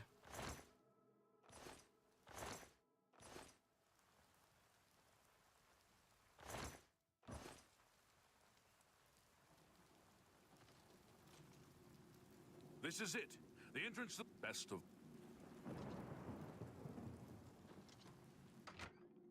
All right.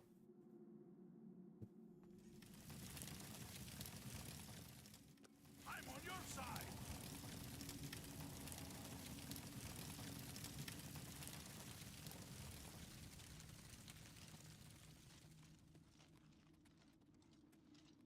Where are we going now?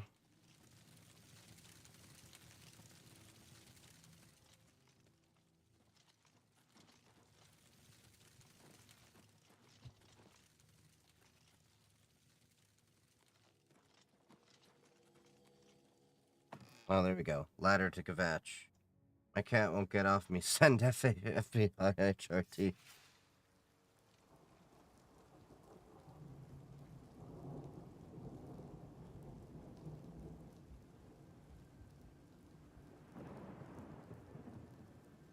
All right.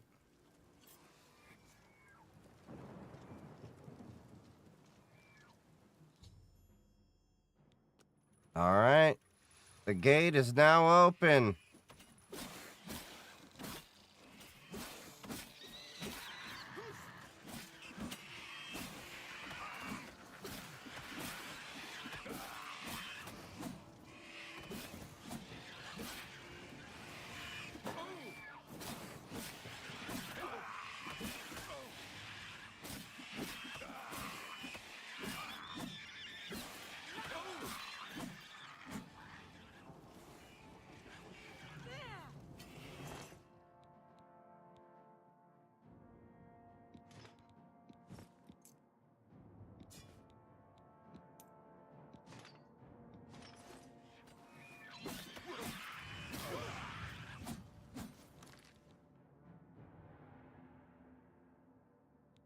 Okay, so we will definitely take the iron boots. Rusty iron cuirass.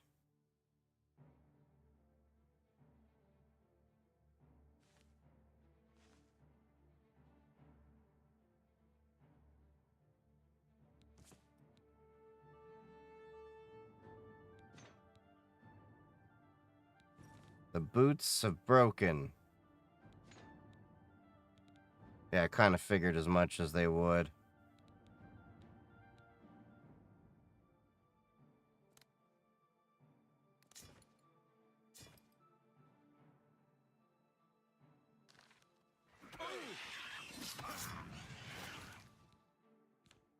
Okay, so we need...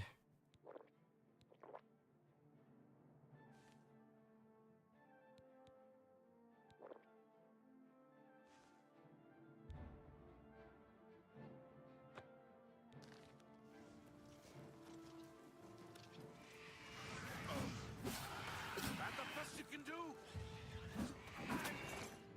Just warming up, you pathetic worm.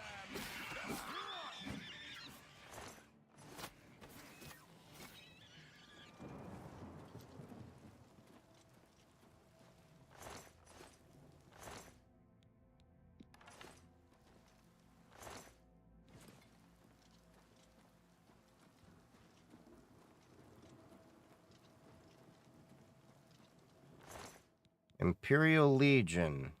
Huh?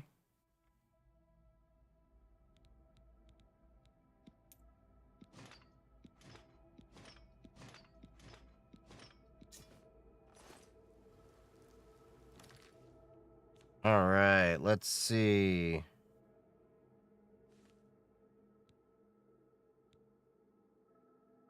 Legion Greaves.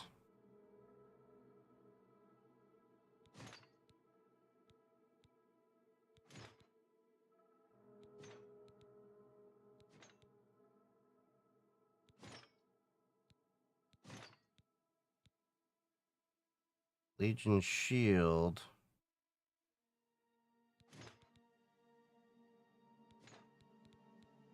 Dremora definitely have heavier stuff.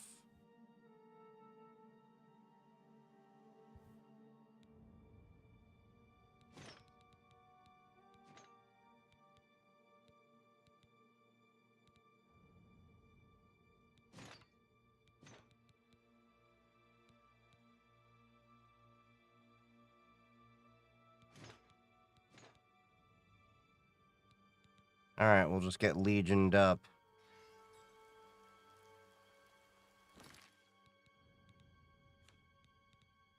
Okay, but we can definitely drop that. And that.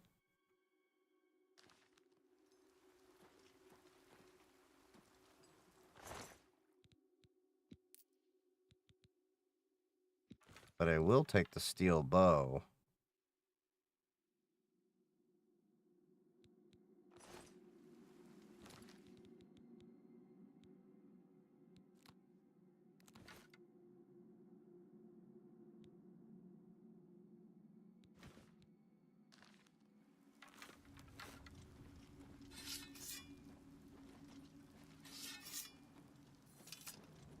Charge the courtyard. Cool.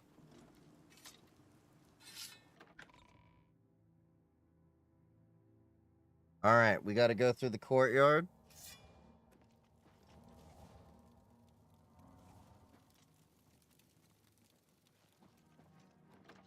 Nope. Courtyard. And then I guess we gotta retake the castle.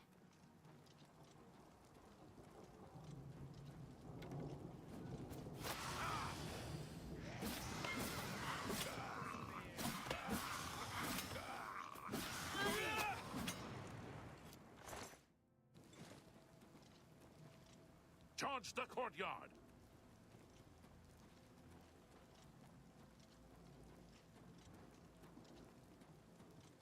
Wait, we are in the courtyard.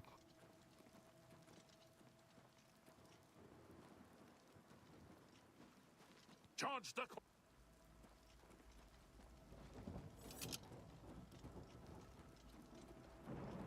Am I missing some?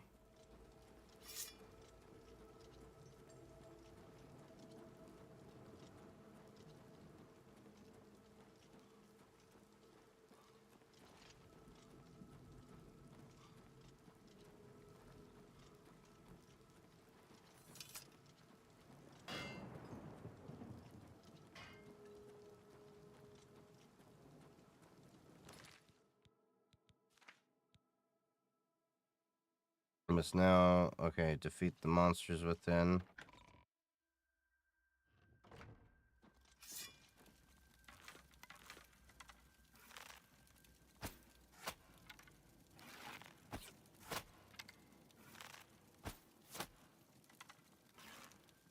Am I going to DEF CON this year? Hopefully. We shall see, because it's still a couple months out, so anything can happen.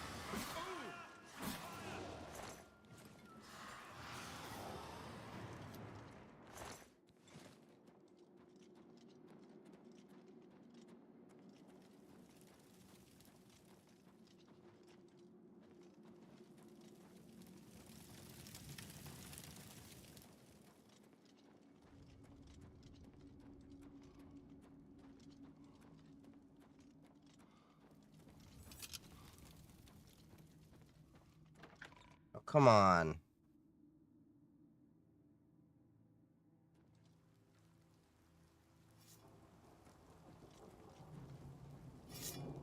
Charge the courtyard.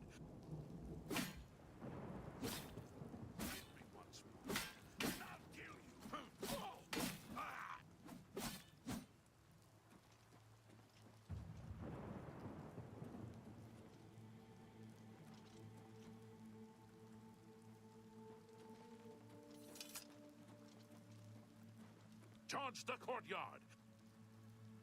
Oh, come on.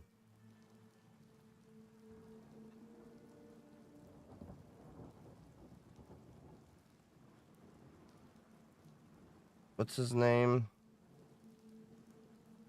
Sablian.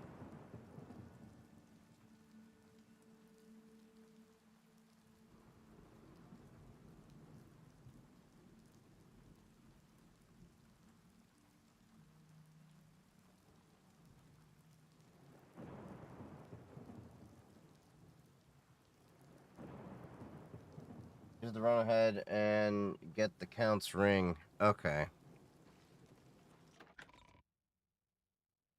Just gotta go ahead and take care of this issue.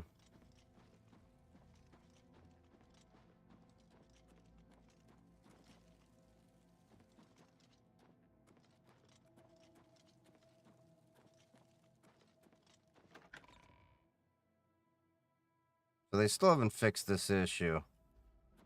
There's still plenty of bugs in this game.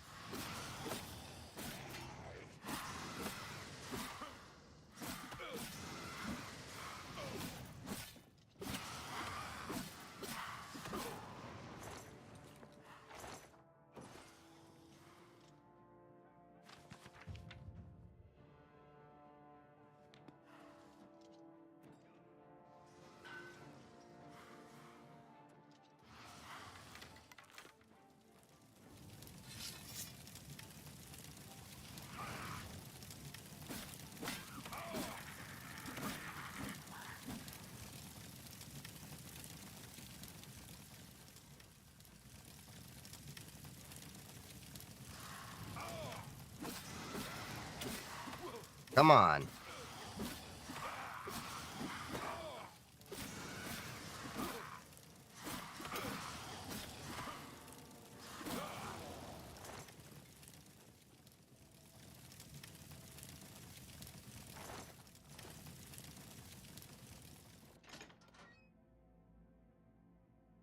All right, come on.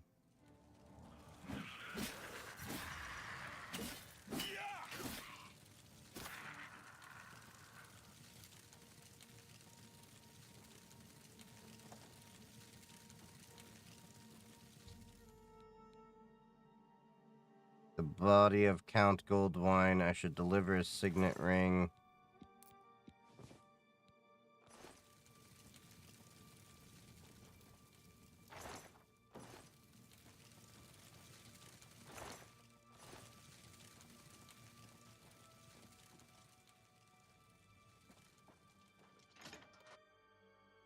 All right. There should be another hall that I didn't clear out.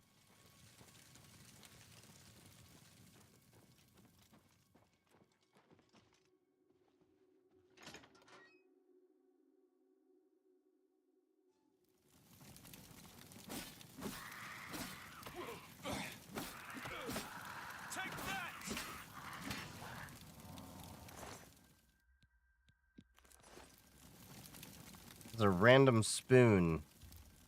Hey, I can sleep in here. Level up.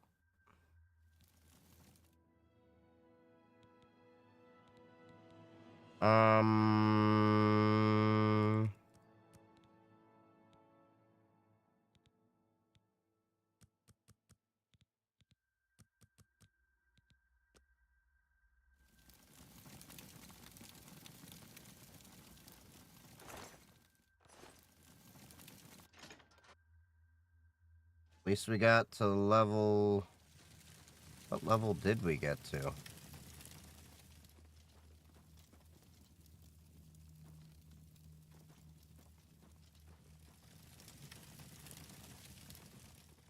think we're at level 6. Okay, let's go to the dining hall. There might be something else in here.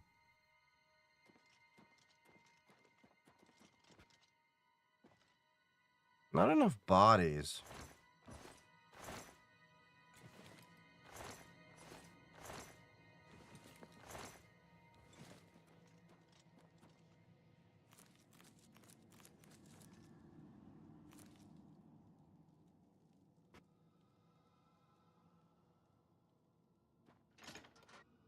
Alright. Got plenty of items. Hey, a repair hammer. And a lockpick.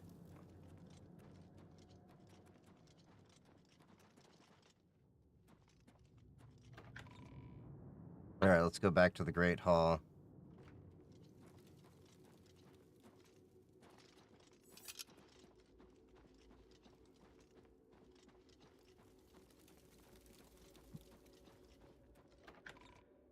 All right.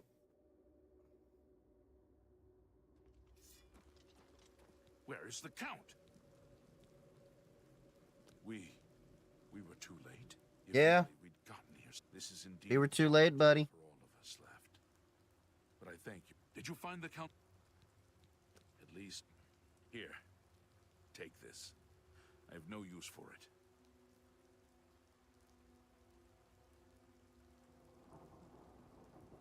You too.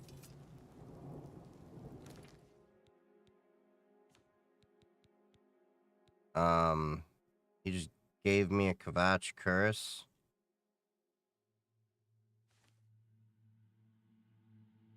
It's enchanted.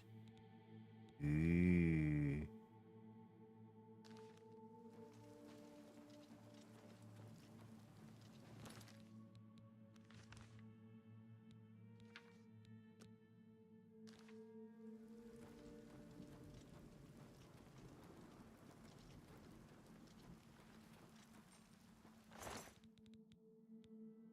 Steel longsword, guard helmet. Nope, don't need chainmail.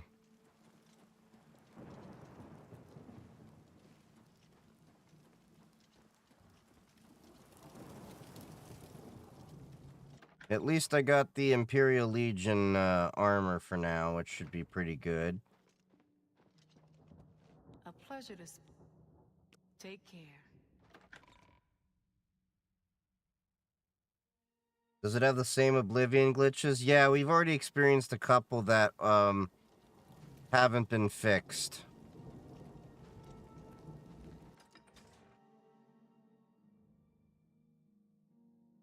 But it does work a lot better though, still overall. They fixed a few glitches apparently, but there's a few they still haven't you know, fixed.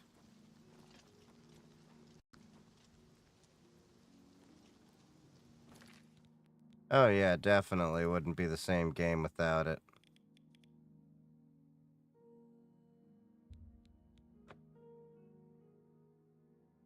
At least fast travel. Morrowind didn't have fast travel.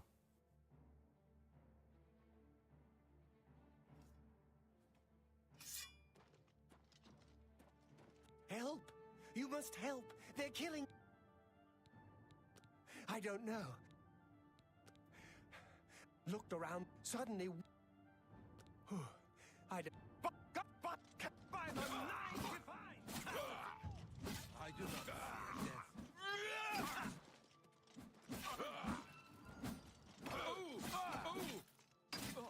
Paradise awaits.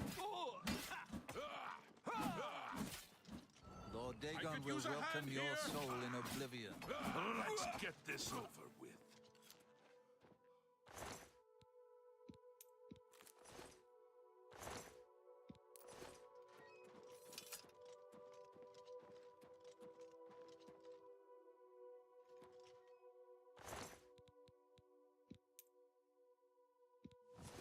I'll take your ring now. I don't know why it was like stuttering like that. It was working pretty well for most of the stream.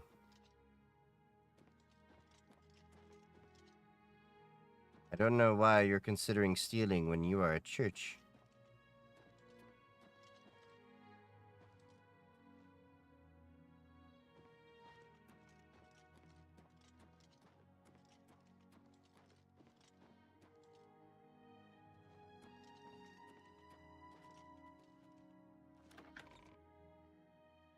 I remember some hilarious voice actors bloopers mistakes left in the game. Oh yeah, that wouldn't be surprising at all.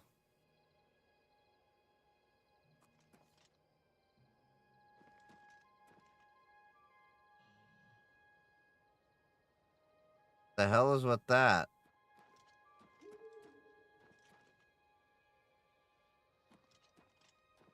It's been stuttering.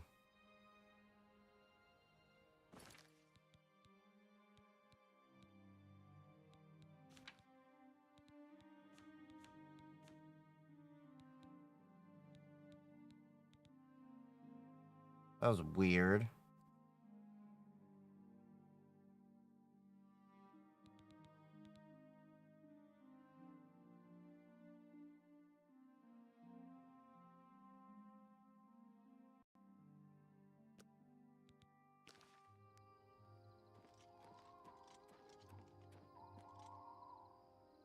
Amazing. Even on low, it looks great, though. But it was working fine on medium for most of it.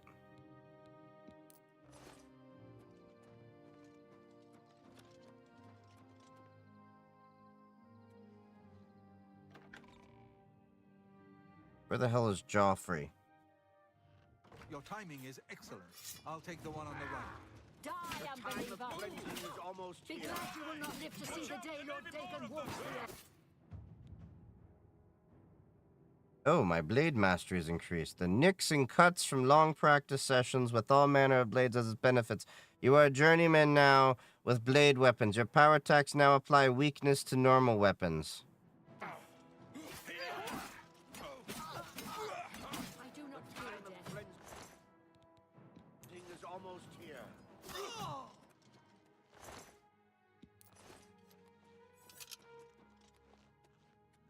You're back. They attacked with the Amulet of Kings. We need to go see if it is... We'll go together.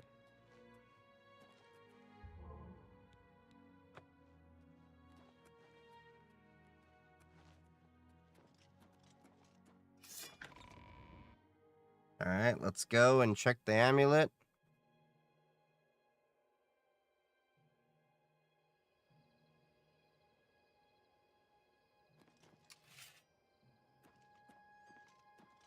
I fear the enemy came here for the Amulet of Kings.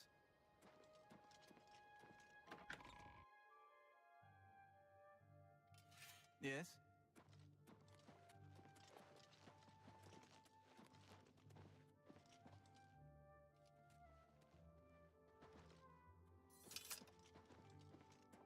Hello. They've taken it! The Amulet of... So it has not all gone against us. Thank Talus. Yay, we saved Martin at We least. cannot stay here. We have... Nowhere is truly safe against Cloud Ruler Temple, I think. The hidden fortress of the Blades in the mountains near Bruma. We should leave at once. The Daedra Prince... He was in... We should get moving. I won't rest easy until Martin is safe at Cloud Ruler Temple.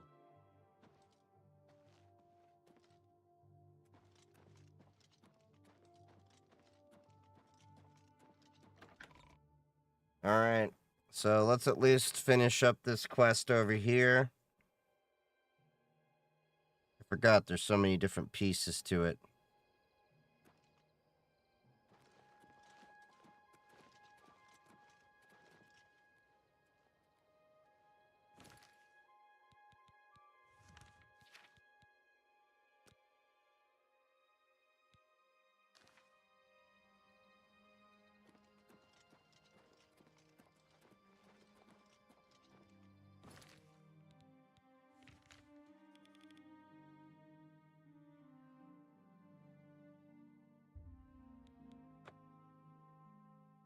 It's interesting how you can fast travel to places you haven't been to yet, though.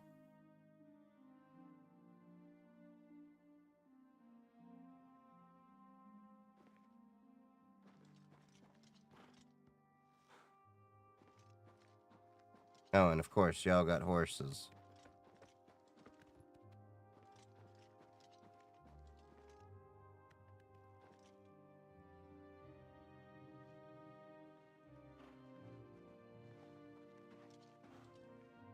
Yes?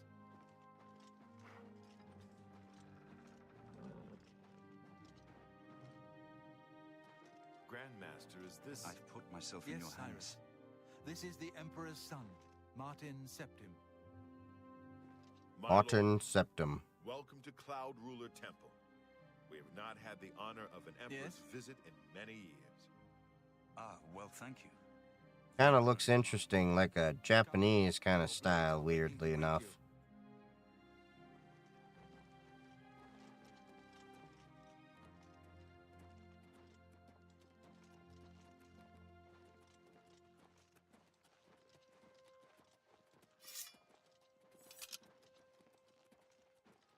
How is it they walk faster than me? Is it because I got heavy armor? Blades, dark times are upon us. The Emperor and his sons were slain on our watch. The Empire is in chaos. But there is yet hope. Here is Martin Septim, true son of This Uriel dude, Septim. a priest.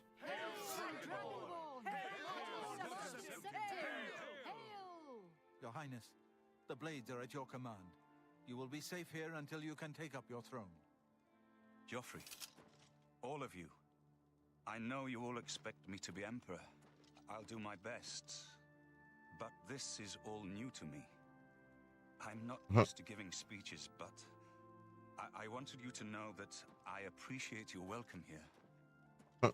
I hope I prove Sounds like a good myself worthy speech. of your loyalty in the coming days. I'm not good with speeches. That's it. Give speech. Thank you. Well then, thank you, Martin. We'd all best get back to our duties, eh, Captain? Not much of a speech, was it?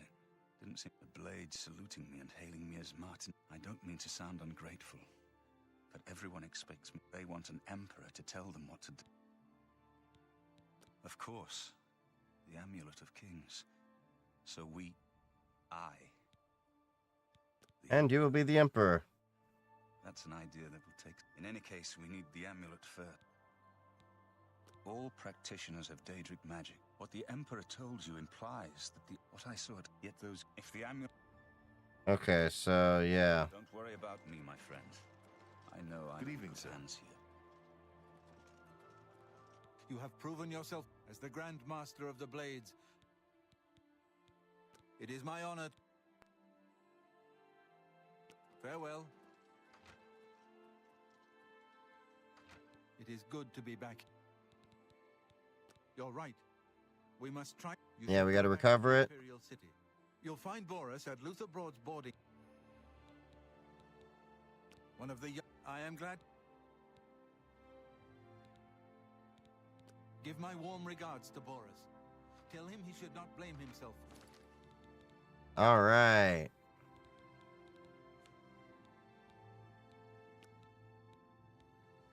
For the Emperor's death.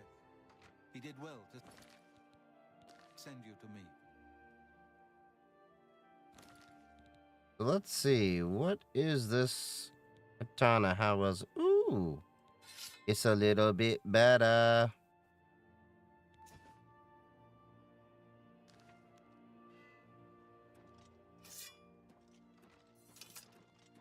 Cool. All right. Oh, wait, hold on. We need to R1 and save game. Cool. What level are we? We're level 7. So we leveled up 5 levels in this gameplay session. This is good enough.